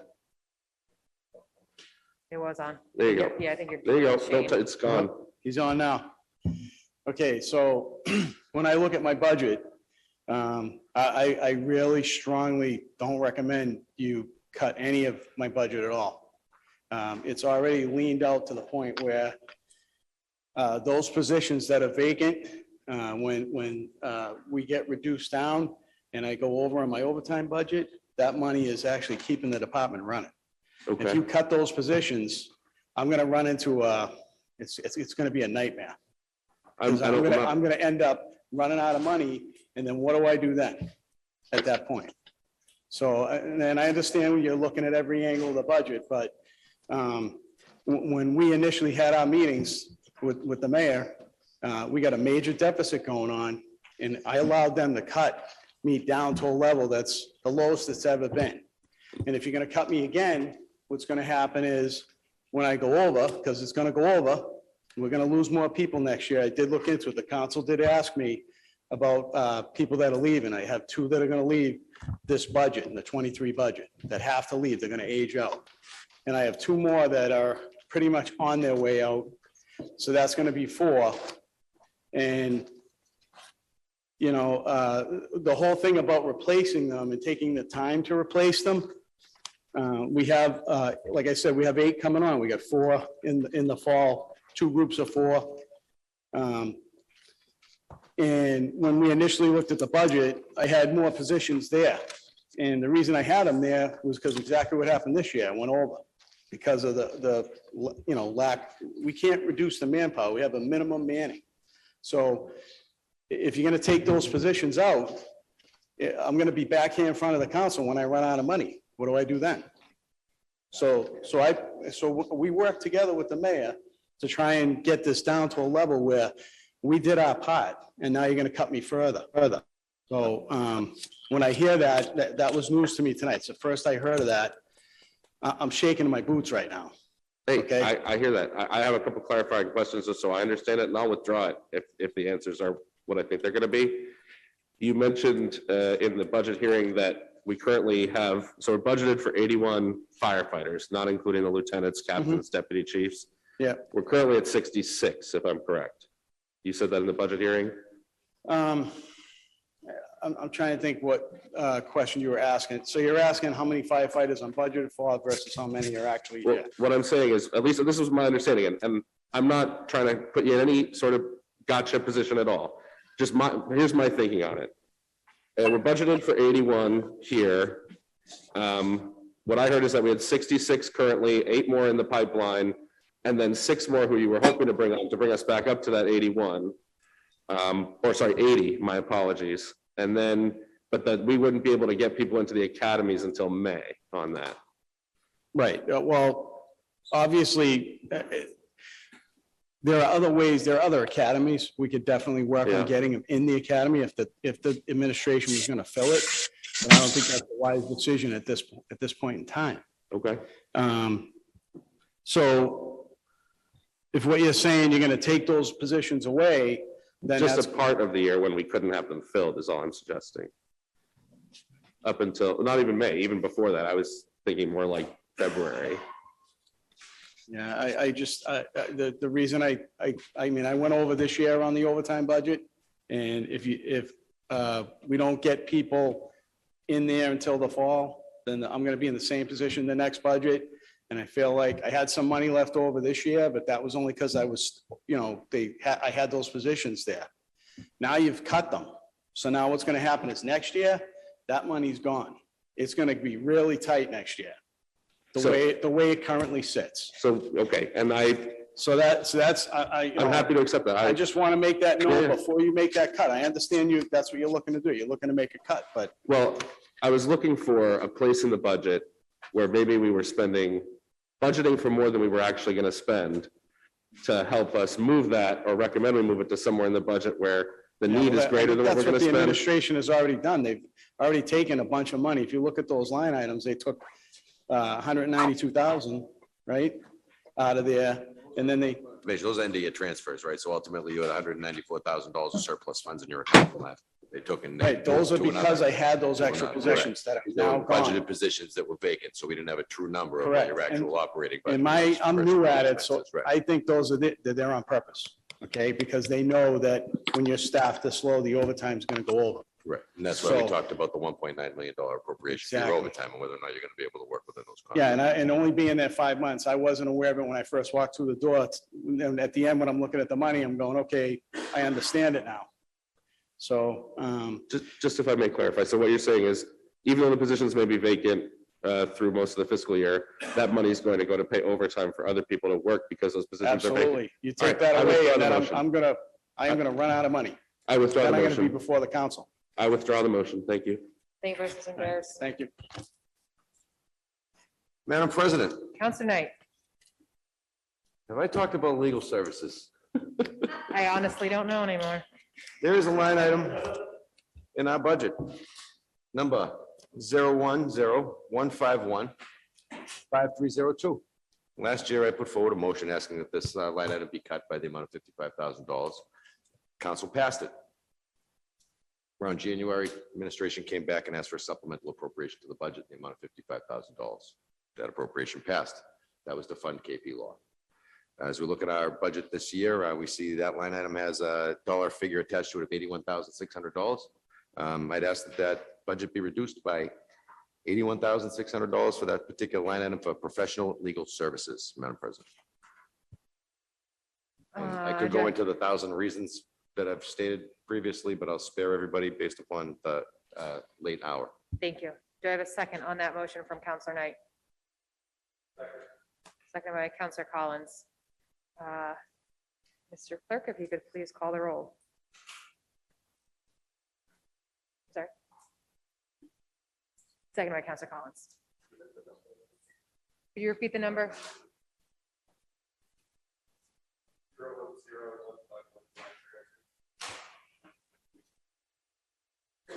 What page is it in the budget book?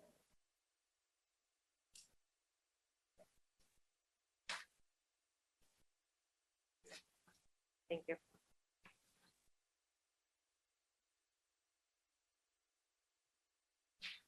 President Morrell? Madam Chief of Staff, if you could be brief. Thank you. Yes, absolutely. If the city council does in fact reduce that budget line item, I'd be interested to understand what the city council would propose and who would do the work that's being presently done by KP Law. There will likely not be any representation at these meetings. There will not be likely ordinances that will be drafted by KP Law. There has been 10 or more drafted ordinances for the city council over the course of the last fiscal year. Just want to point that out. Thank you. Thank you. Well, apparently, Madam President, the council is doing much more than one ordinance per year, as stated previously. I guess we're getting some good work done. I quite frankly think we can operate without them. I don't think we need them.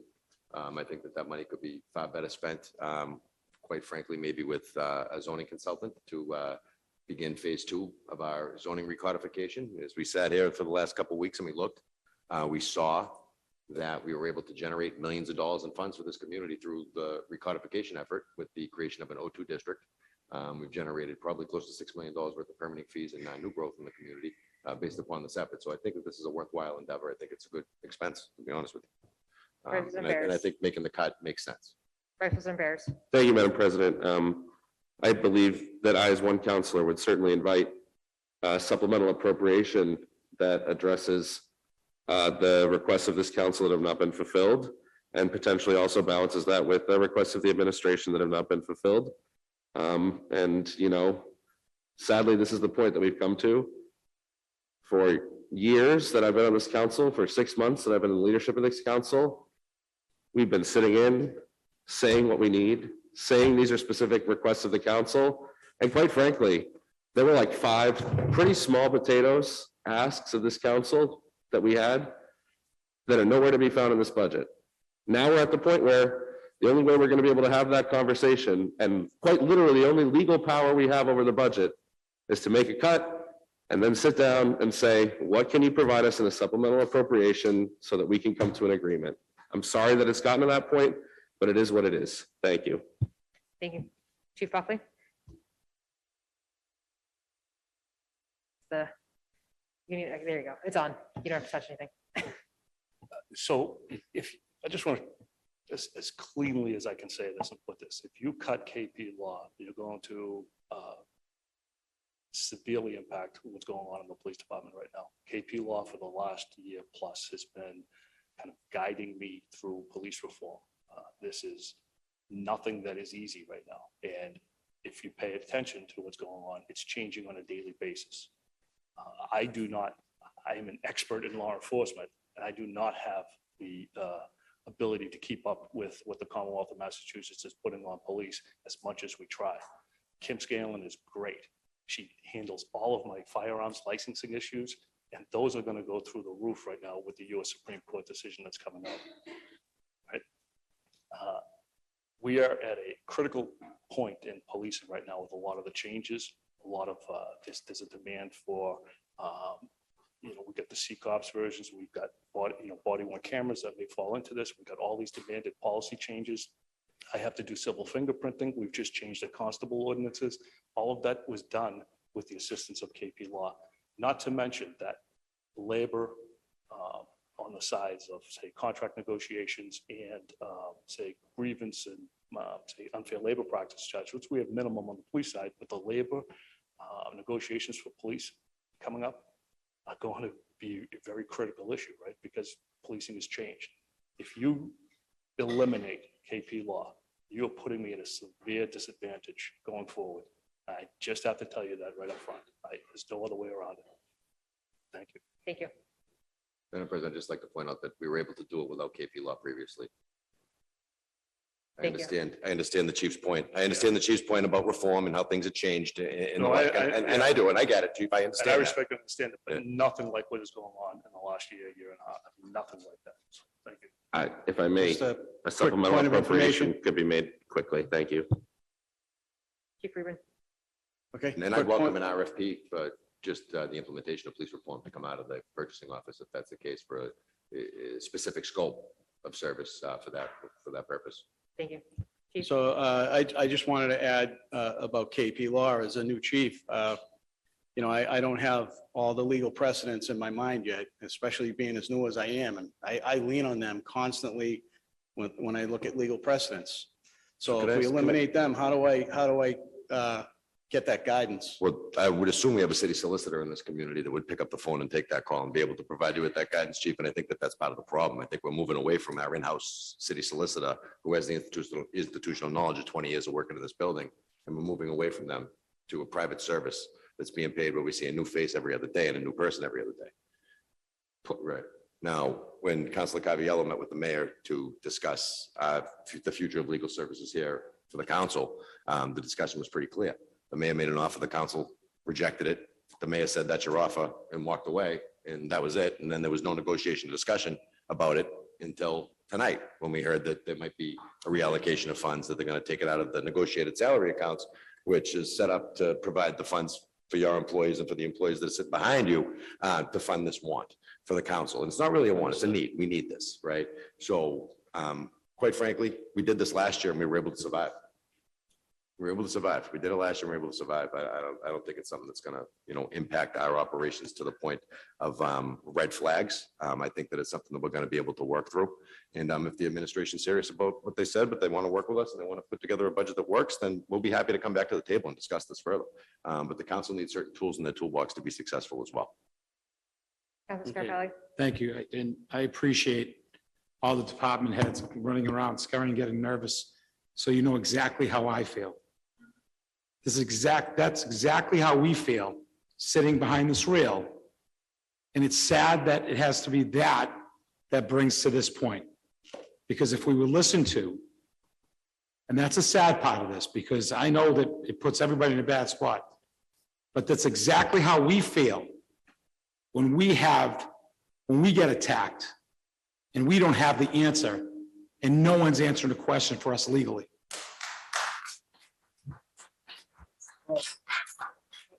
I would just add that by putting me in that position, it's not going to help. I mean, We didn't put this budget together, chief. The mayor did. The mayor's putting you in this Understood. position. You're It's up to us to talking take a about- you're vote. Talking about cutting KP Law, that is sort of a shoulder I lean on when I need legal precedents decided. And if our legal department is busy or they can't answer me, sometimes I need timely answers and I have to lean on them. That's all. I just want to make that known. As was stated before, the council did vote to cut KP Law last year, and seemingly there was no break in service. So I'm not even sure what impact it has, honestly. It's because the administration seemed to operate the way they wanted to operate anyways. Councilor Carviallo. Thank you, Madam President. Where was KP Law when we were having the suit with Shabaya? They were nowhere to be found. They went and defended Everett and left us stuck here holding the bag. So we had to go out and allocate money to pay for another law firm. And we expected the gentleman who runs the building to take money out of his pocket to pay for legal fees on a building that we own. Where was KP Law? Over in Everett, defending them, not defending the city of Medford. Thank you, Councilor Carviallo. Commissioner McGivern. Thank you very much, President Morrell. I just wanted to speak in favor of KP Law.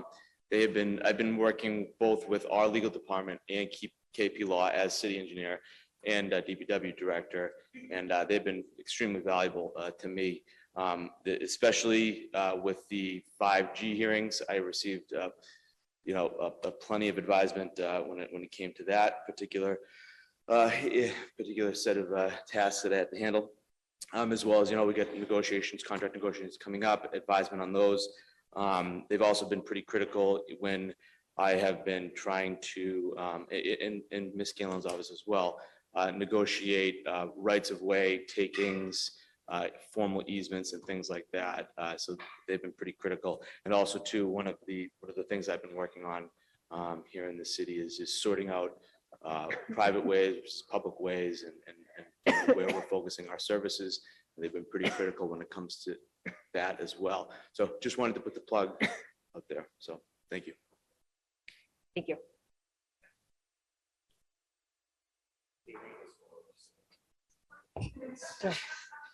Just one quick thing to talk about recreation and our law department with KP Law as well. We have used them in previous times. You probably don't think that recreation uses them very often, but really with the Park Commission, Hormel Commission, KP Law has helped us out to help make sure that we have the correct liability of insurance and that our applications are correct. And even with Kim Scanlon, there's many times that different legal matters come up or a quick question comes where I need to consult with the law department. Kim has been really great, but I can only imagine how much harder it's going to be able to reach and talk with her if she's pulling extra work, not having KP Law. So just want to put that in perspective too. Mr. Bailey, I can appreciate that. I mean, here we have a bunch of city departments. We got the city budget here. And as I look through this budget, I see all these city departments talking about how they need legal services, right? And then I look through the budget here and I see the city department and it's called legislative. That's us. We're a city department as well. And we also need this service and we're not getting it to the level that we need it at. So that's why we're taking the action that we're, that's why I'm taking the action I'm taking. I don't know what my colleagues are going to do. They've supported this measure in the past and I'm pretty sure they're going to support it again. But I think that again, like Councilor Scott Pelley said, all those things that they do for you, they don't do for us, but we need them to do for us. And that's why we're making this move. Yeah, just want to put perspective where recreation stands on legal matters. If I may, we could have every department head come up here and say the same thing you did, Kevin, and we don't disagree with you at all. Yeah. But the problem is that this budget doesn't address the full scope of legal services for you guys or for us. And we've been saying for 6 months that this is our key priority of our council, our top priority, not included in the budget. We have one shot at it. We have a single tool in our toolbox. I wish we had a different one, but state law says this is all we can do. So as I said, if the council votes to cut this line item, I hope that very promptly we will see a supplemental appropriation from the administration to create a legal budget that meets all the needs. I've voted for a KP Law budget before. I've said that if we can have the staffing we need in-house and the outside counsel we need out of house, I would gladly support that. So, again, we've been very clear for months. We haven't been heard. We're at the last minute, the last day, the last meeting, the last chance. I'm sorry we're here. We didn't put ourselves here. We've been very clear and direct for half a year. So I'm sorry if that's going to have an impact. I hope it's really short, and that's up to the mayor. Thank you. Chief Stephens-Arian. Thank you, President Morrell. Just to the members of the city council, I mean, this isn't about KP Law or any other legal firm. The fact of the matter is, and I've said it before, and I'll just say it very briefly, the fact of the matter is we need in-depth legal support. That's all. Thank you. Thank you. No objection. So on the motion of Counselor Knight, seconded by Counselor Collins, Mr. Clerk, please call the roll. Vice President Bears. Yes. Counselor Carviallo. Yes. Counselor Collins. Yes. Counselor Knight. Yes. Counselor Scarpelli. Yes. Counselor Singh. Yes. President Morrell. Yes, 7 in the affirmative, 0 in the negative, the motion passes.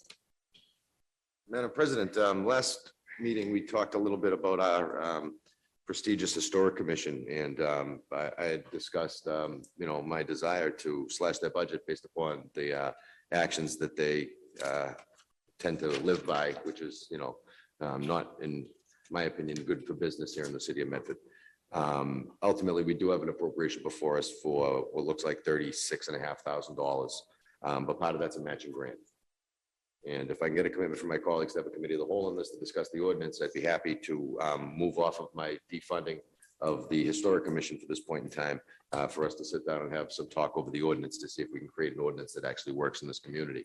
When you look at the Historic Commission and you ask how many houses have been saved through the demolition delay process over the past 20 years, I think the answer is 1, 22 Turo Ave, and that was done with a deed of restriction with the buyer prior to the purchase of the home. So ultimately, we have an ordinance that's a place that doesn't work. It's morphed itself into more of a design review board, and I don't think that it's really meeting the objections in the legislative intent that has been outlined in the ordinance when it was passed. So with that being said, Madam President, in an effort to provide the city with the ability to receive the matching grant, if I can get a commitment from my colleagues to move forward and have a committee of the whole on this issue to review the ordinance, I'd be happy to no longer further introduce that measure. Would you like that in the form of a motion? I sure would. I would move that we hold a committee of the whole to discuss revisions to the Historic Commission ordinance. So on the motion of Counselor Knight, seconded by Vice President Bears, all those in favor? Aye. Aye. All those opposed, motion passes. Counselor Collins. Thank you, President Morrell. Now that we've come to this part of the budget meeting, I want to say I know I've been a little on the quiet side this meeting. It's because I think that most of the important points have been made by my fellow counselors and by department heads and by residents who have spoken here in person and on Zoom. And I concur with so much that has been said. And I think that this is a moment where, as Vice President Bears just said, this is our last chance to advocate for our council priorities, which are the priorities that we hear from our constituents. So with that said, it's my hope, with the cut to KP Law, with other cuts on the table, it's my hope that the mayor will return, if depending on how the budget vote goes tonight, that we can return to an amended budget proposal that maintains all existing funding for all of our critical municipal departments, pending meaningful negotiation with the city council about the council's priorities. As it was said, there were several. We've been clear about them. We didn't see those listened to, responded to in the budget that was noticed and given to us for consideration tonight. And I do want to say, while I really appreciate the proposals that the mayor floated earlier this evening, I hope that she could empathize with the feeling that, I cannot in good faith reconsider my feelings on a $200 million budget in light of proposals that are being raised at the 11th hour. So to that end, I feel that I need a guarantee that our council priorities will be revisited and taken seriously. And so with no joy at all, I want to turn to line item executive full-time salary. That's line item 1025110, and suggest a cut of $202,887, or 202,887. I know that this funding is in the budget because it's critically important, but I want to get across in no uncertain terms that there are other critically important needs that are not in this budget. There must be room for both. I wouldn't make this suggestion if I didn't know that there is room for both. And frankly, I don't accept the paradigm that there aren't options to make room for our council priorities, which are the community's priorities, and all of the departmental needs that are already in this budget. So that's my motion to cut line item 010-102-5110 by $202,887. And what line was that for? What, In the executive. It's on page 75.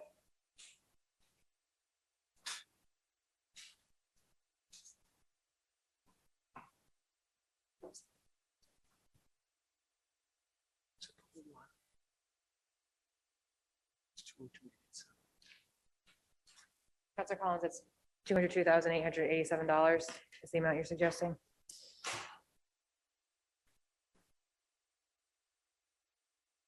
Madam Chief of Staff. Just a question for clarification. Is it my understanding correct, and I haven't referenced my books, I just want to make sure I'm asking this question timely. Is my understanding correct that that would cut $202,000 from the mayor's office staff salary line item? That is correct, and it's my hope that this would galvanize a process of negotiation with the city council that would also include expediting returning those monies to an amended budget proposal that also includes more city council priorities. And President Morrell, through you to Councillor Collins, could you please, for the sake of tonight's discussion, since you have it before you, I apologize for asking you this, but because I have it in my bag, I just don't want to miss the opportunity to speak on this issue. Could you please recite the amount that is presently in that line proposed? I believe the proposed amount for fiscal year 23 is $458,185. And President Morrell, if Councillor Collins would be so willing to answer this final question of mine, where does the $202,000 amount come from? That comes from a proportion of aggregated salaries within that department. And again, I just want to emphasize, it's not my intention that this money should actually disappear in the fiscal year 23 budget. As I said, I feel that I need some sort of guarantee that city council's priorities will be meaningfully answered in earnest responded to in a potential amended budget proposal. And I want to reiterate, it's not about individuals, it's not about positions. It's my firm conviction that we have space to add these positions back and add back our city council priorities. And I wouldn't put forth this proposal. I know it's a controversial one if I didn't think that this city council would swiftly approve a supplemental appropriation pending negotiation on our other priorities. Thank you, Madam President. And so I'd just like at this point to recite the staff positions that are in the mayor's office that are covered by that budget. Again, I appreciate that detail because I genuinely didn't have it in front of me. But there is obviously, excluding myself from that conversation, we have a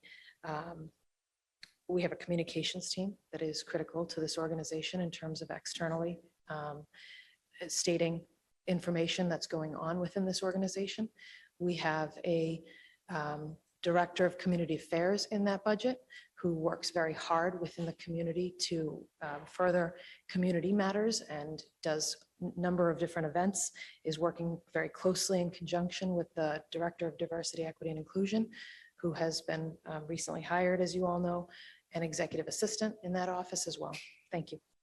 Thank you. Any further discussion from the council? An address for the record, please. Harold McGilvery, 4 Piedmont Road, Medford. $202,000 cut, just cut jobs. Am I correct to understand that through the chair? I'm sorry? That cut just cut jobs. People won't have jobs, correct? That's not true. Okay, what was it then? It, The staff. more than half of their budget will still be there, so they'd. Oh, so they'll have jobs until the money runs out. Well, as we said, we expect a prompt supplemental appropriation by this mayor to meet the needs of this community. Okay. I've been witness to many budget hearings over the years. This by far is not the worst budget I've ever seen. We've had far worse budgets in the 2000s. You know that. Councilor Scarpelli knows that. Councilor Carviallo knows that. What's going on here is political theater. There's an agenda and you're holding a city budget hostage. Pass the budget and do the work of the people that you voted to do. Thank you. Any further discussion from the council? So do I have a second on Councilor Collins' motion? Councilor Carviallo. Maybe that 200,000 number, that might be a little excessive. I think maybe we could look at maybe a reduced number. Because I said that, that does severely damage the office in their staff there. Doesn't change anything if it gets back to us before January. Any further discussion from the council? We do have some members of the public on Zoom who would like to speak. Bill Giglio, name and address for the record, please.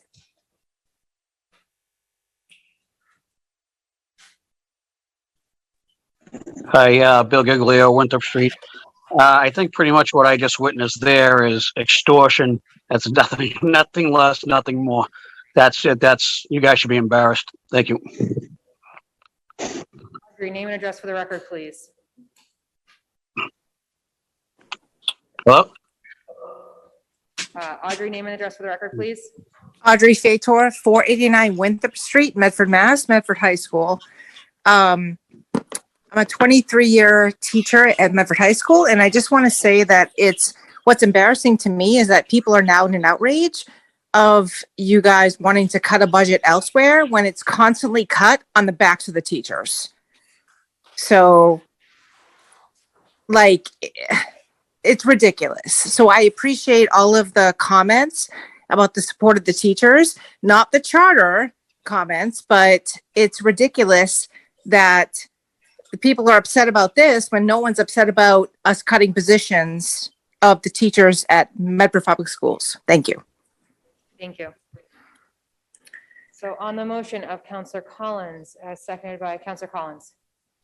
Thank you, President Morrell. Before we take the vote, I just wanted to say to Councilor Carviallo, I'm happy to review a friendly amendment if you had a different number in mind. It's the spirit of the cut that I really feel strongly about keeping on the floor. Though I do want to just reiterate again that it would be my full earnest conviction to approve a supplemental appropriation as soon as it came to us. And this, to be clear procedurally, would not delete any positions. It would just reduce the amount set aside in that line item until a supplemental appropriation. Just to make that clear, and I'm happy to hear your feedback. I second the motion and move the question. Hey, do we, So which line item you cut them out? So we're cutting out, you want to cut out executive salary, correct? 458. Okay, so 255. Do we have the authority to cut their pay? Yes. I second the motion and move the question. So on the motion of Councilor Collins, seconded by Vice President Ferris, Mr. Clerk, please call the roll. Yes. No. Yes.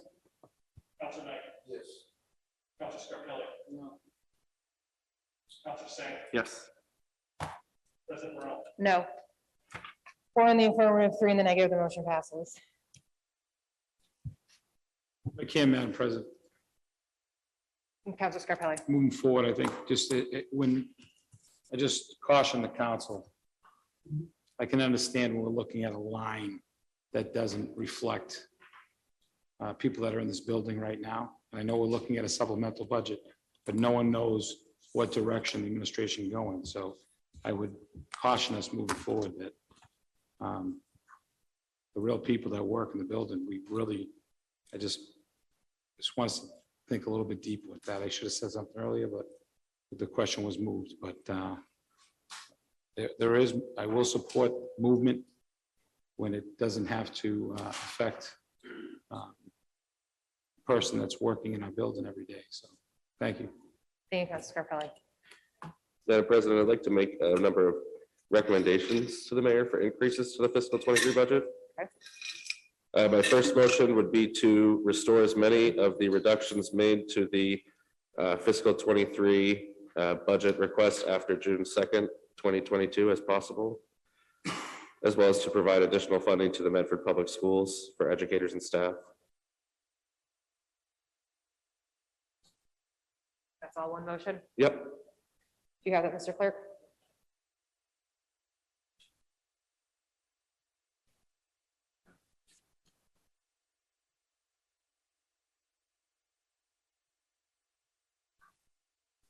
Could you please read that back to me? Oh, Mr. McDonough. Motion is to restore as many reductions made after June 2nd as possible and provide additional funding to the Medford Public Schools for educators and staff. Correct. I have a second on that motion. Second by Councilor Singh. All those in favor? Aye. All those opposed? Motion passes. I also have some more specific requests I could make as a package. Okay. Requested increase to the law department salaries line item by $85,000. Request an increase to the legislative professional technical services line item by $50,000. I can't go that fast. So hold on a second. So the clerk can take it down.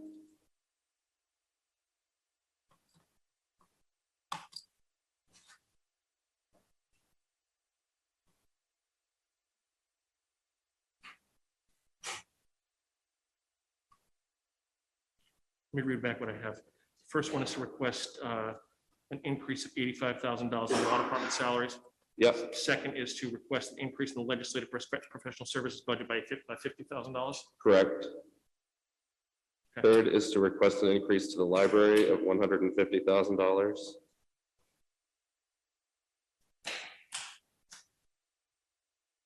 Okay, got it. And last is to request an increase to the elections department of $15,000.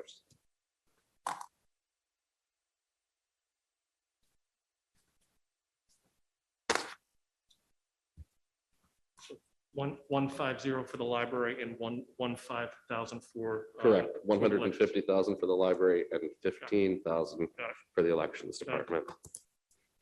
Do I have a second for that motion? Second by Councilor Collins. Mr. Clerk, if you could please read back that motion for me. Yes, 4 parts. To request an increase of $85,000 to law department salaries. Second, to request an increase in legislative professional services by $50,000. Third, to request an increase to the library of $150,000. Fourth, to request an increase to the elections department by $15,000.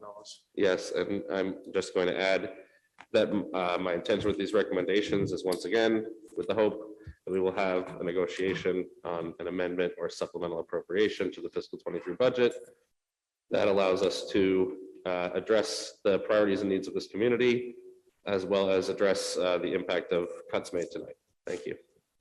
So, Councilor Carviallo.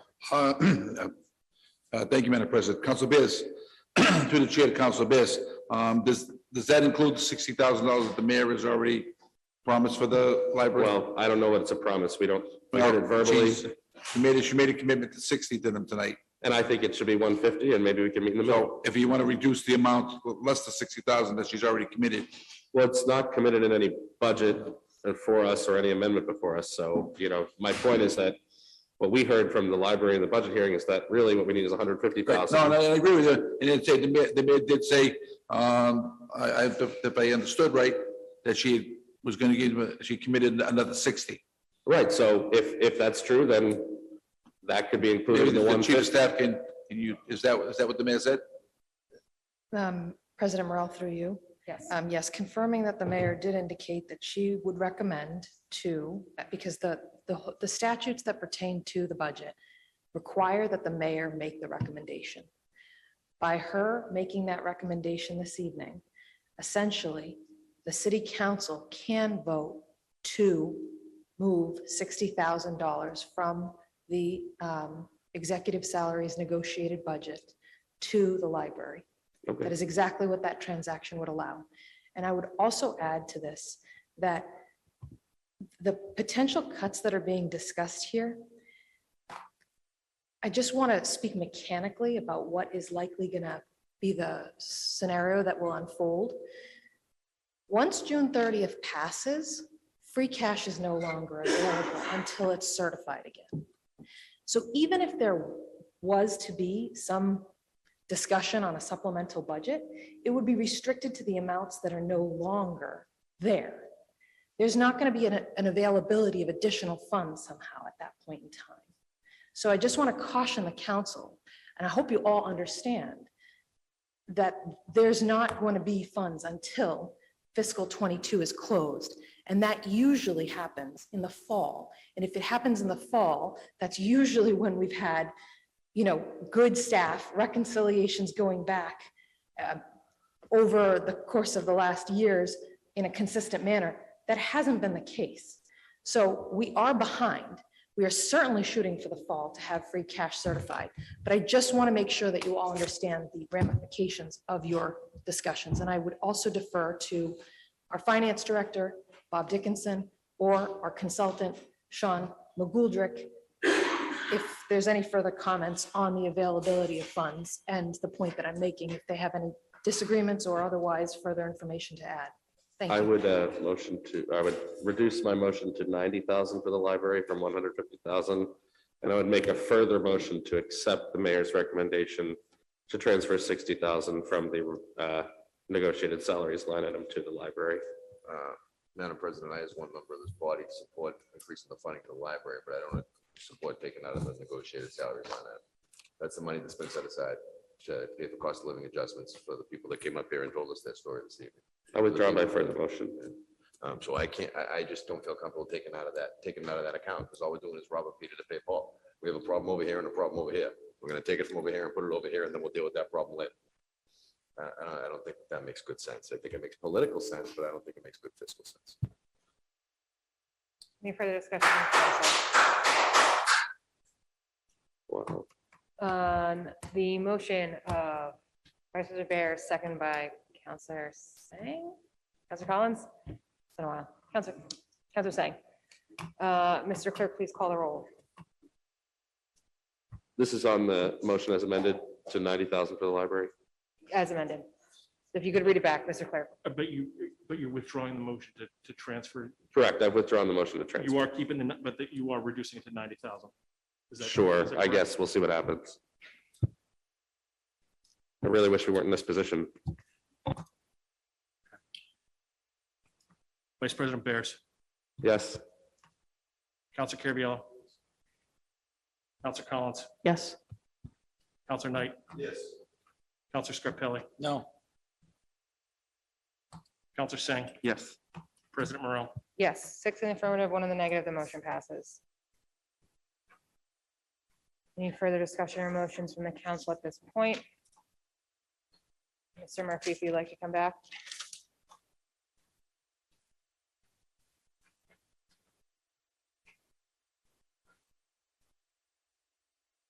There you go. Thank you, President Morrell. The superintendent and I wanted to, one, express our gratitude on behalf of the school administration and all of the Medford Public Schools for the depth of the analysis and the zealousness of the advocacy that members of this council, as well as members of the community and members of our Medford Public Schools community have exhibited throughout this budget process. I know that many of you followed the budget process that the school district worked through with the Medford School Committee over the course of the past 2 months. And I know that you're familiar with the school committee's original recommendation that, of course, was in excess of the number that's been recommended before you this evening. And we also understand that while our process plays out in a very public forum, that is the case for every department head throughout the course of the city. And there have been, I hope it goes without saying that there have been a tremendous number of very valid and solid points here tonight. And a lot of those points, frankly, I think illustrate the extent to which this community values and prioritizes public education. And as individuals who work and lead in that space on a daily basis, I hope it's clear how much we appreciate that and how much that means to us as an administrative team and to us as an organization. There have been a number of questions tonight, particularly during the public comment period, that's spoken about the scope of the question that's before you. And frankly, the scope of the question that we deal with this frequently, where the scope of the questions that are before us as a district leadership team are not, frankly, about some of those questions that only you as community members can answer with respect to some of the decisions that may or may not be ahead of you in the months or years ahead. The question that we have to face every day is how do we run the district in a way that is stable and that is done in the best interest of students. And right now, there are a number of variables that, as I discussed with you last week, and we talked a little bit about tonight, that have led us to have to make a series of difficult decisions. And we have frankly not posited those decisions before you in a way that has tried to hold this budget or this budgeting process hostage to the decisions that we as an administration have to make on a regular basis. But the reality is, with uncertainty, the uncertainty that exists makes it very difficult for us to make responsible decisions on behalf of this community and on behalf of the Medford Public Schools. And the certainty and the stability that you can provide by approving this budget, which incidentally, as the mayor mentioned, has increased by $300,000, which is certainly a modest amount, but it's something that we have a responsibility to make sure every penny of is spent wisely and on behalf of students.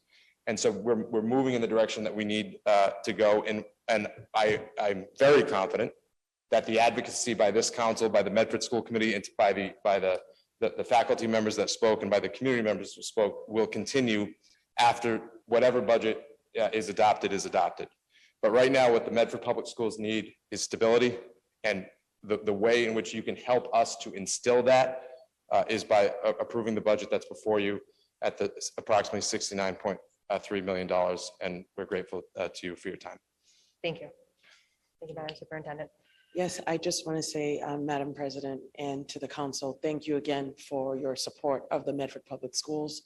I also want to thank the Medford School Committee and all the teachers who spoke today and really shared their personal stories. We are listening. We know that this is a very difficult decision, but again, we ask that you humbly accept the request that has gone before you so we can begin to make changes on the school side. Thank you. Thank you.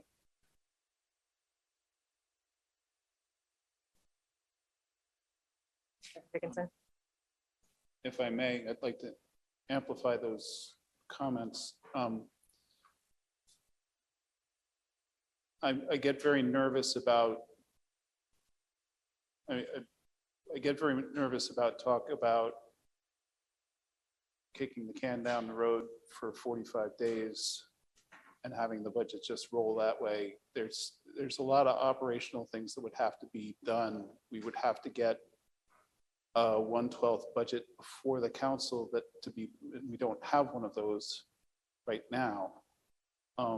When I first came before this council, I talked about kicking the can down the road in terms of having a structural deficit and how we had to address that.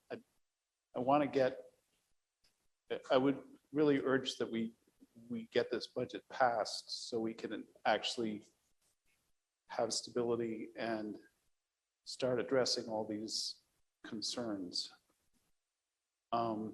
Also structurally, when I think about making changes to the budget, what goes through my mind as an accountant is, okay, free cash expires as of June 30th. I got to do a recap in November. These numbers flow into the recap. Once the recap is set, we can't, after November, once we've set the recap, we can't go and add something to it. like we tried with that budget. That's why we're revoting the $55,000 law budget, because last winter, it was voted to be paid for by tax and revenue. Well, you can't do that after the tax recap has been done. So for me, there's a lot of operational stuff that would have to happen if we don't approve this budget tonight. And that makes me nervous. So I'm not expressing myself very well, but I thought I'd just come up and say that. I want to get this done. I want to get this done so we can put it into the system. We can start working on cleaning up 2022 and getting the whole process back online again. So that's. Dennis Scarpelli.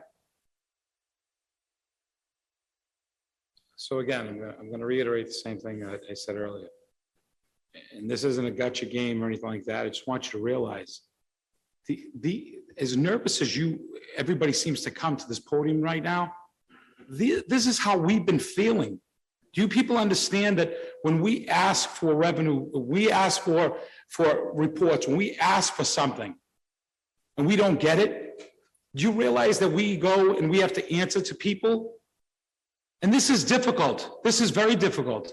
And maybe two wrongs don't make a right. But I'm going to tell you, I had non-negotiables. And I was voted by my constituents that said, this is what I put George in there for.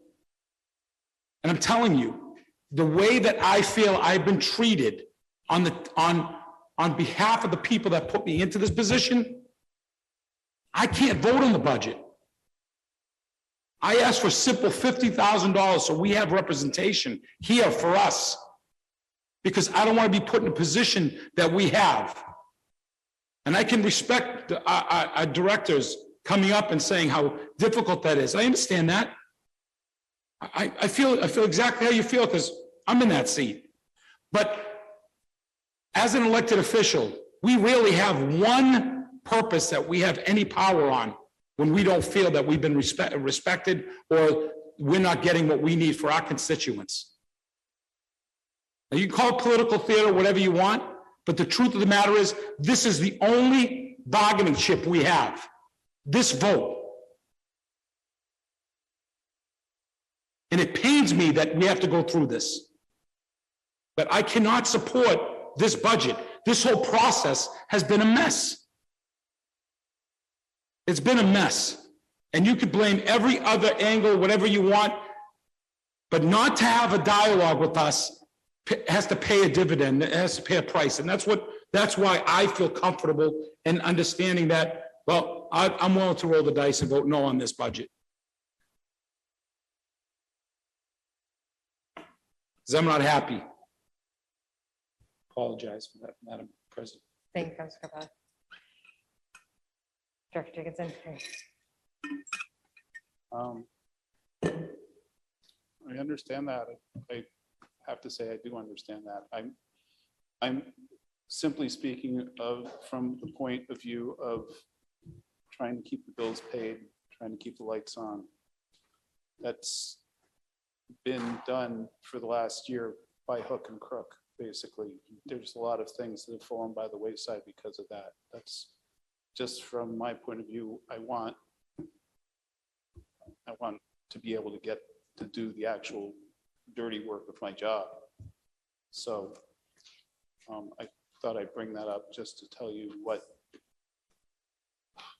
kind of the nuts and bolts of what I would have to do if this budget is not passed. Kicking the can down the road would end up slowing everything down for the next year, because myself and my staff would have to be putting together a 1/12 budget and dealing with the 1/12 budget going forward. Then we'd have to worry about how it's all presented on the recap, when we can get free cash certified. Those are the nuts and bolts of what I'd have to do. So that's why I'm nervous about this. And I understand this certainly wasn't something that I wanted to jump into on my first few weeks on the job. But that's basically my position on this right now. Thank you. Counselor Carviallo. Thank you, Madam President. No, Bob, no one's blaming you, and it's not your fault for anything here, but I share Council Scarpelli's anger in this. This is my 11th budget. We've never gone down to this, to the last one. This is a discussion that we should have been having a week or two ago. So we're not at this point, even months ago. But so we're not at this point where we are at the last day. This is, we've had plenty of time, and you know, in all fairness to the president, it wasn't fair to her for the process that she's had to go through in her first term as a president. This is something they say, you know, let's say this is something that should have been done weeks and weeks ago, not at the last hour, to give ourselves room to discuss. So the time to discuss this has passed. It should have already happened, and not waiting until the day before the end of the month. So again, I feel bad for the president that she's been put in a bad spot on this. They say for her first budget, and again, it hasn't been fair to her on this. So again, Council Scarpelli is right. This is our only chance at this here, and the thing we answer to the people. And these are the questions that they're asking us. This is not, we're not grandstanding here. That's nothing to grandstand on. This isn't easy for us either. So again, I'm with Council Scarpelli. You know, it's just too little, too late. Thank you, Counselor Carviallo. Any other counselors like to speak? President Bears. Thank you, Madam President. This sucks. This really sucks. I have been saying it all night. I wish we weren't in this position. I wish that we had had a budget book early. I wish that the budget had been submitted earlier. I wish that we had known about the ARPA calculation earlier. I wish that we had, you know, been part of a collaborative discussion. I wish that the recommendations that we delivered 6 months ago had been considered properly, but you know, if only wishing made it so. We are where we are now. I've been very clear. I voted against the fiscal 21 budget. Why? It cut teachers. It cut our schools. It wasn't enough for what we needed. I voted yes on the fiscal 22 budget because it did enough, and it was enough in a tough time. I've been very clear. I quite frankly think for weeks at this point, there are things that need to be in this budget in order to get my support. They're not in there, so I can't support it. I don't know how much clearer I can get. I wish that we weren't here. I wish that we had had these discussions weeks and months ago, but it's June 28th. And once again, whether it's legal counsel's not in the room, or we didn't have a finance director, or whatever the other reason is, that's where we landed. We've been asking for months to have our priorities considered. We've been asking for months for information. We've been asking for at least weeks for the budget book and you know, getting something early and making it clear that the clock was running out. Time's out. Clock's run out. We are where we are. And it sucks. And I'm sorry that it sucks, but we've done everything we could to avoid it. And at the end of the day, the charter and the budget, it's a function of state law. Mayor's in charge, mayor submits. We can't even really reject the thing. All we can do is say we don't like it, and then 45 days later, it goes into effect anyway, with a few cuts that we made. So that's the power we have, and that's the situation we're in. And that's why I'm not going to vote for this budget. Thank you. Counselor Collins. Thank you, President Morrell. I just wanted to take the opportunity to make a statement on explaining my vote on this budget. And before I dive into it, I just wanted to make it really clear. My no vote is not personal.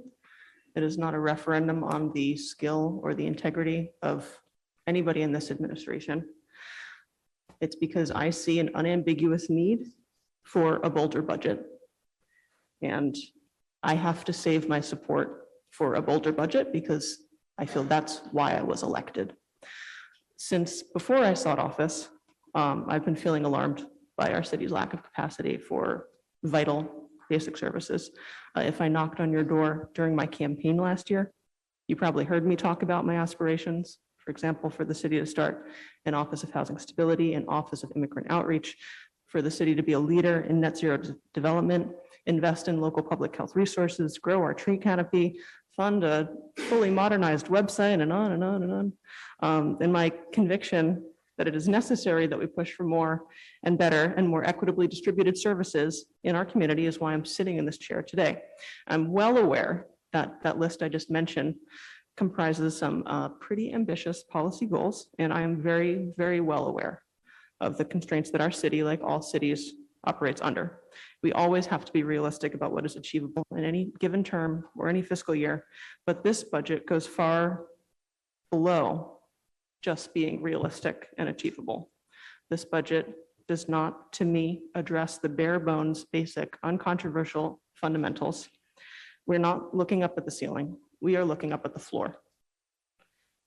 I believe that all of us are painfully aware of just how much we have to build up just to get back to baseline, to recover from the past 2.5 years, to repair our roads and sidewalks and municipal infrastructure, to support those who are at risk of getting priced out of this community, to build a more resilient future, to take care of all of our residents the way that they deserve. And it is all urgently necessary work. It's urgently necessary work that feels, to me, unacceptably out of reach, because this budget doesn't even address the basics that our community needs and deserves this year, right now. Just to restate some of what's been already put on the record tonight. While students, teachers, and education staff are yearning to recover from the trauma and the substantial learning loss of the pandemic, the schools are level funded. And in an environment of 8.5% inflation, level funding means less support for staff, less staff in the buildings, less support for students. We spent years building a beautiful, brilliant new public library, and everybody chipped in, all through their taxes, and many with extra generosity on top. And under this budget, we can't fully staff it. Again, level funding means less service. Thanks to community advocates, translation services did occupy a place in the city's operating budget, which brought us closer to the goal of enabling all Medford residents to participate in city meetings, be equitably served by city communications, a goal which is still not really fully realized.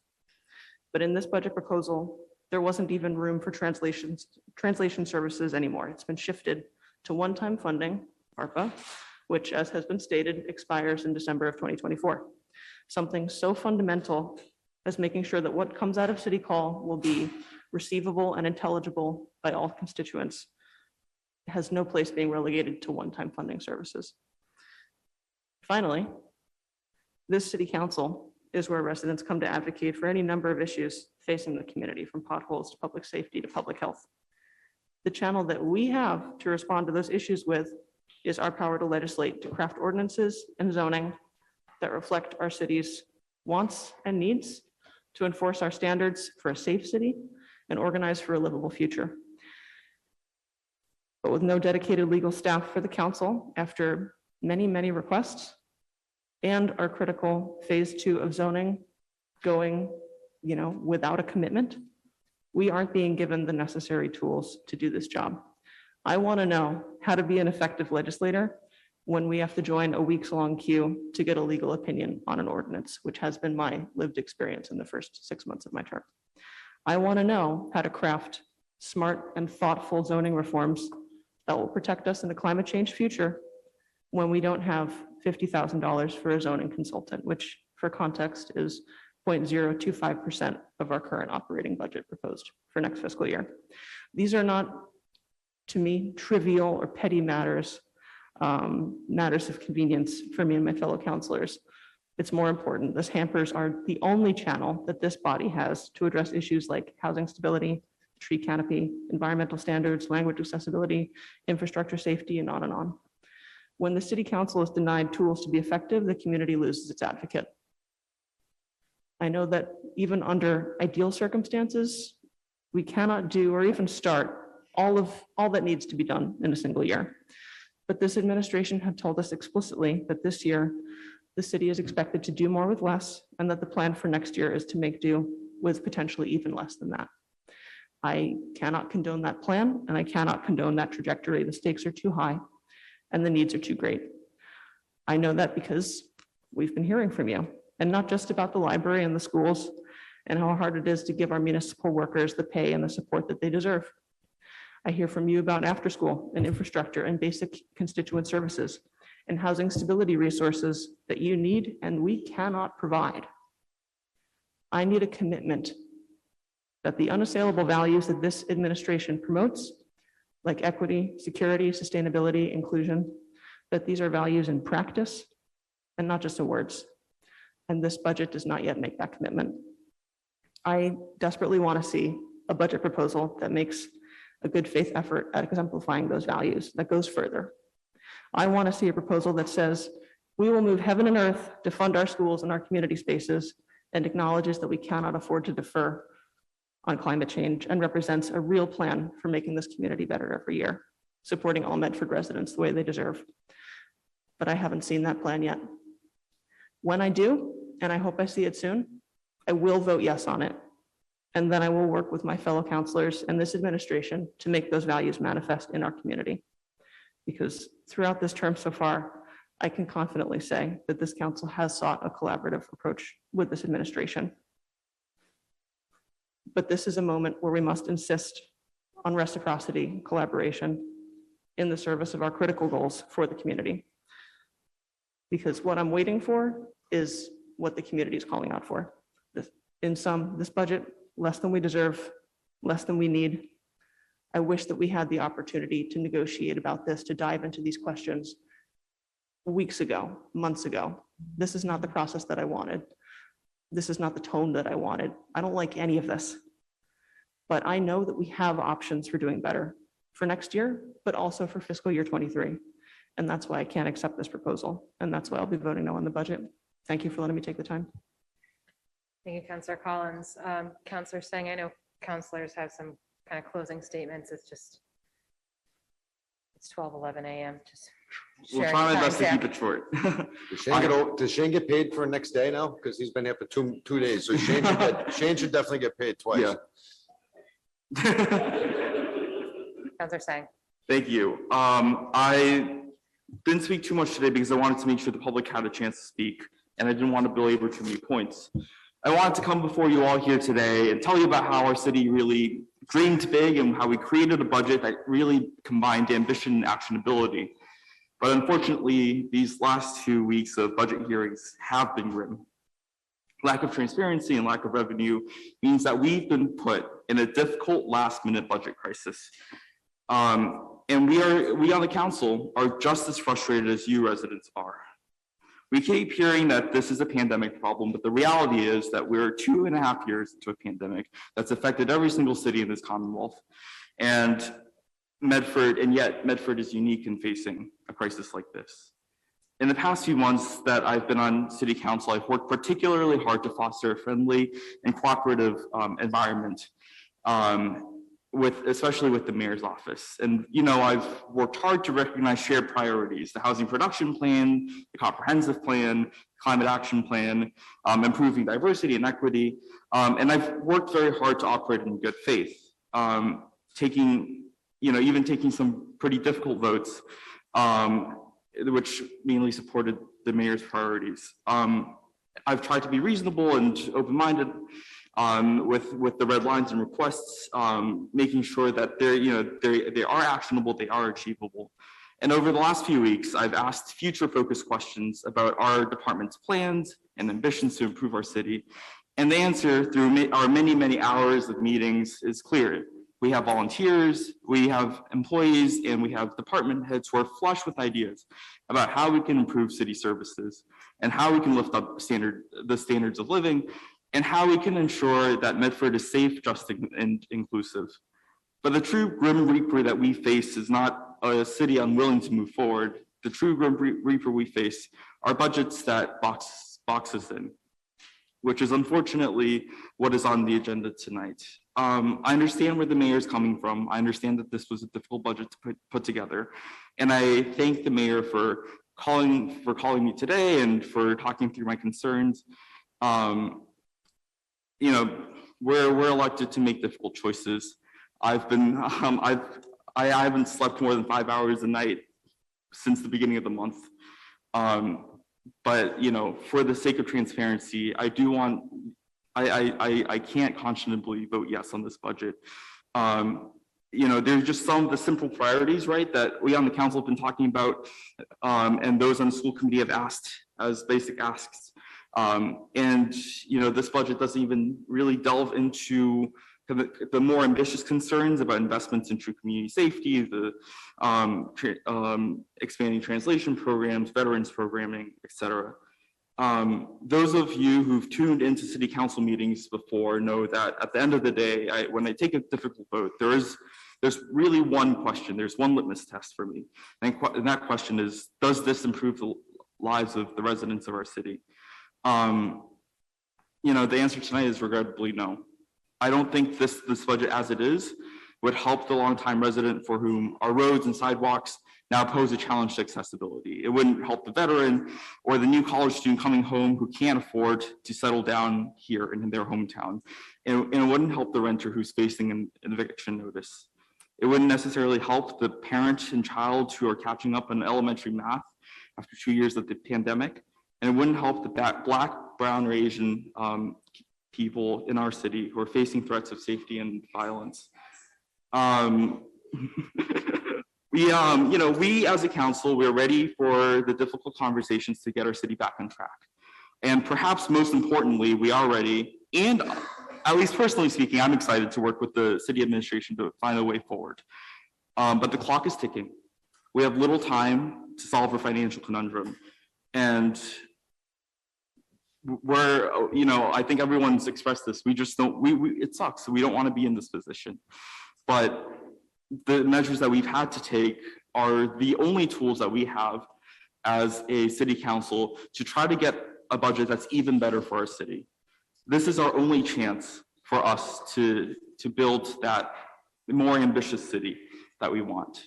Again, many of this administration's stated goals and plans are plans that I support and wish to see come true. But these plans will remain mere wishes if we don't have the tools to put them into action. And that's what I'm asking for. Simple, low-cost tools that will let us advance our shared priorities. I hope in the next few days that we can all work together to get ourselves out of this situation and to advance our shared priorities and goals. Thank you. Any further discussion from the council? Councilor Knight. Madam President, thank you very much. First of all, I think this council owes you a debt of gratitude because we wouldn't be where we are today if it wasn't for your persistence with Standing the up for city many hours. administrator. You're not allowed to sit down. We're going to keep you. You want the big seat, you got to stand up. So, but we wouldn't be here today if it wasn't for your persistence. Since your election as council president, you've been across the hall banging on the door saying, when are we going to start the budget hearings? When are we going to start the budget hearings? When are we going to start the budget hearings? And it's because of that persistence that we're able to make the decisions that we've made tonight, and we were also able to receive the information that we've received, albeit in a fashion that maybe not satisfied many of us, but nonetheless got us through a process. Now, quite frankly, for me, Madam President, this isn't about an organization. This isn't about a corporation, all right? This is about our city, all right? This is about Medford. It's about our neighbors.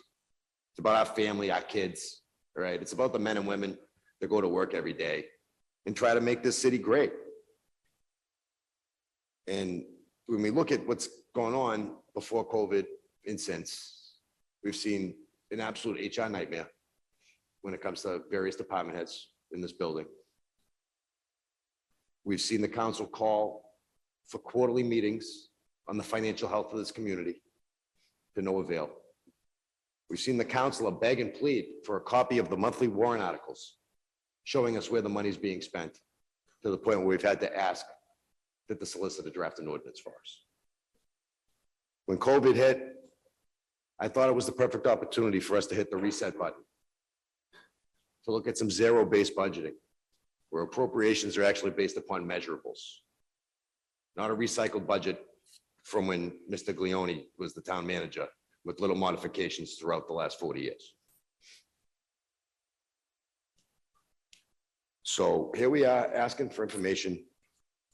Between May and July, we virtually go unignored. And then come May and June, the council's got a seat at the table finally. And when we finally have a seat at the table and we raise all those issues that we talked about for the last year, we get told any action other than a rubber stamp will be detrimental to this organization. I don't think we can operate like this. I don't think we can continue to afford to operate like this. There's not a road in this street that not a road or a street in this city that you can drive down that's not in disrepair. There's not a road or a street in this city that doesn't have a stump that's 7 feet tall for some reason. All the stumps are this tall. They're gonna cut the tree down, cut the tree down. I mean, come on, enough's enough, right? I mean, the things are gigantic, right? At the end of the day, you know, services have been degraded to the point where we have to hit the reset button. And, you know, as I said, for me, this is about this city. This is about our neighbors, our kids, our families, and the hardworking men and women that go to work every day to make this city great. Those are the people with their boots on the ground. Those aren't the people with these things in front of their desks, all right? We're not the ones that make this city great. We make informed decisions to move that process along, but it's the people in this room that were up here advocating and fighting for themselves that make this city great. And they're what make a community. And quite frankly, I think that this budget doesn't support that. It misses the mark. And for that reason, I won't be voting for it this evening. Thank you, Councilor Knight. Any further discussion from the council at this time? I do see Director Hunt on Zoom who hasn't spoken yet, and then I'll go to you, Madam Chief of Staff. Madam President, thank you very much. Sorry for the late hour and my scratchy voice. Can someone please explain what it means for the staff on July 1st if the council votes no? There are actually a number of staff watching this evening. Does the city close for 45 days and people get furloughed like the federal government until it goes into effect? What are we supposed to tell the people that work for us tomorrow when we go into the office? Or does the finance office have to create a 1/12 budget in the next few days? I'm concerned that we really need our finance office to return to regular work so that we can meet our legal obligations on grants and projects. Many of these have end-of-year fiscal deadlines that we are trying to meet as well. And if they need to spend time on a 1/12 budget, they won't have time for that work. No more important financial responsibility from our finance office than the fiscal health of this community in the city budget. All right. I don't care what else is going on. Nothing's more important than the fiscal health of this city and the operating budget, because we can't operate without it. We can't move forward, right? So we got to get back to a spot where we can operate and we can deliver services, and we're not there. All right. Many of us are working very hard every single day. Thank you very much. Those stumps are 7 feet tall to protect the sight impaired people. It's a safety issue. There are many roads that are repaired and that work well. And frankly, we take a lot of offense to some of the derogatory things that you're saying about the hardworking city staff in City Hall. We all would love to see more money, and I don't understand where more money is going to come from. Thank you. Madam President. Rangers and Bears. The municipal finance law team of the Division of Local Services said that if the council takes no action or does not approve the budget, that nothing changes on July 1st. City continues to function, staff continue to be paid, expenses continue to be paid. That's what the lawyers who do this every day, the municipal finance law team at the Division of Local Services, said to me earlier this month. Madam Chief of Staff. Madam President, thank you. I certainly was not on the call with Vice President Bears, and I can't dispute what was shared with him by DLS, but I do find that hard to believe because there is another statute that describes that if the budget is not passed by June 30th, then the city must enter into a 1/12 budget. That would mean that our finance office would now have to go back, ask all of our departments to create 1/12 budgets, school department, public works, police, fire, every single budget that's listed on that city council paper. What I would propose is that if the city council would be willing, is to revert to its regular business and return to this matter so that I can contact the mayor. Because mechanically, Counselor saying we are running out of time. Mechanically, June 30th is an important date for all of us. So my proposal would be, give me 5 to 10 minutes so that I can consult with the mayor and discuss this matter further, because this is a timing issue. It's a major timing issue in front of us. Been out for 5.5 hours, Madam Mayor. Madam President, rather. Been out for 5.5 hours.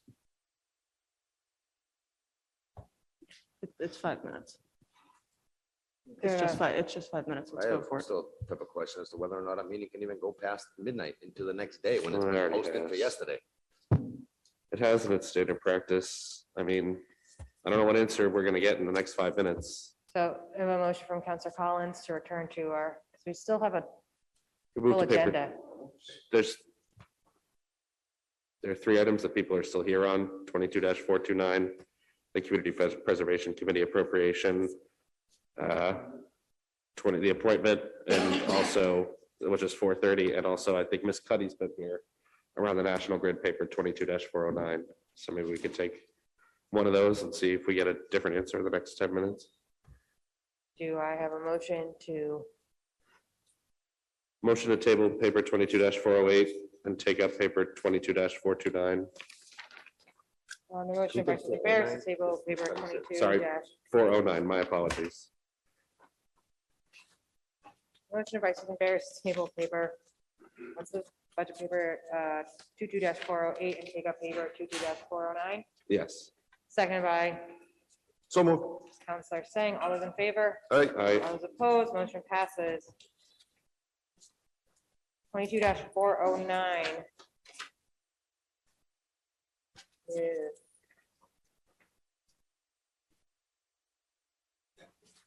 409 or 429? 429? 409. Sorry, 409. Which one's 409? Puts grease on the It's run. the petition for grant of location. Okay.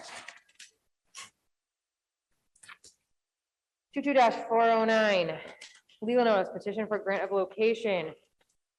National Grid, North Andover, Massachusetts, gas locations, Bedford, Massachusetts, City Clerk's Office. You are hereby notified that the Medford City Council will hold a public hearing in the Howard F. Alden Memorial Auditorium, 85 George P. Hassett Drive, City Hall, Medford, Mass. at 7 PM on Tuesday, June 28th, 2022. For the Zoom link to be posted no later than June 24th, 2022, on a petition of National Grid, Inc. for permission for installation of a replacement regulator station in and under the following public streets, lanes, highways, and places of the city of Medford, and for pipes, valves, governors, manholes, and other structures, fixtures, and appurtenances designed or intended to protect or operate said mains and accomplish the objectives of said company, and the digging up and opening the ground to lay the same place to install a replacement regulator station in the sidewalk along Harbor Street in accordance with plans labeled W/O number 90000195252 dated April 14th, 2022, last revised on June 2nd, 2022, and filed in the office of the city clerk. Wherefore it prays that after due notice and hearings as providing by law, it be granted a location for and permission for installation of a replacement regulator station under the following public streets, lanes, highways, and places of the city of Medford, and for the pipes, valves, governors, manholes, and other structures, fixtures, and appurtenances designed or intended to protect or operate said mains and accomplish the objects of said company, and the digging up and opening the ground to lay or place same, Harbor Street, Medford, Massachusetts, and available for inspection in the office of the city clerk, Medford City Hall, room 103, 85 George P. Hassett Drive, Medford, Massachusetts, 02155. The following, I'm almost done. The following are the streets and highways referred to install a replacement regulator station in the sidewalk along Harbor Street. Location approximately is shown on plan labeled W/O number 90000195252 dated April 14th, 2022, last revised on June 2nd, 2022, and filed with the office of the city clerk, approved chief engineer, and the following conditions. The engineering division received revised plans from National Grid that includes a 6-inch regulator vault replacement in Harbor Street with latest revision date of June 2nd, 2022. The plan appears to address comments from engineering division review. The engineering division recommends that this grant of location be approved with the following conditions. Motion to suspend the remainder of the reading for a summary of the conditions. On the motion of Vice President Barris, second by Counselor Singh, all those in favor? Aye. All those opposed? Either, I think, Ms. Cuddy, or we do have, I don't know who would, Commissioner McGivern's here as or well. Commissioner McGivern, if you want to speak on the conditions of this grant allocation. Good morning, Madam President, Council. My name is Diana Cuddy. I'm from National Grid, 40 Sylvan Road, Waltham, Massachusetts, and I'm here to request a grant allocation for a regulator station in Harvard Street. The project engineer, Prabesh, is on via Zoom if there's any very technical questions. And I just want to say this is a critical infrastructure improvement to our system in Medford to provide a safe and reliable energy source to our growing community here. And so, it's Prabesh.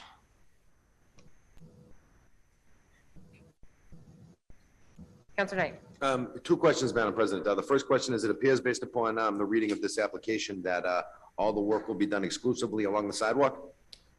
Actually, Prabesh, I'll defer that to you. That's- Most of the big work will be in the side. That's correct. Yes, all the work will be sidewalk. We will be doing a couple of main tie-ins on the road. So the infrastructure, the main,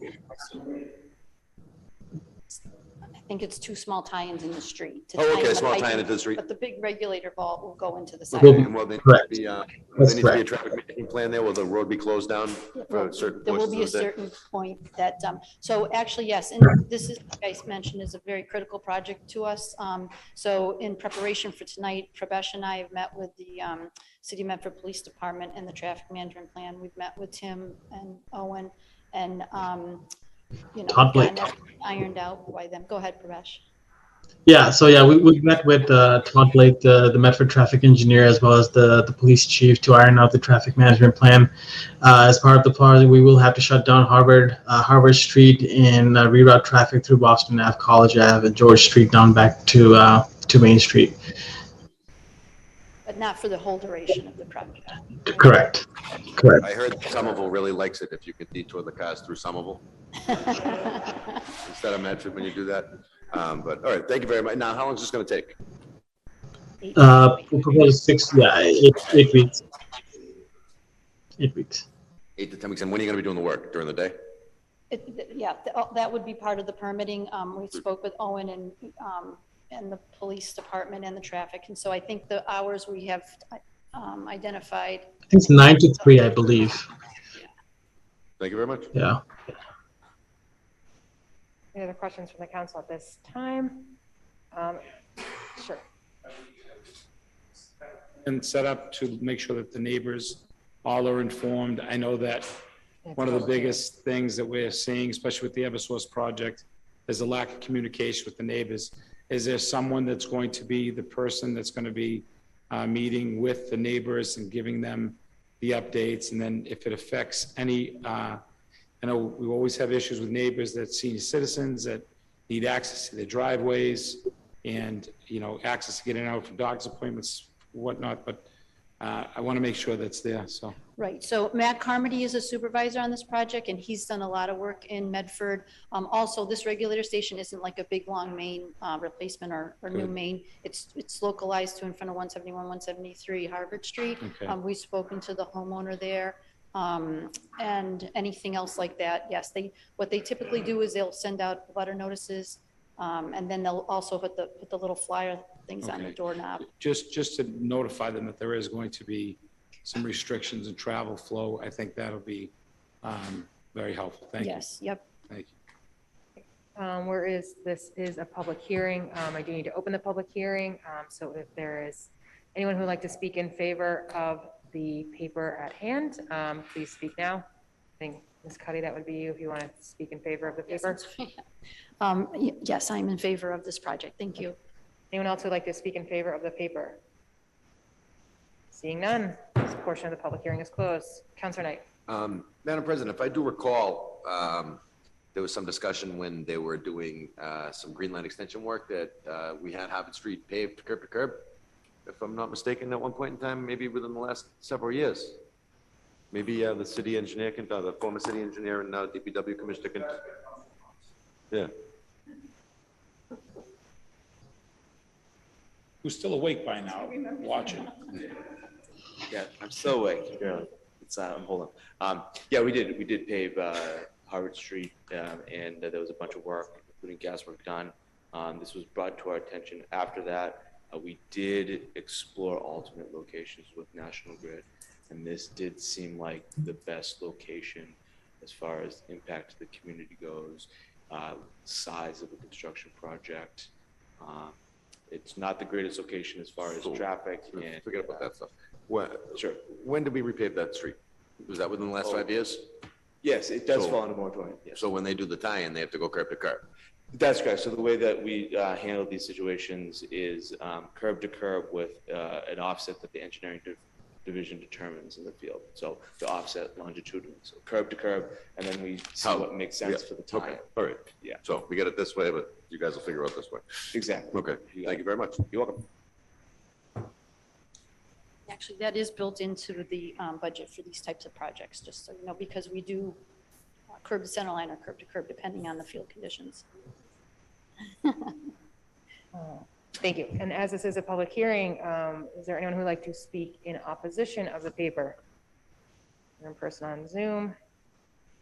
Seeing none, this portion of the public hearing is closed. Do I have a motion on the floor?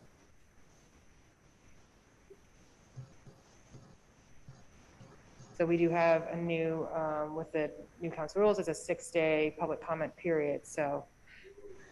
President, that I would even not move to waive it would be due to the large-scale community activity from some of the residents of the Lincoln Kennedy condominiums. So I want to make sure that they're well aware that this project is going to take place before it goes off. Thank you. So on the motion of Counselor Knight to approve with the waiting period, seconded by Counselor Singh, roll call or can I do? I think we should do it. Okay, please call the roll.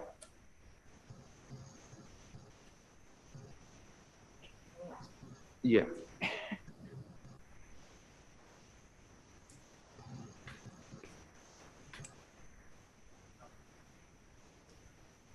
So we consent this if we, once the waiting period expires, the grant application is granted.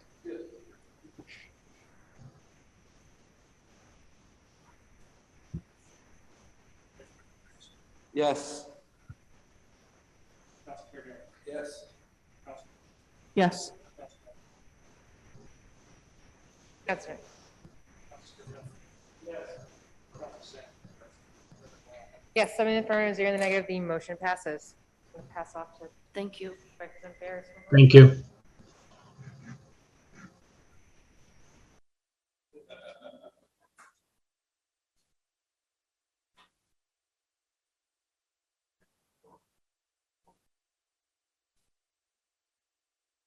The other motions, or the other items before us, I believe Community Preservation Committee is still here. Is there a motion to take paper 22-429? Motion to Counselor Knight to take 22-429, seconded by Counselor Sang. All those in favor? Motion passes.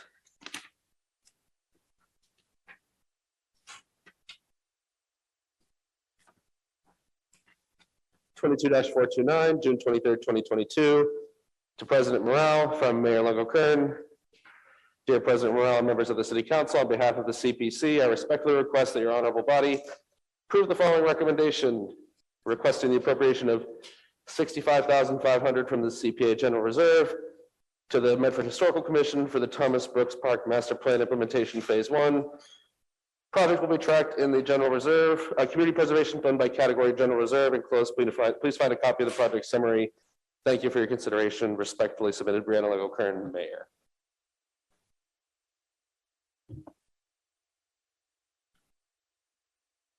Joan Cyr, 40 Cedar Road North. I believe Ryan Hayward should be on the Zoom call. He's the, I just want to make a note that this is the first time anything that said Brooks master plan on it that Tom Lincoln wasn't here for. So I hope he's okay. Different Brooks. I've just asked Ryan Hayward to unmute if he hasn't fallen asleep at the computer.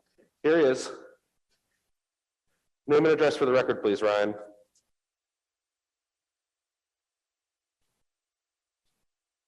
Here. We can hear you now. Sure, it's Ryan Hayward, 40 Sheridan Ave, Medford Historical Commission. I'm just, Oh, we can't hear you, Ron. Please get closer to your microphone.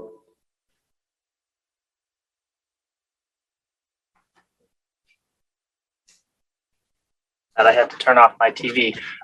So we received a bid for the stone wall work for this project, and it's in the amount of $325,000, which is a little bit more than what we were allocated for this portion of the project. So I just, we went to CPC. CPC agreed that we could get the remaining $65,500 that we need to undertake this work, and that's all we're asking for at this point. It's a complete restoration of the stone wall along the whole length of the 6 acre park.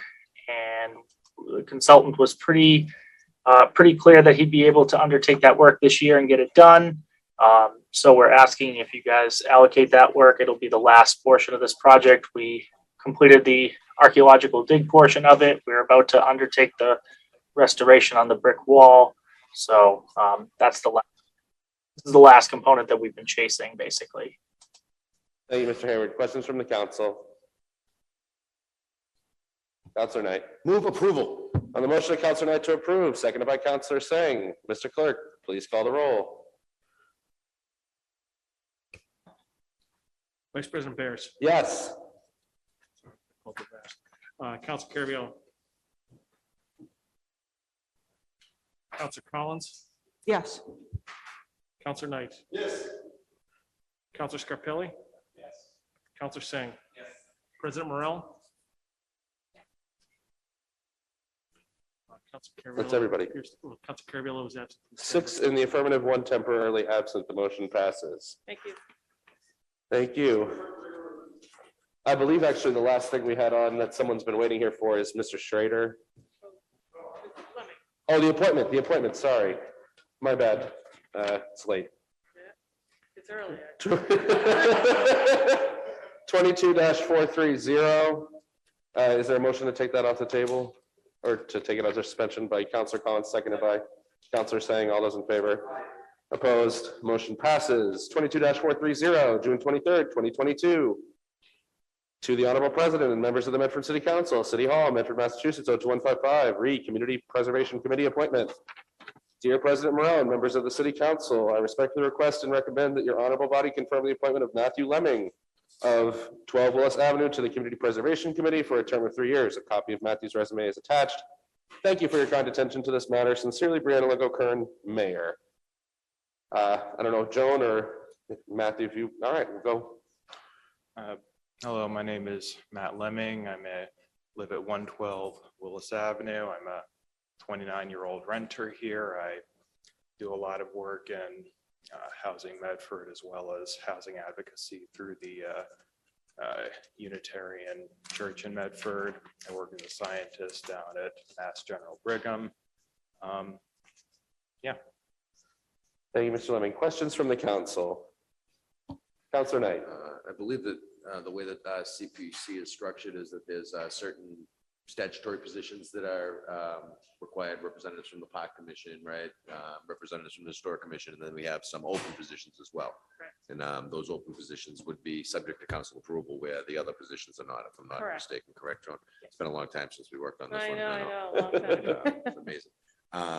Now, where you're coming in as a general nominee, I heard you say a little bit about housing, and is that what your focus is going to be on here, or is that going to be one of your areas of expertise that you're offering us here, or why do you want to be on the CPC?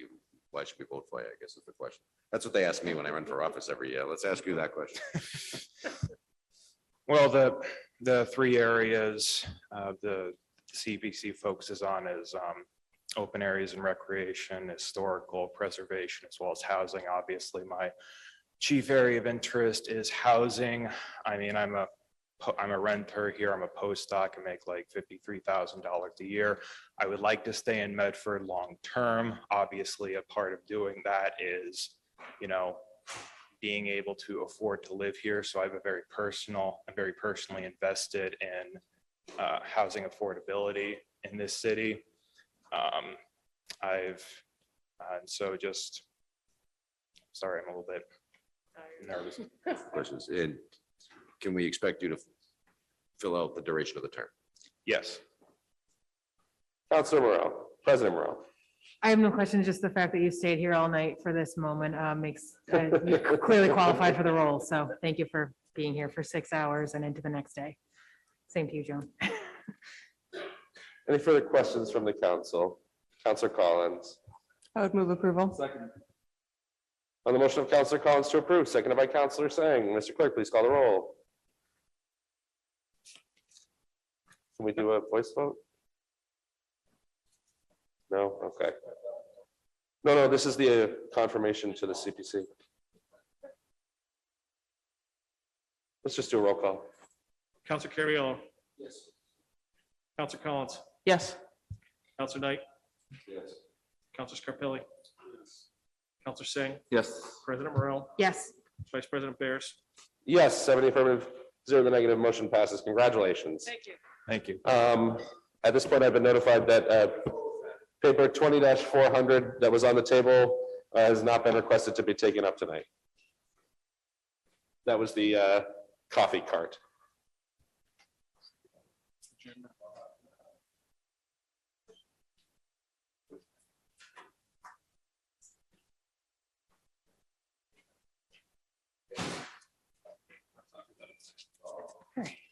So.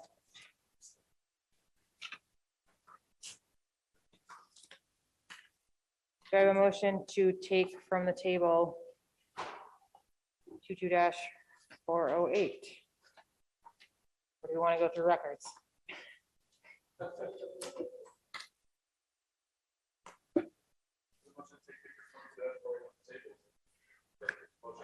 On the motion of Vice President Bears, seconded by Counselor Sang, all those in favor? Aye. All those opposed, motion passes. Madam Mayor, Madam Chief of Staff. Thank you, President Morrell. I'm here as a, last effort to try to, I've listened to a few of you explain where your no vote may come from, and I'm just asking you to reconsider. Nina and I can both try to speak to mechanics, but if it's an assistant city solicitor, 50,000 in your legal budget, a total of 90 for the library, and 15,000 more for elections, we can propose to get that done. So that we could have a budget for our city, so that the finance team and all of our directors can move forward. I've apologized once for the short notice of the budget. I take full responsibility. It's not how I presented the last two when we did have a CFO. You all know that. We can explore all options moving forward. Our plan is to start the next fiscal year budget as soon as we can, including having meetings with department heads in the fall to just start the process and do what we have to do for this community. And would this be, for clarity, would this be, I mean, obviously the library number has changed, but the other numbers you presented at the beginning of the meeting, the other recommendations, would those still be? Yes, so I mentioned earlier, 40,000 for your legal budget. We'll up that to your requested 50. Okay. I requested 60,000 for the library. You asked for 90. We will make that happen. You asked for an assistant city solicitor for 85,000. We obviously I asked to keep my staff employed, so I respectfully asked for $202,000, 88,700 back, as well as the legal budget, because I know, President Morrell and Vice President Beers, we have talked many times about the council needing legal counsel for the comprehensive plan, housing production plan, and also the city. You heard from many department heads needing not only Kim, probably assistant, but KP Law. And there was another. 15,000 for elections. 15,000 to the elections budget. And I'm sorry, was there another amount related to the schools? The schools, 300,000 to restore positions tomorrow, and we will, in good faith, work with. Can I ask a crazy, where was all this money coming from? You can take this from, if you don't want to take it from negotiated salaries, you can take it from facilities maintenance, and we will have a paper before you when free cash is certified in November or December to supplement the facilities maintenance budget. You could also, we could draft up a free cash paper tonight and have you vote on it tonight. If, I know that's cleaner, but if that's not something you're willing to do because of mechanics, we will commit to putting a free cash paper before you. You can even set the date tonight. I'd ask for probably December, just to give Bob, our director, some time to catch up over the summer, to get what he needs to get done, and to free cash was not certified until weeks ago. We will get it done on time this time. Counselor Knight. So it's now June 29th at 12:49 in the morning. This council met as a body in May and set their budget priorities. That was like 7 weeks ago, 8 weeks ago. We went through an exercise of reviewing each department's budget. And when we reviewed their budget, we continued to reiterate what our priorities were. We went through another exercise of going through a budget presentation. And now all of a sudden, at 1:45 in the morning, the day before the budget needs to be passed, we're at the table negotiating. There's something fundamentally wrong with this process. I take full responsibility for the lateness of this budget. We didn't have free cash certified until, Not done like I yet. said, a couple of weeks ago. Not We- done yet, though. Let's keep it short. Counselor Knight could just. So Thank now you. I sit here and I remember like in 2018, when at 1:00 in the morning, we took a vote about Mystic Ave and there was outrage. We're doing it in the shadow of darkness. The people can't pay attention to what's going on. What's the story here? We should have been at the table the week after we put this council priority agenda list out. And to have it be put on us now, to be brought to the table to negotiate at 1:00 in the morning, literally like 46 hours before the fiscal year ends, is irresponsible. I think, quite frankly, we've all said it behind this rail. Nobody makes good decisions after 11:00 at night. Nobody certainly makes good decisions after a 7-hour meeting. And now's the time for us to start negotiating. There's something fundamentally wrong with this process. And I think part of it was the fact that nobody respected the council enough to think that they'd actually vote a budget down. Councilor Knight, that's not true. I did not have numbers of what my budget even was until the first or second week in June. That's scary. So now, for the first time, I mean, I've been involved in Medford politics a long time, probably 20, 25 years. For the first time in my life, I've actually seen 7 members of the council come together and unify around one particular issue, one big issue. It's something that has to tell a story, right? It has to speak volumes as to the process and what went on. And what went on.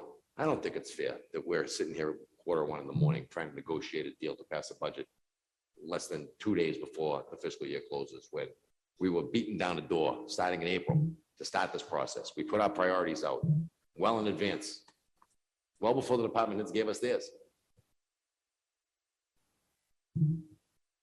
So again, I think that this process is fundamentally wrong. The way that we're going about doing this is not transparent.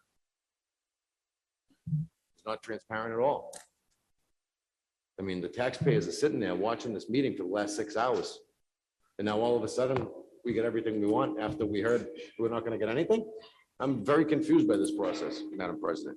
And again, Madam Mayor, I give you a lot of credit for coming here and facing the beast. You know what I mean? Absolutely. You know, you're in the belly of the beast. You know what I mean? You're going to hear it on the street. You're going to hear it on TV. You're going to hear it here. You're here to hear it. You know what I mean? You're here to face the music, and I appreciate that. But I'm not comfortable with this process at all, or the way that it's going down. I'm here to try. Thank you. I have Counselor Collins, Counselor Scarpelli, Vice President Barris, Carviallo. Counselor Collins. Thank you, President Morrell. Thank you so much, Madam Mayor, for being here. I'm, process aside, everything that's happened in the past aside, I'm happy that we're here and having this discussion, even though I think we all wish it were happening at a different time. I have a question for my fellow counselors, and I have a question for you.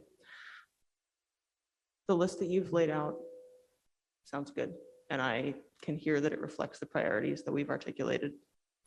My question is, what procedurally is the process that we can do right now, having a budget on the agenda? My understanding is we cannot make appropriations to that. My understanding is amendments cannot be made to that because it's already on the table. What is the process for confirming these appropriations? It's why I'm here instead of my chief of staff or Bob, our CFO. I can make the recommendation, the request, and you can vote to amend the budget. And I would ask that you amend to take this out of facilities maintenance, which is over $1 million, and we will get a free cash paper to replenish that before you as soon as we can. Thank you for that clarification. I appreciate that. And then my question for my counselors is, well, you know, on the one hand, this checks a lot of my boxes, which I clearly said earlier were red lines that I didn't feel I could cross. It's late in the night. A lot of people have dropped off. This isn't ideal timing, but we have this before us. So I'd really appreciate to hear from more members of this body about how to go forward from here. Thank you again, Thank you. Mayor. Councilor Scarpelli. Thank you, Madam Mayor. I think that this is it's a step in the right direction. I think that, you know, again, this is a process that I'd like for us to sit together and, like I said, and I'll say it over and over again, is share the successes and work on our failures. And I think that's the only way that we can be successful. I made a statement from the beginning that my non-negotiables, I'll take you for your word that that's going to be adjusted. And I think that's my biggest fear, was making sure that we had the representation that puts us in a position where we could make the best decisions possible for our community. And having that person in place, I think, is going to pay dividends. So I know this is very, very odd because it was a difficult process. I think we all stated that. I'm not going to keep beating that up, but at the same time, I appreciate you coming together and figuring out a way to make this happen in the last hour. So thank you. Thank you, Councilor Scarpelli. Vice President Barris. Thank you, Madam President. Thank you, Madam Mayor. Thank you. I We have don't think more this work is to do. But when or where we should be doing this, but I'm glad that we're doing it. Just to clarify, basically what you're requesting is that we amend the budget to restore the 202,887 cut. And then for us to accept your amendment to add 85,000 to the law full-time salaries line item, 90,000 to the library. Would that be, what would that, so 60,000 to the salaries and 30,000 to the ordinary, or?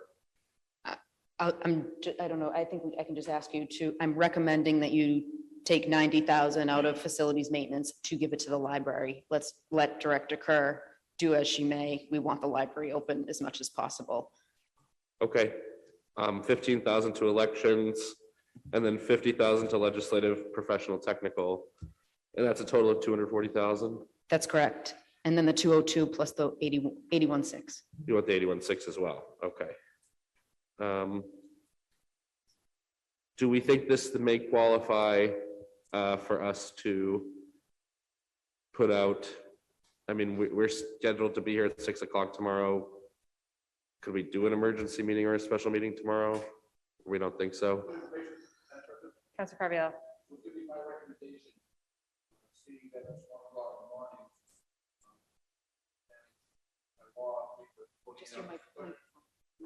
Oh, microphone. It was gonna be my recommendation, seeing that there was a late hour, to, again, I don't think this is something we should do with this late hour. 48 hours takes us to where? After June 30th. So it's June 30, And it's if, July. if I may, if you heard Director Hunt, people, Is- all of our staff are Ju- watching. Is July 1 too late? Yes, I mean, Call an emergency meeting. yeah. but we worked so hard tonight. I asked for. And I appreciate all the work you've done. Could we have an emergency meeting tomorrow? Guys, I think, I know we're kind of going off the rails right now. Yeah. Counselor saying won't be available. He'll be on a plane. I'll vote tonight or this morning, whatever time it is right now. Just to signal that. I have no problem voting. Thank you. okay, it's the KP Law stuff too, though. I just want us to be clear about that. The way I'm hearing this is that we're gonna take money from facilities and give us what we're looking for, restore all the cuts that we just made, then they're gonna come and ask for more money later on. No, we're going to restore the facilities maintenance budget through free cash when free cash is certified in the fall. They're gonna ask us for more money to make that appropriation, right? You want more money for the budget. I can't win, Council Knight. If I, I just want a financial picture. I mean, because ultimately what we're doing is, in essence, we're just creating more spending down the road for later on, right? So we're gonna restore the facilities budget with free cash money. Which is why I made modest increases to try to get some of your requests in earlier. At this point, we want a budget passed. People want to go, we have all of our staff watching. We really want to work with you to get this budget passed, and we ask that you move the question and take a vote, please. Vice President Bears, thank you. Vice President Bears, you did have the floor. Are you? Thank you, Madam President. Again, I hate, I don't want to be doing this in open session. If we were, I even feel, I got no problem with everything here except the KP Law piece.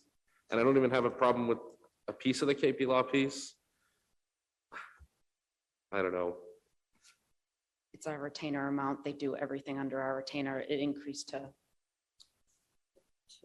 $6,200 a month. I guess That what I is would, everything that both chiefs, Tim, every department head uses, because Kim's doing other things. I guess what I would ask, This would make the school department, help the school department. This will help the library tonight. We have the ability to go to bed this morning doing the right thing for the, that 300,000 too, sorry. yes, the 300,000, So what we're doing is taking 540,000 from facilities maintenance? 240. I was going to use ARPA for the 300,000, because they're positions that can be restored through ARPA that we can give, Okay. we can send them notices, All right. these 5 positions tomorrow. They need, and we don't want to lose these people. Look, I don't want to look a gift horse in the mouth here.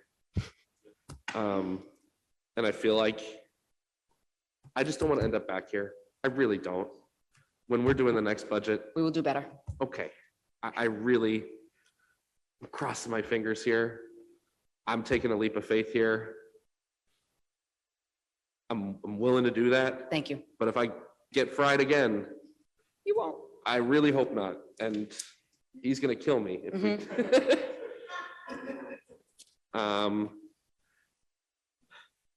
Yeah, okay, I'll motion. I think we do have Counselor Carviallo would like to. All right, speak, I'll wait for him to finish, then I'll motion. And then Counselor Sang, and I'll speak a few words too. even. Madam Mayor, where does this put the,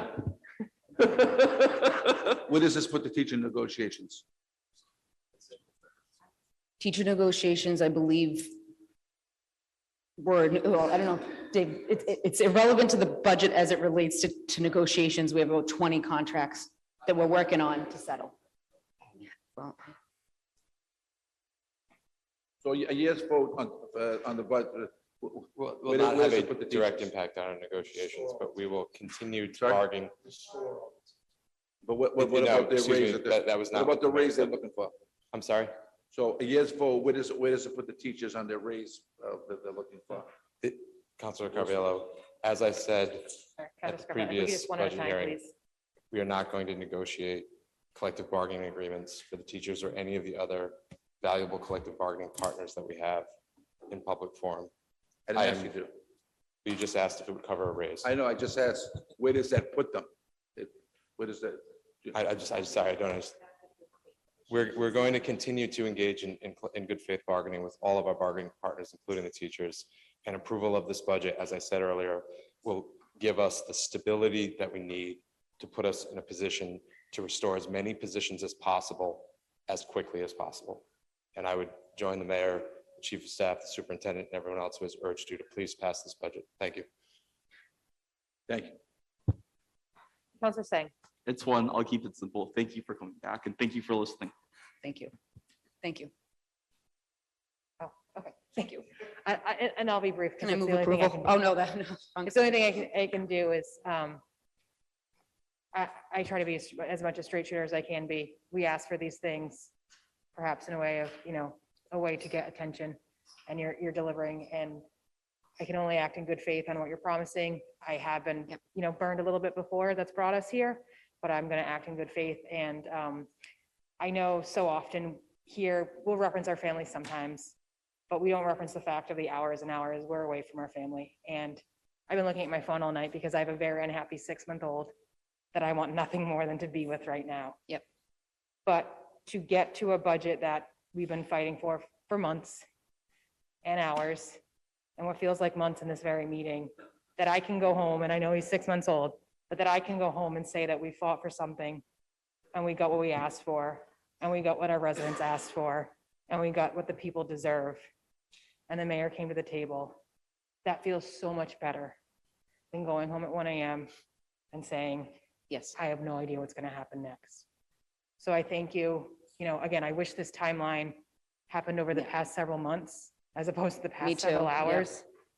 But I appreciate you acting in good faith and coming with these numbers to support our city and support what we've heard from residents. So thank you. Vice President Bears. I do want to know any motions, just as far as the clerk was noting that it would probably be easier to reconsider cuts rather than trying to do Yeah. a lot of different moves. Counselor, sorry. Vice President No, Baker. sorry. I'm sorry to you. What am I doing? It's too late. I know, ugh, wow. You're right, and he's right. I just want to be really clear about what this is. And because we're doing it, and to be quite honest, I need a little extra time to think this through at this time. So basically the request is we would reconsider the cuts to the executive salaries and KP Law. We would motion to accept your amendments to take recommendations, sorry, to take 240,000, and again, these aren't motions yet, I'm just saying it loud. To take 240,000 from facilities maintenance and allocate 85,000 to law salaries, 90,000 to the library, 15,000 to elections, and 50,000 to legislative. That's correct. Then we would motion to accept your recommendation to add 300,000 more to the Medford Public Schools from ARPA. That's correct. Okay. There's two things I'd like to ask. One, just to clarify again, I know Mr. Murphy came up and quite frankly, it just didn't sit in my head exactly right. What does that 300,000 do in real terms?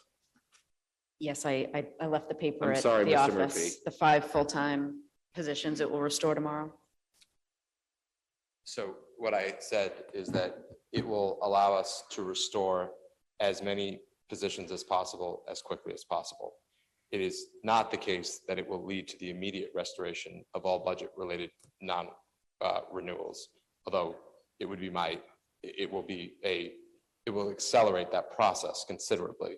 And it will be my hope that as we continue to analyze where we are with respect to our FY23 financial position, taking into account things like retirements, resignations, and whatnot, that's the analysis that we have to go through to restore all of the positions that we want to restore.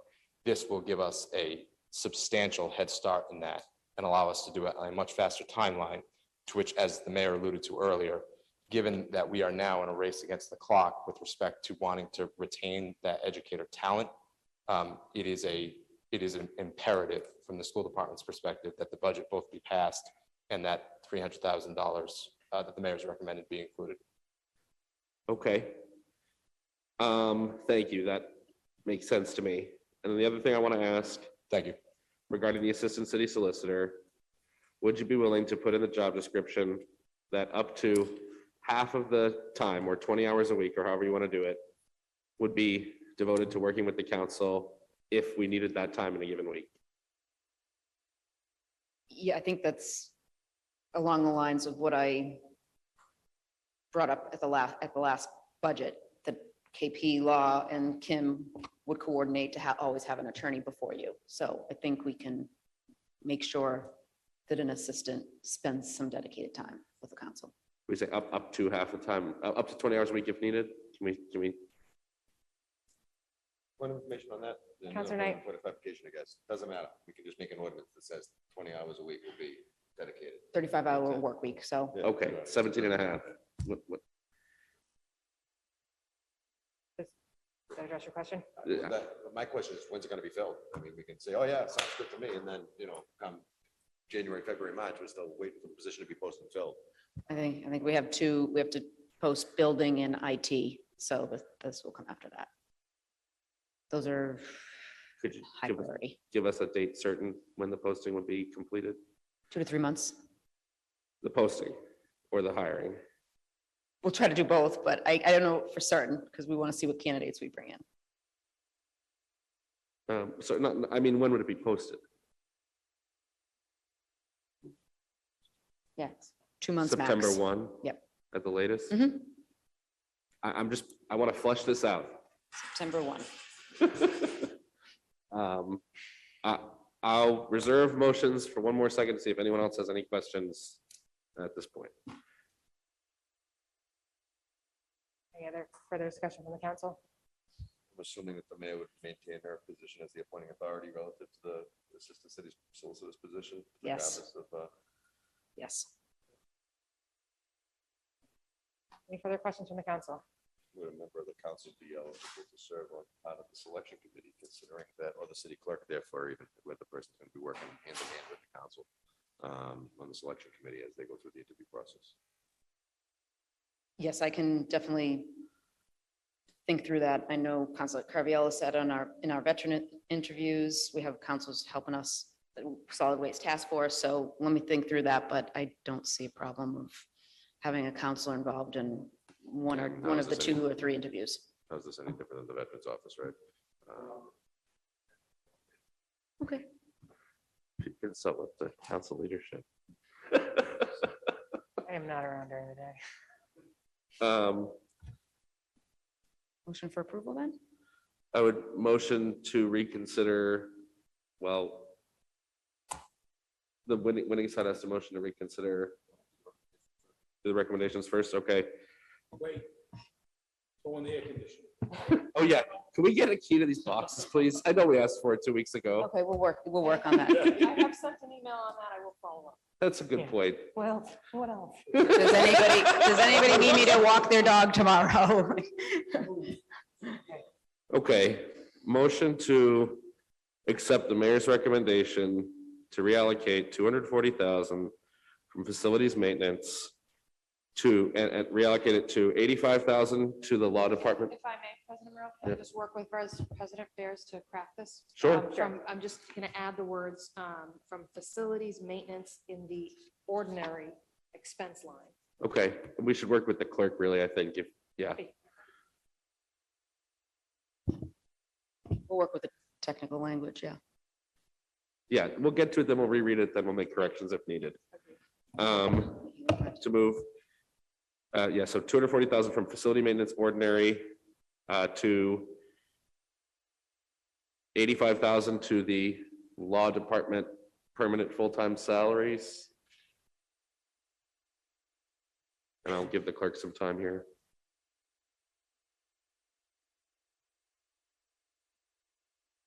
90,000 to the library. And I would just propose that it go into salaries for simplicity. If a transfer at year end needed to be done, we would come before the council at Okay. year end. 90,000 into library salaries.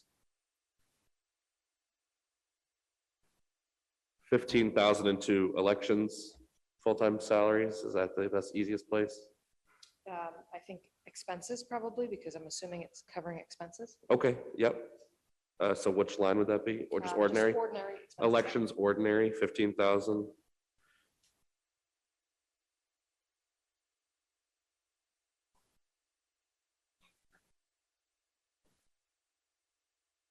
And then 50,000 to legislative, professional, and technical services. Yep, and that would be expenses as well, just for. In ordinary expenses, yeah. Mhm.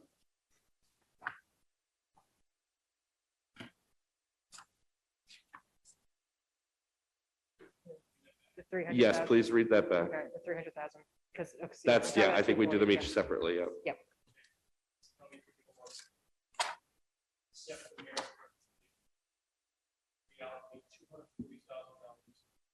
Facilities maintenance and facility maintenance for their expenses. From that 240,000, allocate 85,000 to the law department, permanent full-time salaries, 90,000 to the library for salaries, $15,000 to elections, ordinary expenses, $50,000 legislative, professional, and technical services. Does that sound right, Madam Chief of Staff? Yes, I just want to confirm that at the beginning, we talked about facilities expense line. I just want to make sure that this is clean and crosses all Facilities, maintenance, ordinary expenses, I think is what he the. Okay, said. perfect. I missed that part. Thank you. Okay. And whereas there are people still here, I would like to give people an opportunity to speak to this as it's unexpected. Is there anyone on Zoom or in the chamber? Madam President, Counselor Knight. we also talked a little bit about the work that our videographer does, the amount of hours that he puts in.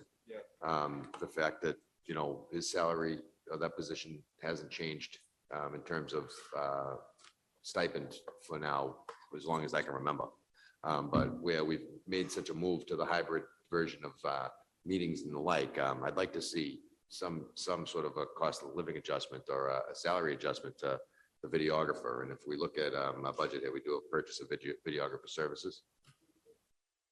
And I'm hoping the city clerk can tell me whether or not 5202 would be the videographer services that we utilize for Shane.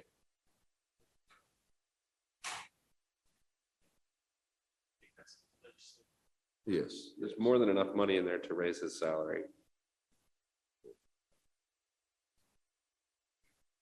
That's the way I say, I mean, the kid does, he barely makes 15, he barely makes minimum wage, the way these meetings go. So I'd like to maybe revisit this and maybe make that an hourly position as opposed to having to be a monthly stipend position. Because right now I think he's getting $300 a month. And quite frankly, you couldn't pay me $300 to do what he did tonight, sitting in that room in the dark over there listening to this. So, you know, ultimately this needs to be rectified. It's something we need to address. I don't think this is going to be a budget breaker. It's not going to be one to hold us up. But moving forward, I'd also like to get a commitment from the administration that they'd be willing to work with us on getting a videographer a more suitable wage than what he's being compensated at right now. Thank you, Counselor Knight. Mr. Clerk, is his current rate $350 a month? Okay. Okay, so I do not see anyone on Zoom or in the chambers who has stood to speak on this. We actually have a hand raised. Thank you, Vice President Bears. I can't, out of my scope of vision.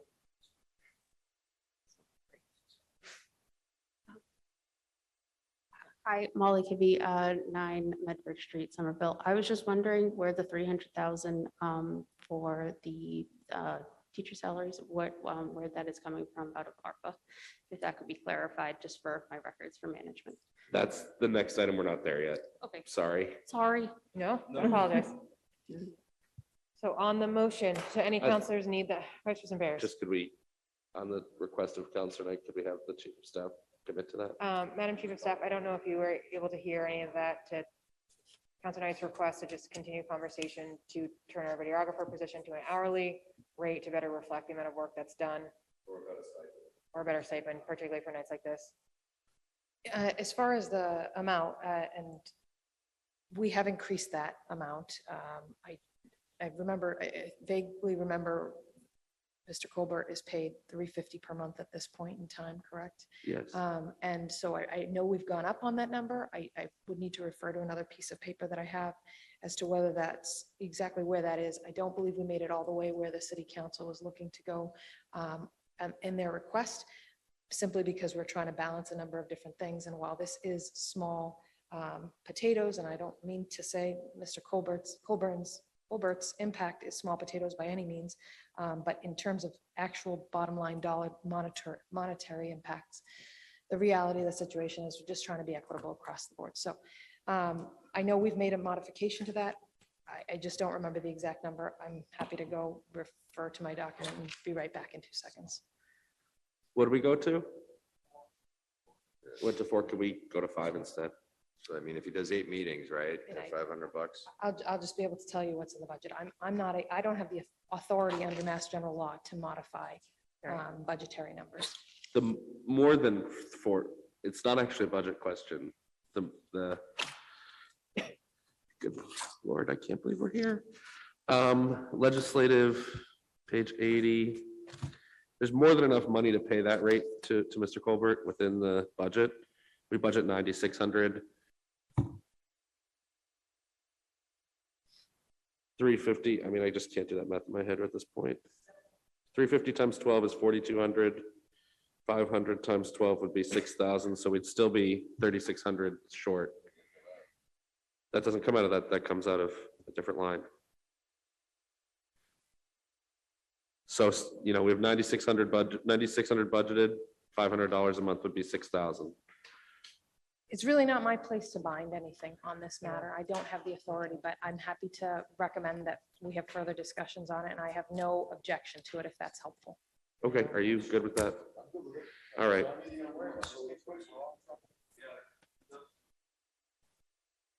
Believe me, I think, yeah, I mean, it's evident.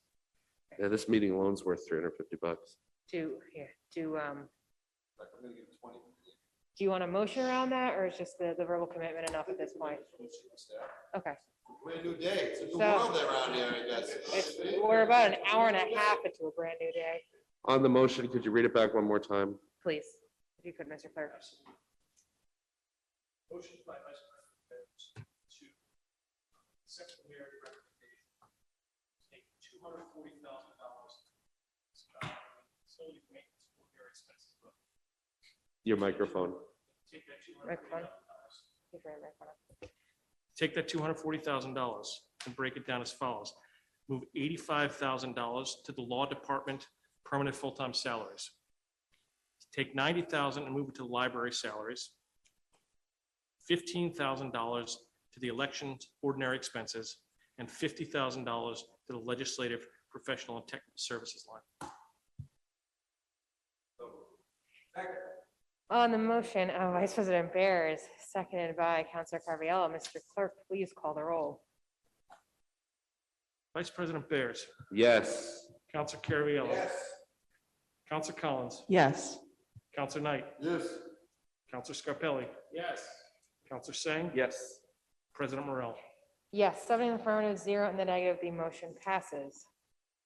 Motion to accept the mayor's recommendation, and Nina, just let me know if I say anything wrong. Madam Chief of Staff, let me know if I say anything wrong. Motion to accept the mayor's recommendation to allocate $300,000 to the Medford Public Schools. Do we need to, from the ARPA, and then Manager Kivy was saying we should probably have a purpose for that. Do you have language for that? I mean, at this point, we need to review options. There's a variety of options that could be utilized for this purpose. So we could go through the process, but we'd have to work with Ms. Kivy, and I'm assuming Ms. Kivy wouldn't have these answers right now. We'd have to go through the specific jobs, what those specific jobs functions are, whether they qualify directly under ARPA in accordance with the ARPA guidance. I'll make it simple. If any of those don't pass that merit test, then we could pursue utilizing another calculation that we have learned about with regard to full-time equivalents in prior years and calculating them And if finally none of those work for any reason, then we could go to use unallocated ARPA revenue loss. So there are a variety of different steps that we need to take to determine which bucket this will fall into. But I assume that can't be determined this evening. Okay. Are we okay with that? Okay, on the motion could you read back the motion, Mr. Clerk? Go ahead. Counselor Knight? What happens if there is no bucket? President Morrell, there would be a bucket ultimately because there is available dollars remaining in ARPA revenue loss that hasn't been allocated. Not for fiscal 23, allow me to be very clear about that. But there is from prior year. Again, this is a budget that we need to move forward and make sustainable. But we're doing our best. We want to use the mechanics of ARPA to the degree Right. that So you're is saying that- helpful for our process. So there are, just like the CPA, there are buckets that you can use it for, right? And we're saying that there's $300,000 in ARPA funds that we know that we can use for this purpose. We just have to make sure that we figure out what bucket that is. I think that's a reasonable statement. All right. And then, just out of curiosity, if that money was there previously, and we were talking about the school budget for 6 hours, how come we didn't grab that money a long time ago and put that on the table? And we probably would have cut this conversation short by 3 hours. But that's a whole That different was story. actually referenced in the beginning of the meeting, staff amount of money was. Okay, thank you. I just, Vice President Bears, if I could know, I'm still chairing just for, I know we're all tired, but Sorry. you're calling on Counselor Knight. so- Yeah, sorry. So I do have a motion on the floor for the 300,000. Motion from Vice President Bears, seconded by Counselor Singh. Mr. Clerk, if you could read back the language. Sure. Vice President Bears moved to accept the mayor's recommendation to reallocate $300,000 from ARPA to the Medford Public Schools. Madam President, Vice President Bears. could we just, as we did on the previous item, allow for any members of the public who would want to speak? Are there any members of the public who would like to speak on this reallocation? President Morrell, just one question. I'm assuming that, based on the mayor's recommendation, that her recommendation was essentially that, just to make sure we're all on the same page, her recommendation was that we would make these modifications with the idea that the full budget would be voted as presented with the exception of the adjustments that were made upon her recommendation and the city council's amendment. Is that correct?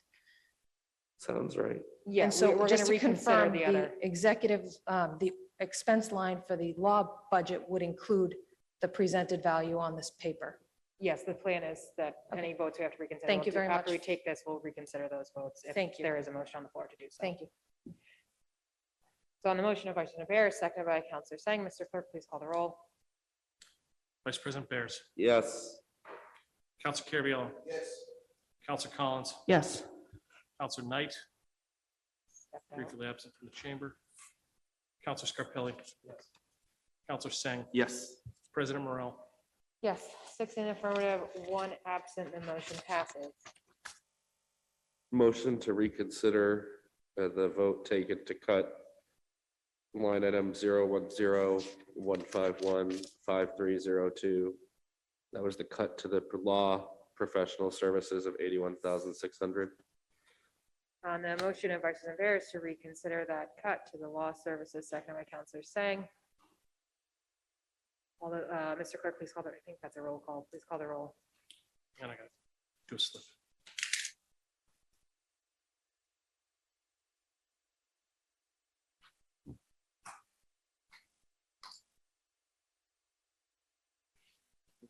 Not 3 hours of sleep.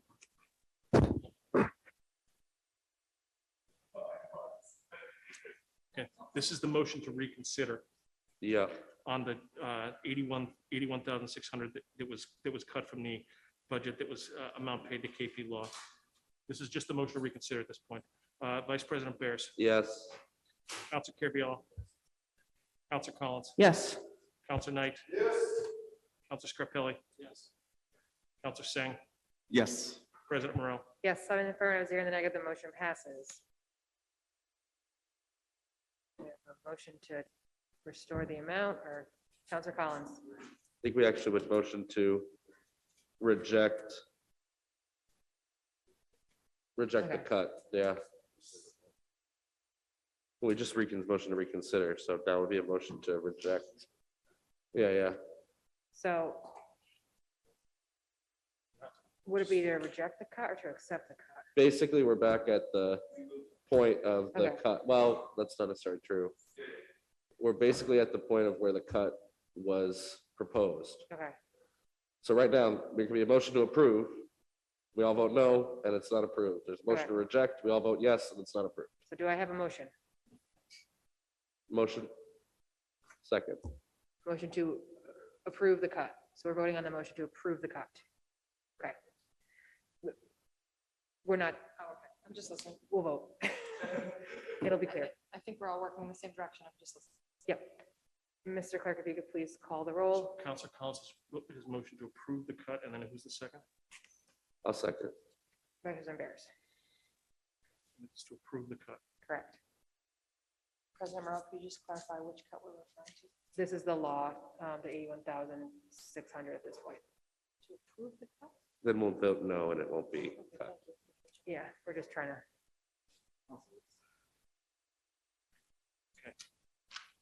Vice President Bears, No. Counselor Carviallo. Counselor Collins, No. Counselor Knight, For Chief Buckley, no. Counselor Scarpelli. No. Counselor Singh, No. President Morrell. No, 0 in the affirmative, 7 in the negative, the motion fails. The cut is rejected. Motion to reconsider the cut to executive full-time salary, line item 010-102-5110 of $202,887. On the motion of Vice President Bears to reconsider the cut to the executive salary, seconded by Counselor Singh, I'll give the clerk a moment to write out the slip.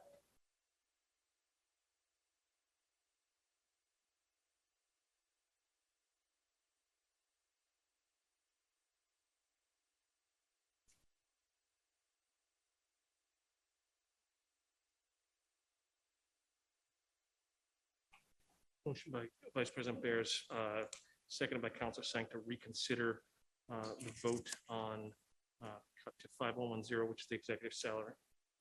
Correct. Vice President Bears, No. No, we're Oh, voting. to yes, reconsider. yes. Counselor Carviallo. We're just motioning to Reconsider, we're reconsider. reconsidering. I'm sorry, Counselor Carviallo, I didn't hear you. Thank you. Counselor Collins, Yes. Counselor Knight. No. Counselor Scarpelli. Yes. Counselor Singh, President Morrell. Yes. 6 in the affirmative, 1 in the negative, the motion passes. Motion on the floor.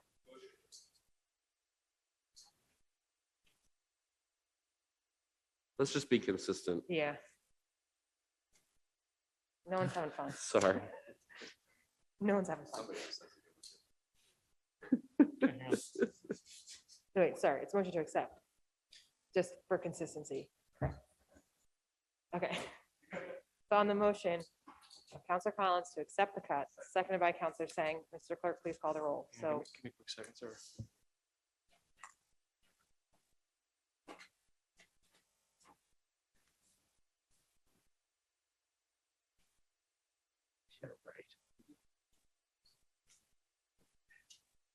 yeah, please say one more. We still have one more vote after this, though. Okay, this is the motion to approve the cut. Yes. Motion by Counselor Collins, second by Counselor Singh. Roll call. Vice President Bears, No. Counselor Carviallo. Counselor Collins, No. Counselor Knight. Counselor Scarpelli. Counselor Singh, No. President Morrell. No, 0 in the affirmative, 7 in the negative, the motion fails. Vice President Bears. Thank you, Madam President. I'm going to make a motion in 1 second. But to the surprising number of people who are still here and the surprising There's 46 there's 49 46 people online. who are still on Zoom. The next vote is going to be on the budget. I want to be very clear that what just happened doesn't solve our short-term crisis or challenges, doesn't solve our long-term needs, but it was, I believe, a good faith negotiation between the executive branch and the legislative branch of the city of Medford to make some progress on the fiscal '23 budget. It doesn't change the position that this budget isn't enough. It doesn't change the position that next year's budget from what we've heard isn't enough. And we still have a lot of work to do on those issues. And we will hopefully be doing it over the next few weeks and months to come. I will vote yes on this budget after the the ordeal we just went through on this negotiation, because I think we won some significant key priorities of this council. But I again want to be clear that we're still in a deep hole. We still have a serious structural deficit, and we still need to find a way to raise the revenue to address that this year, next year, and the year after, until the commercial development that's unlocked by the zoning ordinance that we passed can begin to come online. With that, I would motion to approve the mayor's fiscal 23 budget as amended. Thank On you. The motion of Vice President Barris to approve the mayor's fiscal year 23 budget as amended, second by Counselor Collins.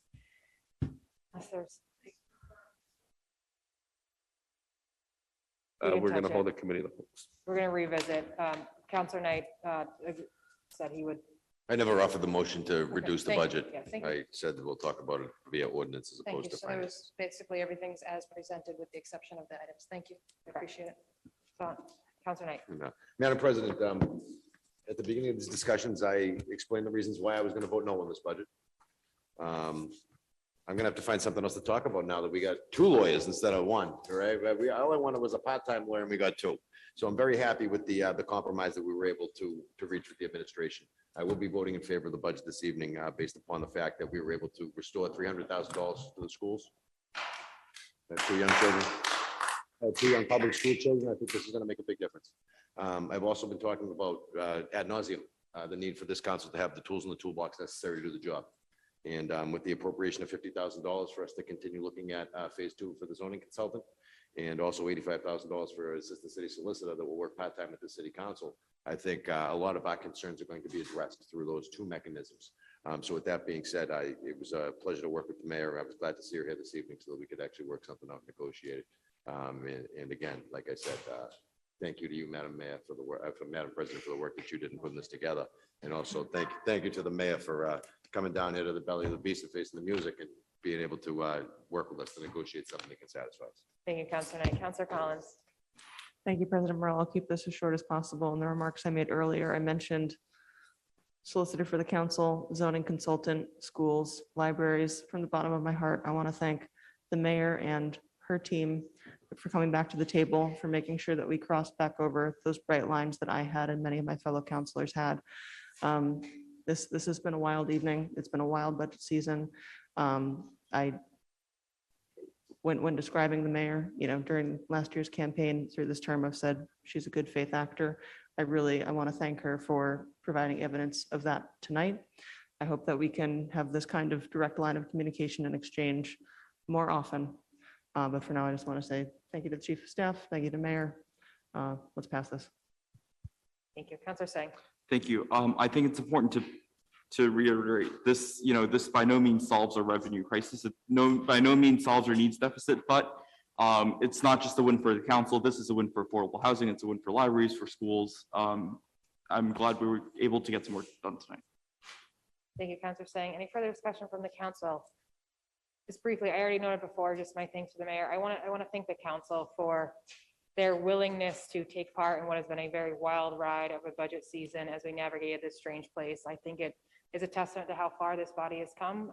2 years ago, council budget talks came to a halt for a less than perfect situation. And we had a less than perfect situation this year, and everyone still came to the table for every meeting that they could, COVID and family and everything else barred. So I just want to thank my fellow counselors for navigating this process with me in good faith. So on the motion of, no.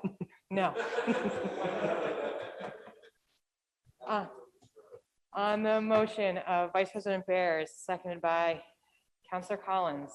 Mr. Clerk, please call the roll. For approval of the budget as amended. Correct. Vice President Barris. Yes. Counselor Carviallo. Counselor Collins. Yes. Counselor Knight. Yes. Counselor Scarpelli. Yes. Counselor Singh. President Morrell. Yes. 7 in the affirmative, 0 in the negative. The motion passes. Do I just?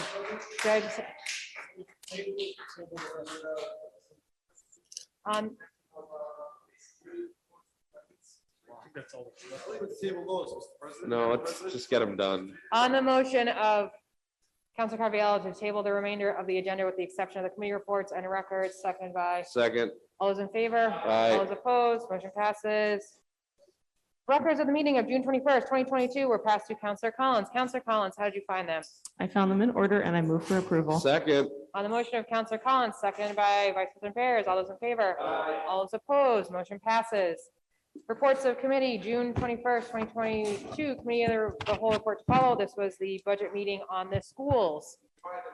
All right, and 22-354, June 22nd, 2022, this was the budget meeting on police and remaining smaller budgets. On the motion of Councilor Carviallo to approve, seconded by Councilor Singh, all those in favor? All those opposed, motion passes. I think we already voted on that. I need a motion to adjourn.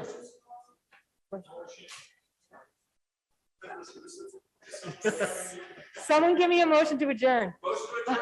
On the motion of Councilor Singh to adjourn, seconded by Vice President Bears. All those in favor? All those opposed? The meeting is adjourned.